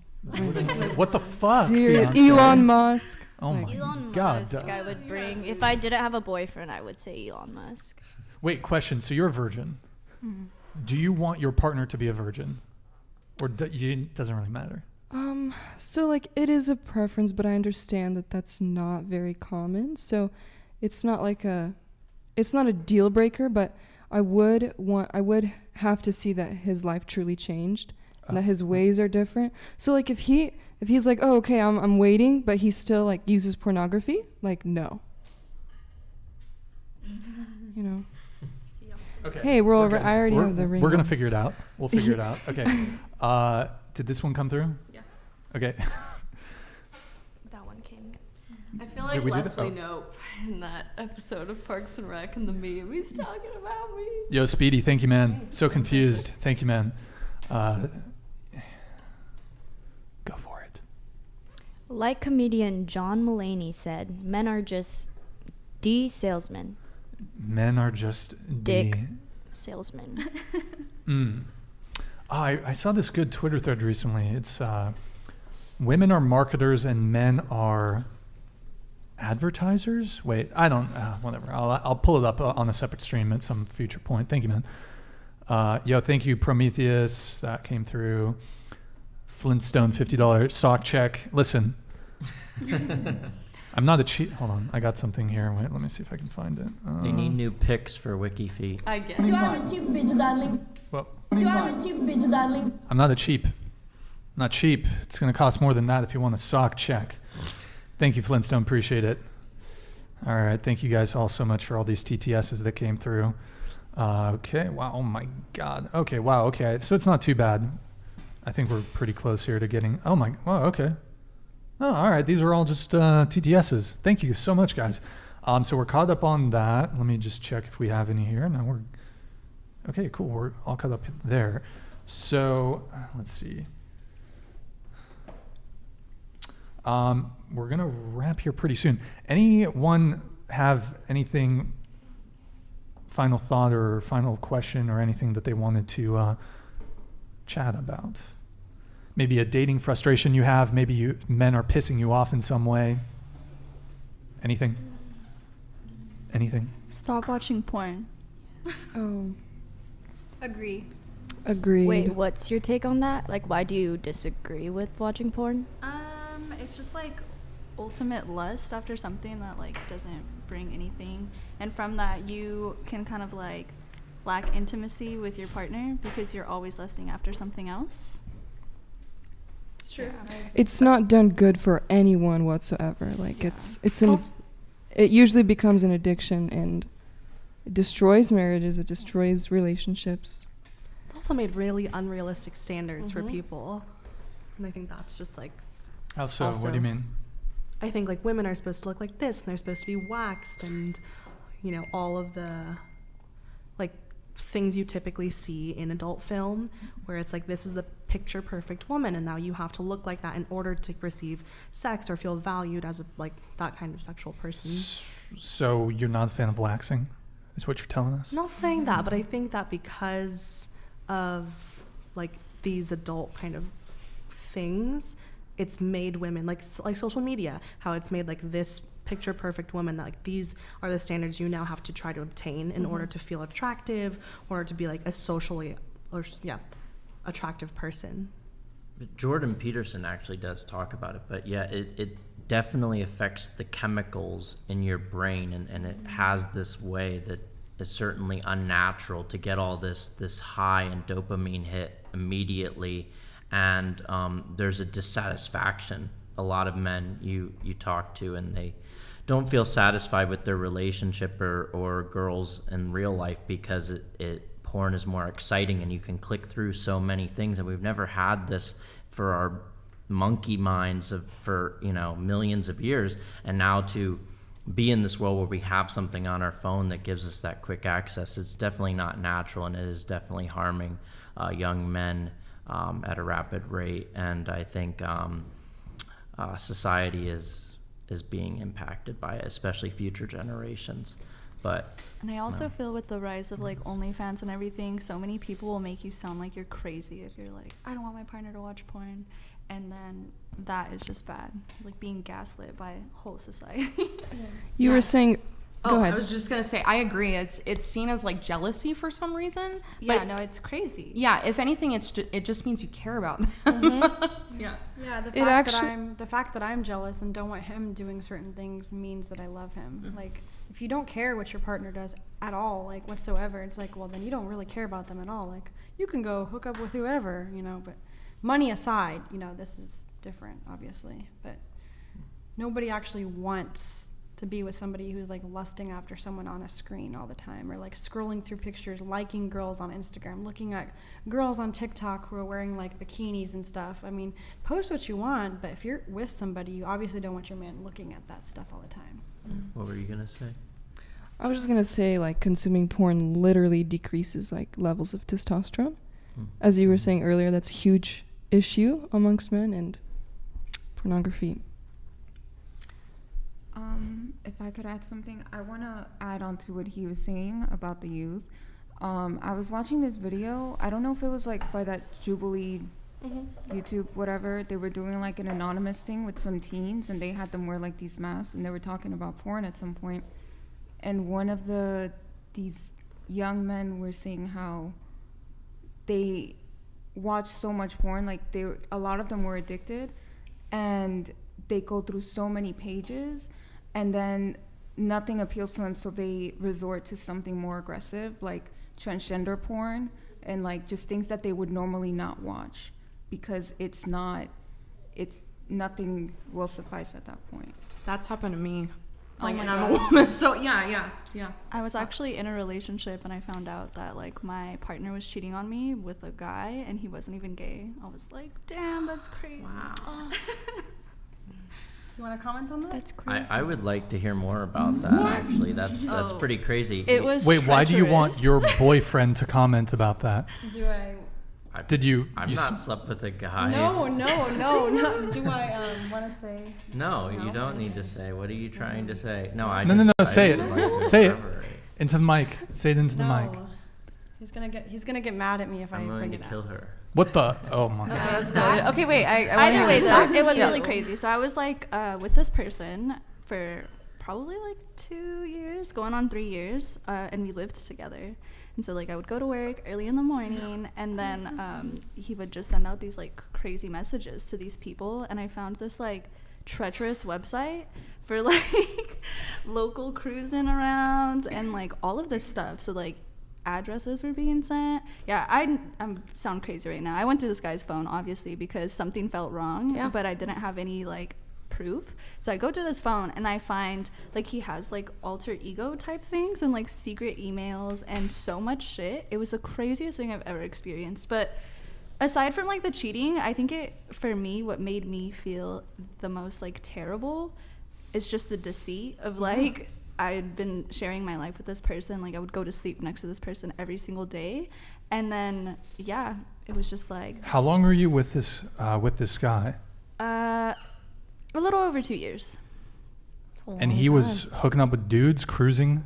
Yeah. Yeah, it was crazy. Yikes. And it was That's so a nuts. yikes. Also because, it was a lot. Oh, look who Let's it just is. say I haven't recovered. Look who finally time. joins us, Mike Davis with the $50 soup chat. Can you read this for us, dear? Yes, of course. Thank you. If I were to ever be stuck in a tight capsule with one other person, it most definitely not be a female, unless I was suicidal. I'd rather bust a nut until the end of time than be confined to that bullshit. If I ever get bored, I'll use my left hand. Jesus Sounds like you need to Christ. meet better women. Who would you bring then, Mike? Hold on one thing. Vita, right? Did I say your name right? Vita. Vito? Vita. Like Spelled not with a T, but like pronounced Oh, with a D. Vida. Yeah. Like- Vida. Okay, I see. I see. just like kind of like Can Vita. You live in South Carolina, right? Yeah. Mike Davis is in North Carolina. Oh gosh. And Free burgers, right? Is Mike, that can Burger you show, King? Can you show Mike Davis the ring I just gave you, by the way? All $7. Here, do a little. Yeah. Oh, what? The light? Yeah, do a little. There we go. Mike Davis, confirm or deny, would you be willing to get my fiancé some hamburgers when she goes back to the East Coast? He owns like 255 Burger King restaurants in the Carolinas. I looked him up and it says he's just a manager. What? Yeah. Last night, like I looked him up. No. You've got him confused. LinkedIn. You looked him up on LinkedIn? Oh, I mean, I looked him up and then the Hold on. LinkedIn came You're up. telling me you looked up Mike Davis? Yes, on because you LinkedIn. said the Burger King thing, and I was like, let me check this. And it says he's a manager. Are you doxing Mike Davis right now? Mike Davis Please, doxed. free He's the burgers. manager of what? Of the Burger King? Yeah. No, he's the owner. He's the proprietor. I mean, he's proprietor. Sure, but You think he's lying? I mean, I would have thought if he truly like owned, you said 200, it would have come up. Like I dare you. Maybe he goes by a different name. Burger. That does seem a little. Mike Davis. Look, this is a photo Yeah. of Mike Davis. Here, let me put it up here. Yeah, that's Mike Davis there. Is that a Burger King hat? Yeah, that's a manager hat. What? When do owners wear their? Well, here's the thing, right? Is like he's like boots on the ground leadership. So like he's like those CEOs that will go in and like flip the burgers like every once in a while. I'm sorry. I'm so sorry. So like, I hope he says like free burgers. But if Mike Davis has misrepresented his stake in Burger King restaurants to me, that is a bigger deception than your boyfriend that's sleeping with dudes. I'm just saying. I'm saying your boyfriend who's like cruising for dudes, like this Mike Davis. If you're Wait, he's not my boyfriend though. Let's clarify. Oh, that. ex-boyfriend. No, we do not claim him. damn, that's I hope that's he's still awful. watching and can speak for himself. Mike Davis. Yeah, Mike Oh. Davis. Well, If he is the Burger King or not. all right, we had DB here. Mick.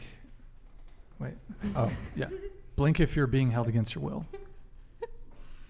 Never blinks Wait, again. so hold on. I'm not going to let you guys off the hook that quick. She was about to say that you had an orgy with dudes or some shit like that. I was not about to say that. I was You were not about to say that. There was some sus. I was about to say something. Say it. Say it. Do I have your consent to say it? Consent. I don't know what you're going to say, so you don't have consent. What the? I'm gonna say something about the phone and the dirt. Can I say anything Tell us about the dirt. stuff I found? Mick, come on, consent. Can please. I consent? Do you consent? I feel like this says enough. Yeah, the phone and the dirt. What? Okay, it's just. She doesn't like that Or when I am- like certain people's Instagram photos. No, it's or not just look that. at It's the them and searching. stuff. He's actually on websites that he shouldn't be on, and he's What? on dating websites. I'm sorry, Mick. I didn't mean to throw you under He's the on bus Tammy. here, bro. He's on Tammy. He claims what is to. that? I hate to What do is this, Tammy? but Don't talk about it. anything to go viral, right? But at least we're being Oh. honest. It's not. That's not going to go viral. What if I? And you can't say that. And then Wait, can I say the truth about the thingy? No, you can't. Okay, fine. No, okay. you don't have permission. No, what the heck? I can't talk about. Okay, I'm gonna save you No, here, Mick. And no, I'm on them for the same reason that she is, to make friends and Yeah, to yeah. talk to people. Yeah, that's why we're here, is to make friends and talk to people and just. Welcome to the whatever counsel, whatever relationship counseling Support services. Group. Yeah. Do we? I don't push on this one. I don't think I dig on this one. Okay. You really threw your boyfriend under the bus there. If I'm gonna say it though, you threw him under the bus. Into the mic. Yes, but I'm not trying to, but I'm tempted to because of something she said, and then it just popped in my mind. But because you're upset? Are you upset? I mean, something that bothers me. Well, she's jealous of me talking to other Feel free people to throw me online under too. I don't mind. or doing it, but I've gotten better about it. I don't. When you say talking to other people, are you talking to other women or other men?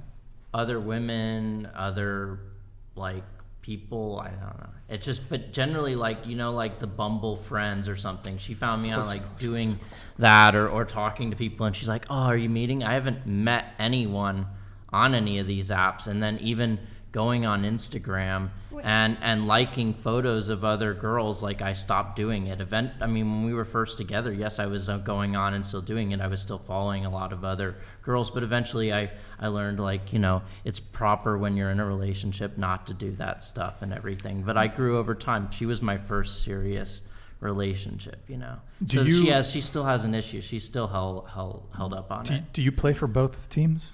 No. Okay, so you're straight. Yeah. But he told. What? I never told you anything. He said that he. Closer to the mic. Mic. Scoot your chair in if you have to. Oh my gosh. There you go. It's not really. Oh my gosh. Do I really want to say this? I do want to say this. Kind of evil though. That's your boyfriend. But like, what if it? But what if it like, helps somebody else? What if it helps somebody else? It's not helping anybody. You're just trying to embarrass me by things that are not even. Okay, like, honestly, just to go viral. Honestly, you're right, but also not right because it's something that I need advice on. But I don't know. I don't have no one to talk to but you about this thing that I can't talk about. You can talk to me. But you're not always honest about things. I am honest with you. For the most part, but you know. This is not the whatever podcast anymore. Yo, I'm gonna pull the super chat back up. Nick, is there something you want to tell us? No, she's just trying to go viral right now. Not true at all. Not true at all. Yes, she is. Not true at all. Do you guys wait? I'll let you go in just a sec. Do you guys live in Santa Barbara, or you live like north, like Solvang or some shit? Santa Barbara. We live in SB.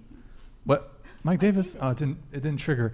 Oh, did he do it through? Oh, it's a super chat. Never had a LinkedIn, so this female is talking out her blank. I don't blank with Caucasian women, so it's a no from me. If it's snowing, I ain't going. If it ain't brown, it ain't down. I ain't down. Oh, I ain't down. Excuse me. No problem. I'm engaged. Yeah, sorry. No. It was more like Mike Davis is the homie, so like it was more just like, you know, he could get you some Burger King gift cards and, you know, maybe a complimentary burger. No burger. But okay. Well, I'll rescue us. I'll say what it actually is. No. I'll say what it actually is. Okay, one time I found him searching for something, but it was because of a pop-up ad. Because of, you know how when you watch movies and you pirate them, I saw something and it wasn't what I thought. So, like, you know those ads that come up with like inappropriate websites. This is going to be a really awkward car ride back home for you. Not really. Nothing's awkward unless you make it awkward. Jesus. I'm not awkwarded out. I really don't care. I don't care. I'm just saying that it wasn't really a big deal. It was just something like, because sometimes we don't want to like go on Netflix because there's nothing to watch. So I wanted to watch a movie. He wanted to watch, what movie was it? Pirates of the Caribbean? Do you need advice on it? It was some movie and. Oh. I do love the first part. W super chatted $99.99. Red. How does it feel to contribute photos and videos that continue to deteriorate the human mind? You stay with MICK not because you're the best he can do, but because he's the best you can do. What a shame, a beautiful face with a toxic heart. I'm not toxic. I'm an awesome person, and screw you. You're toxic. I'm great. He's great. We love each other. Otherwise, we wouldn't be together. We wouldn't be together if we didn't love each other, obviously. So, I'm amazing. I can get anybody I want, and anyone who doesn't want me, I probably don't want. Are you going to stand for that, Mick? Stand for whatever you want. Well, she does have suitors going after her, even though we're together every day, often. Mm-hmm. Has she ever slashed her tires? No, because we only have one car, so it'd kind of be like a self-inflicted wound. Yeah. So I mean, yeah. Wait, I'm gonna move away from this. Okay, so do you have a brother? I do have a brother. Older, younger? Younger. Younger, how old? 16. Oh, okay, never mind. I was gonna ask like a dating related question of his experience, but I assume he's too young to really be dating, you know? He tells me that he has too many hoes to have a girlfriend. My 16-year-old brother. Your 16-year-old bro, he's got too many hoes. Yes. He's really? the 1%. That's what he says. Is your little bro's a Chad? Is he watching, you think? I don't Is he in the know, chat? honestly. I haven't seen his name. Shout out little brother. But yeah, he's like a gamer, popular water polo player. Okay. Oh, water polo. Okay. Yeah. Okay. So he's got too many houses. His problem. Yes. Okay. All right. Just curious there. Okay. Hold on. Let me check if we have any. From Indonesia. Okay. What's up? Hold on. Lucia, thank you for the 50. Hello from Indonesia. Q, we want men to value sex by not watching porn, but women also get angry if men care about body count. When I think men who care about body count is because they think sex is valuable. Isn't ignoring body count add up to hookup culture? I don't think so at all. I think if you don't care about body count and we don't have hookup culture, why would you need to care about body count? If everybody's body count's low, right? Why would you need to care? Well, you would be caring about it. Yeah, but like if there's no hookup culture, right, and you assume your body count's low because there's no hookup culture, why would you need to care? Well, I mean, if money grew on trees, then that would be cool, but it's a bit of a hypothetical scenario because there is a hookup culture, and I mean, even when there wasn't a hookup culture, men throughout all of human history, actually I think both genders throughout all human history valued chastity, valued sexual purity, both men and women, right? For religious reasons chiefly. Mm-hmm. Although men were more invested in it because one of the reasons men care about a woman's body count or a woman's promiscuity, if a woman's promiscuous, you cannot guarantee paternity. So one of the biggest L's as a guy that you can take is raising a child that's not yours. Right. So a promiscuous woman or a woman who's not a virgin, if she's sleeping with other men and she gets pregnant, then you can't guarantee who the father is. Now, obviously today in the past, I think DNA test came around in the 1980s.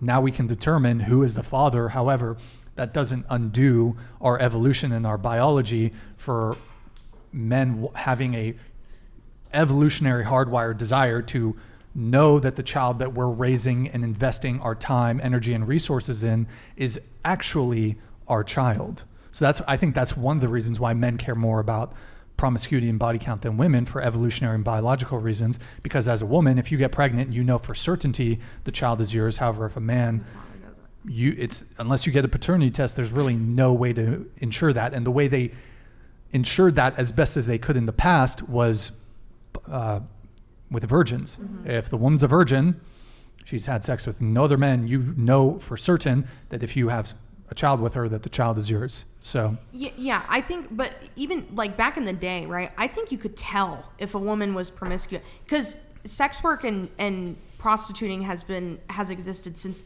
the dawn of time. Women, as soon as women figured out that they could commodify off of sex, that's what they did. So it's like it was in the olden days. So everyone thinks this whole OnlyFans stuff is new. It's not, But I think a true promiscuous woman carries it with her. Like you can tell when a woman's sleeping around. So yeah, you can. I mean, there's definitely indicators. Although I would say that there are definitely some unassuming women who you would not think, who are shy and quiet and introverted and reserved and aren't blasted with tattoos, and they can be. There's some promiscuous chicks out there that might not be able to. And by the way, if you have tattoos, it's not for sure that you're promiscuous, but that is one indicator that men are going to look at, be like, is she heavily tatted? She's maybe, again, you could be super relationship status, but men do look at the degree to which you tattoo yourself and think, she might be more promiscuous because of how fucking blasted she is on her fucking, full sleeves or whatever it is, so. Well, I'm sure you looked at me and like did not assume that like sex addict was the words that were going to come out of my mouth, right? Because it's like, whoa, like, it's just like shocking. But yeah, so I agree with that. Yeah. Yeah, I mean, I think a lot of guys can tell. I mean, it's in your behavior, it's how you move. Again, we've had women on the show who you would never think it, like very demure, mellow, like very reserved. And we had a 19-year-old girl who had slept with 33 people. And she was like super sweet, very calm, reserved, and just so stay safe out there, gentlemen, because sometimes they're unassuming. Okay, so shit, I had one final question, but it slipped my mind. Did anyone else have like a question or anything? Or yeah, not so much a question, and we talked about it a bit earlier, but I just wanted to comment on how refreshing I think this conversation is. Shockingly, we're very different people, but all of us have come together on a multitude of very countercultural talking points tonight. Rejecting the pornography industry, rejecting the idea of hookup culture, quitting your hormonal birth control, waiting until you're married to have sex, wanting committed long-term relationships. These are all things that very much go against the grain of what culture tells us we should be embracing and running toward. And I have nothing but hope for our generation, despite so many people telling us that we are hopeless and destroying the foundation of Western society. Conversations like this need to be happening more, and I'm just really refreshed and encouraged by this. Well, hey, good times. Thank you. Okay, anybody else? Anybody else? Speak now or forever hold your peace. Mick, final thought. Follow my friend Jake McCollum. He has a smaller YouTube channel and needs more subs. Just being a good friend. Okay. What's that term called? Shameless plug. Okay. I mean, you can follow my Instagram too. All right. Okay. Okay. I feel like I had one last question. Going out to the bars, writing. Gamers? Did we talk about? We were talking about gamers. Oh, yeah, guys, go to twitch.tv/whatever. Twitch.tv/whatever. Link is in the description. Drop us a follow. Eric, if you can pull it up. Drop us a follow. If you have a Prime sub, drop us a Prime sub. Quick, free, easy way to support the show every month. If you have Amazon Prime, you can link it to your Twitch. Quick, free, easy way to support the show every month. Hey, thank you, everyone, for following. Thank you, everyone, tonight was overwhelming, all the chat and the comments and everything. So really thank you guys so much for all your support and patronage tonight. Okay, so let's wrap on the Patrice clip. Let's do Patrice O'Neal. Eric, can you pull up the Patrice O'Neal clip? Oh, here, pull this one up real quick. Hashtag free Mick. Mick? You're free to go if you want to, but I mean... Bro, like I said, that's going to be a fucking awkward ride home. Really. Right? Or is it good? Are you guys good? There's a little tension. I'm not gonna lie. I'm good. Like I said, I let go of things. I'm very calm and fine right now. Anybody? I detected a little tension there. I don't know. 5 years. A little tension. Arguments. There's no tension. Yeah. Why is there tension? I detected a little tension. Where? Just a little bit. You're a gaslighter, Brian. I'm gaslighting. Do you want there to be tension? No. You want there to be tension? No. There isn't any. Well, you were. Well, sometimes we don't agree on everything, so sometimes we can get a little annoyed for a minute. But that's not. Yeah. I'm fine. Well, we definitely have our disagreements. You were airing his dirty laundry a little bit. That's where the tension was. Did I say anything? I mean, you kind of alluded to him being potentially gay. I mean, I don't know. Which I'm not. So that seemed like the direction it was going. I don't know. Anyways, whatever. Not that there's anything wrong with that. It was literally just referring to like an ad pop up, like on Google. You know, when you're watching a movie, you're pirating it, and you see some, corn on the internet that you're not supposed to see. Then what did you need advice for? It was about what you think about Bumble. Like, if your boyfriend, girlfriend has Bumble, like, do you think that's okay? Keely, No, you're on in a relationship. OnlyFans. Yeah. You're getting fucked by other dudes. Not Give anymore. him a little space. Not anymore. No, what do you mean not anymore? I haven't even gone like doing a video in like more than 6 months. So I haven't touched anyone else in like 6 months except for him. Okay, so, but fine. But you had previously. Do you still strip? I haven't gone to the club in over like a week or 2. But I'll quit today. Like I said, I will quit. But is this like an intervention? Is this like your coming to Christ moment? I mean, can we get some Deus vult? I want to see Deus vult in the chat, boys. Okay. Wait, so the whole thing about you stopping your OnlyFans, is that really? Because you're probably gonna get some followers after the show. So. But what if I don't post anything? What if I'm just getting followers? Or what if I just post a picture of me in like a regular outfit like this, like a selfie without anything? Because no one knows what you have on there until they subscribe. Are you gonna keep like the ahigao and the like group scenes up? The what? Are you gonna keep your existing content up? I mean, I can't really take it down if it's online, but if it's on OnlyFans, I can take it down. If yeah, that's what I'm. Me to. Do you want me to take it down? No, she has great photos on there. Right, you want her to keep making money, I assume. Yes, they're very nice photos.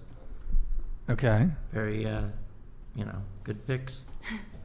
So is this are you gonna do it? Is she deleting her OnlyFans or what? No, I don't think she should. If anything, that would be the one thing she shouldn't. Deus Volt in the chat. Okay. What is it? I'll start one, to be fair. I'll just post feet pics. Okay. Oh, all right. Okay. One last question for you. So you said 8 body count, correct? Correct. Okay. But so you're 18. Was that mostly through high school? Was it like? All of them were high school besides my boyfriend now. Are you from Santa Barbara? No, I'm from San Diego. San Diego. Would you say like amongst like in high school for people in San Diego, is there like a pretty big hookup culture in high school? Absolutely. Really? Okay. Mm-hmm. In like middle school for kids, like elementary school even. Yikes. It's that bad now. Elementary school? Mm-hmm. In Chicago, the public school district is handing out free condoms to everyone starting in 5th grade, so 10 years old. Oh my God. What the fuck? I heard a crazy story about Isla Vista Elementary School and how like a janitor like caught some like 4th graders like. Okay, well we know where you're going with that, but yeah. That's a yikes. That's I was a virgin until I was like 17 and a half, so I mean. Lucky. So. Oh my God. Choice. Okay. My choice. Sorry. Well, what about them putting condoms in the women's restroom at some of these places? Well, they're handing them out too at women's prisons even, which tells you something. Tells you that something's allowed to go on in there, which shouldn't be allowed. Well, and this might be a controversial take, but I don't think male prison guards should be working in women's prisons. Like it creates like a horrible. It creates a risk because there's one guy and everyone wants something clearly. Yeah, and it creates like procuring prostitution. He could just go and R-word the girls if he wanted to, and it's a prison. Nobody's doing anything about it. Female prison officers do that too, though. That's true, but they have a better chance of fighting back, you know? Like if a big old CO man is coming at you, what are you going to do? Well, and now they also have like men who identify as women going in there and impregnating.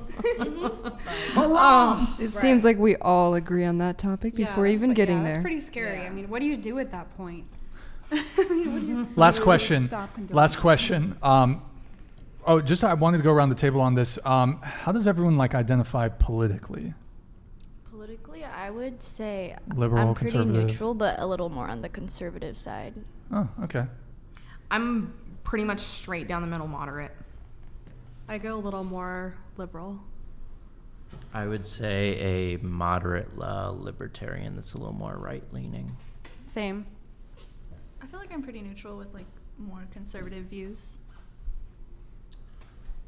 I don't know. I have been finding myself agreeing more with conservative views in the past few months. So a little closer to the mic. Oh, well, yeah, it's fine. Very conservative. I think the thumbnail speaks for itself. Yeah. Wow, I would have liked to have tried to stack the panel a little more have some liberals, but I mean, it seems like pretty moderate overall panel, I would say generally, with some perhaps leaning a bit more conservative even. Okay, so, I mean, the follow-up question, the reason I asked is because my follow-up question was going to be, would you date a guy who's conservative? Yes. Are we going one by one again? Yeah, we'll start with you. My boyfriend is very conservative, so yes. Based. I would date a conservative guy. I don't think he'd want anything to do with me. So, yeah. Probably. I like my liberal skinny boys that are, you know. Okay. Yeah. All right. I think as long as we align with the same core values, you know, I think that's important. Okay. Well. Oh yeah, us together. You know, I'm conservative. I want to be with a conservative guy. So what we got is good. I would actually only date a more conservative, moderate leaning Are you woman. guys conservative though? I mean, I would say not lifestyle wise, but politically. And I think that it matters that much in a relationship, because if I was to be with a woke leftist person, it's just like, what, are we going to go on one date? We're not going to agree on anything. It's just that way. But, you know, lifestyle wise, yeah, we don't necessarily, we're kind of like free-spirited hippies more. So. Eric, could you open the door? Go ahead. I think I would. Sure. Well, and I assume you guys, since you're conservative, you date. I'm marrying one. Well, God bless. Would you guys, assuming like, let's say you weren't in a relationship right now, would either of you two date a liberal guy? Absolutely not. Depends on how you're defining the word liberal. I think by today's standards, a classically liberal worldview is by modern standards considered conservative, and you're starting to see that benchmark transition very substantially before our eyes. Would I date a leftist? No. Okay, so you're saying like classical liberal? Yeah. Okay, gotcha. Brian, well, yeah. What about you? Because we're engaged, and I think this is pretty important. Yeah, I mean, I would date... No. What? Are you liberal or conservative? I mean, I've previously said I consider myself kind of moderate center. I don't know. I'd have to go down each issue one by one. Because I think, I don't know, it's hard to say what exactly I am. I think I'm probably fairly moderate. I think I'm right-leaning on stuff. Maybe on some stuff I'm left-leaning. I would have to really go down each issue one by one with you, because I guess there's a specific term for this. I guess what I don't like to see is I think people can have a conservative view on one thing and a liberal view on another, and I think it's kind of bad. It's not necessarily bad, but if you know someone's position on one political issue, you shouldn't really be able to know their position on the rest. However, if you know nowadays, if you know someone's position on one issue, you can pretty much guess. Well, a lot of moderate people on the right are for, like, there's that saying of like, I want a gay couple to protect their pot farm with a gun. You know, sure. Then that's the saying. Like a lot, right. And a lot of people, I think, who are very moderate nowadays, on the left and right, both have that viewpoint. You know, most polling is saying that we as a generation within Gen Z are politically homeless. So 52% of us are registering as independent, not as Republicans or Democrats when we're registering to vote. And I think that's going to start to show really substantially. It did in November, certainly, but will again next year. And I'm anxious to see, because I think most people would agree with you, Brian, that it's not a blanket statement. It's not a letter next to your name. It's a lot more nuanced and complicated than that. Yeah. So, I mean, to answer the question, I mean, I would date a conservative girl. I suppose I would date a liberal girl. It's really hard because like you said, these are kind of blanket terms, and like, what does that actually mean? Because, you know, someone who identifies as conservative, that can manifest itself in various ways in terms of what they actually believe.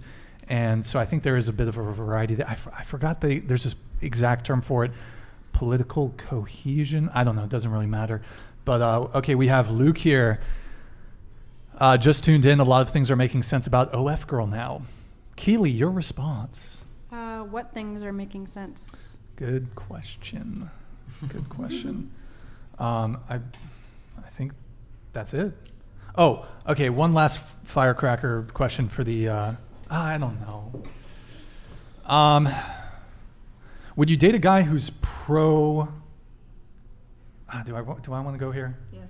Do it. You do. We've been here long enough. Okay. Let's do it. Would you date? Last question, then we're gonna wrap. Would you date a guy who is pro-life?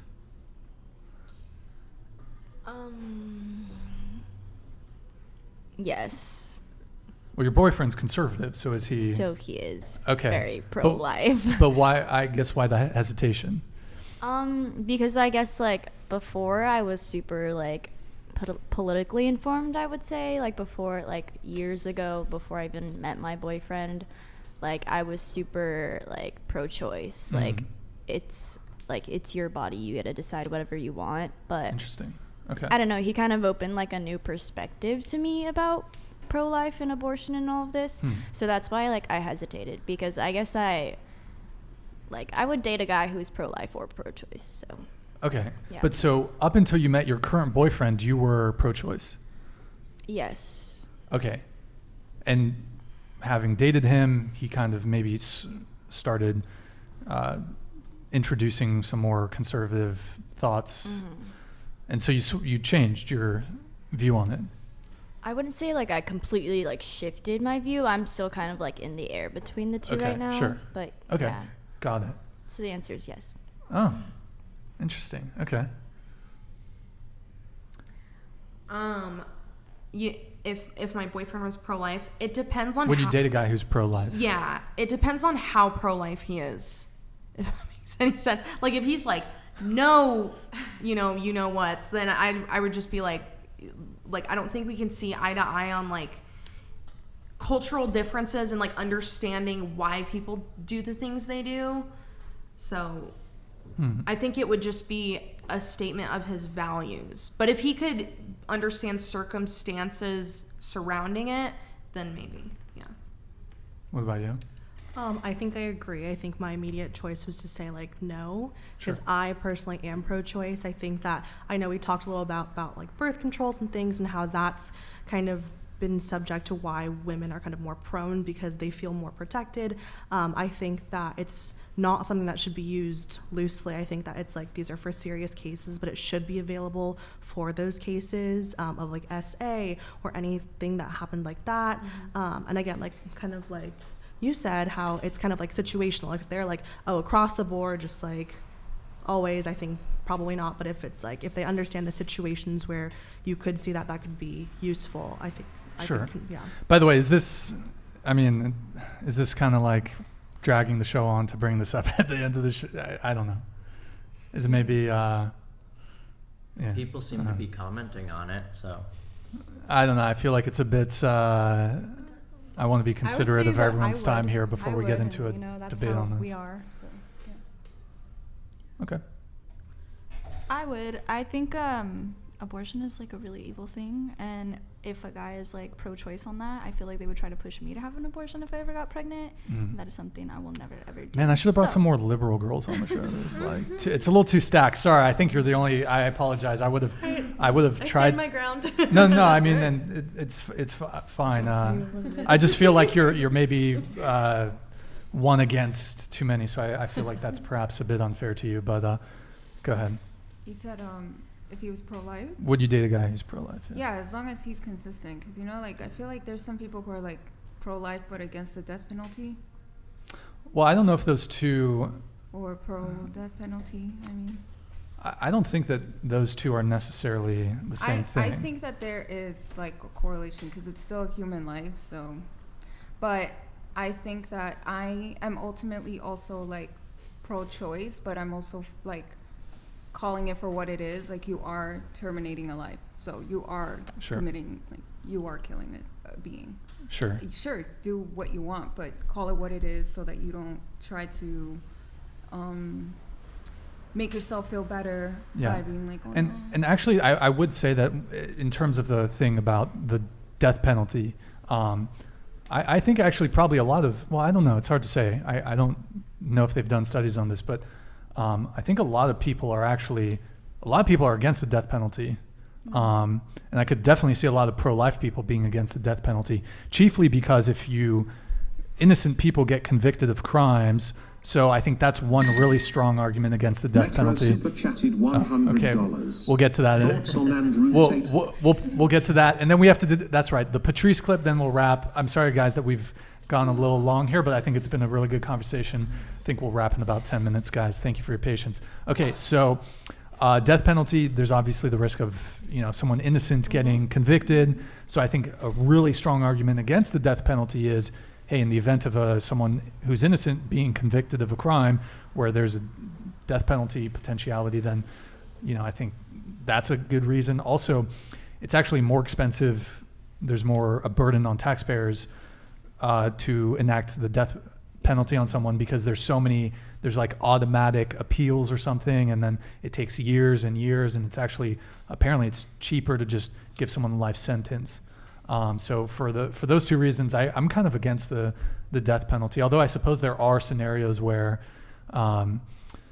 it's like undeniable that the person committed the crime, and the crime is so egregious and so heinous that conceivably perhaps death is an appropriate punishment. But I think the fact that innocent people have been put to death and the burden on taxpayers, I think life imprisonment is. Anyways, that's totally not related to dating, but yeah. Okay. I don't know. I kind of derailed the conversation there. Did you want to come in on something, or? I mean, short answer, I'm marrying somebody who's as pro-life as I am. This has been an issue that I learned a bit about growing up, but really didn't encounter until I was studying fetal development in college as part of my pre-med curriculum, and spent months learning about every single tiny thing that happens in the womb, every insane, impossible miracle that has to happen for us to even make it to a point of viability outside the womb, be born, be sitting here today.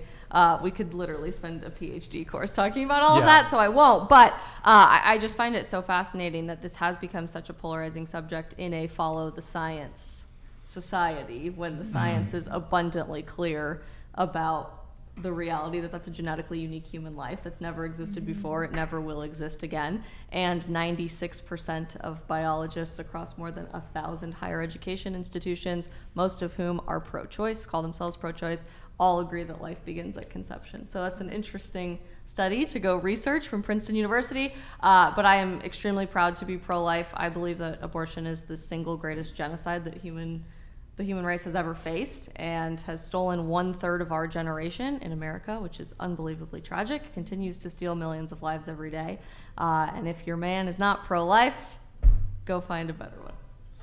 Okay, let's talk about Andrew Tate. Big switch. Your thoughts on Andrew Tate? I love Andrew Tate.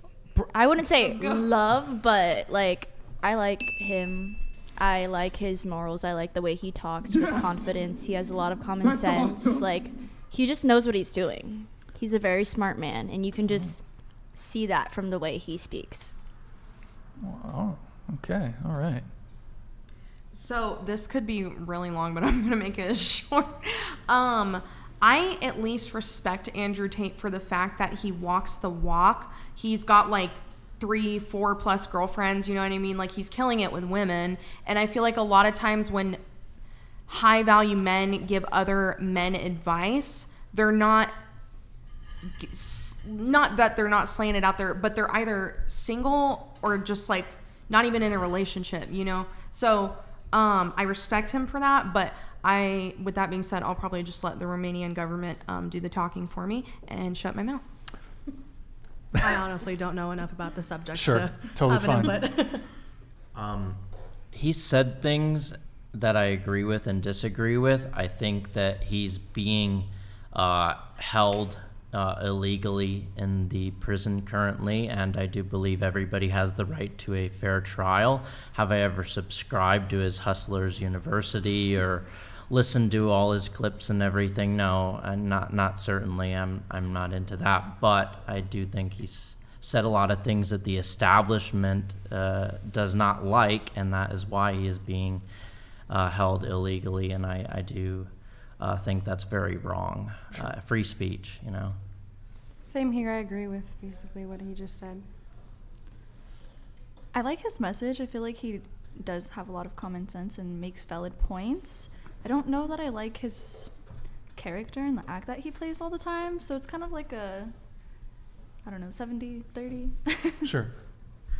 I think he's a genius in his own right, and but like I also don't agree with everything that he says, and I do agree that he deserves a fair trial.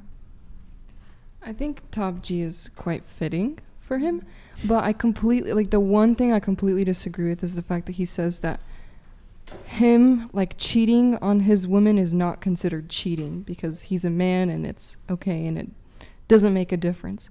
Completely disagree with that. I think he needs, at the end of the day, he needs the Lord. He needs the Lord? He needs Jesus. Well, he's a Muslim now. Did you know that? Yeah. Right, I know, but his brother is, Tristan's a Christian. Yeah. Yeah. Tristan's I assume technically Tristan's Andrew Tate is supposed to annihilate his brother. Oh, because of the beliefs. Oh, okay. Right, but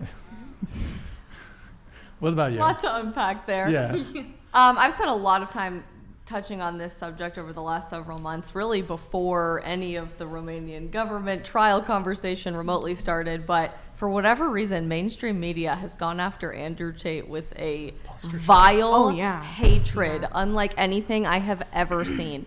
And I wonder how much of that has to do with the assault on masculinity that our culture has propped up for so very long. I don't agree with every lifestyle choice that anybody makes, any human being, particularly Andrew Tate. I think there's a lot to be said about promiscuity and cheating and dating multiple people at once that I personally do not align with as my worldview and my perspective religiously on the world. But our culture and our world is hungry for male role models, people who are going to encourage men to embrace masculinity and be the person that God designed for them to be. And the role that he has played through that process has transformed so many people's lives for the better. It's very fun to read the headlines with people freaking out about that and the posts on social media about it. But it just goes to show you how countercultural it is to tell a man that they can have value in themselves, that they can become a better version of themselves and embrace who they were supposed to be. Okay. All right. That's everyone's thoughts on Andrew Tate. All right, Eric. By the way, guys, if you want, we're going to react to Patrice O'Neal. So if you want, get your last minute TTS or super chat in. Otherwise, we're going to watch this Patrice O'Neal clip. If any super chats come in, we'll get to them after the clip. And then, we're going to wrap up pretty soon. All right, go ahead, Eric, if you want to pull up that Patrice. Oh, F11, please. Let me ask you a question. Here's a question. Eric, hello. Okay, ladies, if you didn't have a vagina, like say it was a terrible train accident, right? And the doctor was like, we have to remove your pussy right away or you're gonna die. How would you keep your man past, you get a 2-month guilty, I can't leave the bitch right away because you just lost a pussy in a train accident. Can't just walk right out on him. How would you keep your man past that if you didn't have a vagina? You can pause it there.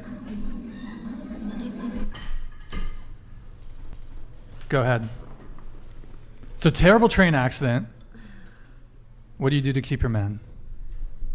I'm still gathering my thoughts right now, so I'll pass on to you. Okay, we'll come back to you. Yeah. Go ahead. God dang. Well, I guess I would let him sleep with other women. Honestly. Sure. Yeah. I feel like there's other means of things like oral or Okay. hand things that you could do. Totally. Keely, we'll skip you because you've already I'm gonna have to agree into the mic. I'm gonna have to agree with you. I just feel like that's even, I don't know. That's crazy. If I went through a crazy accident like that and then my husband was like, "Can I sleep with other women?" But so the question is, I didn't mean it like that. The question is, terrible train accident, had to remove the, Yeah. What do you do to keep your man? Well, I mean, if he's my husband and we're like already together, I feel like I've already done everything that I can do, and I'm gonna continue to be a good wife to him. Okay. Did you think of something? That's yet? honestly like exactly what I would say. Like I would not let my man go do things with other women. Like to keep my man, I think like like, I don't know. I'm already doing enough to keep him, like. Really? So I would say, like, personality is enough. Like, you don't need sex in a relationship, I would say. Like, it does. You don't? I would say, okay, you don't need sex in a relationship, but it's nice. And I think that sex, like, if you have sex in a relationship, like, it does, like, bring you closer to your partner, intimacy-wise, but you don't need it. Okay. What about you? I would let him have sex with other women, but I would also still do what I'm doing now that has allowed me to keep my man this long. And yeah.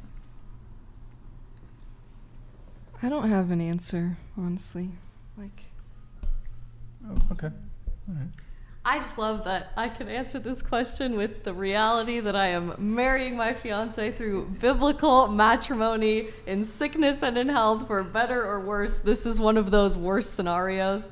And I think we view marriage as incredibly disposable today. How unbelievably shallow for us to suggest that just because you can't continue doing one activity in your marriage, all of a sudden your marriage is going to fall apart. Okay.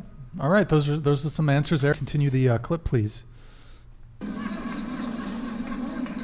Wow. Nothing? You can talk. Suck his dick. Okay. Mouth. Asshole. Okay, great. Do you see what I'm saying? Now, I've been getting pussy beamed the whole show, right? But I give women the opportunity to say, I'm going to make myself worth more. But you just classified yourself as a series of hoes. But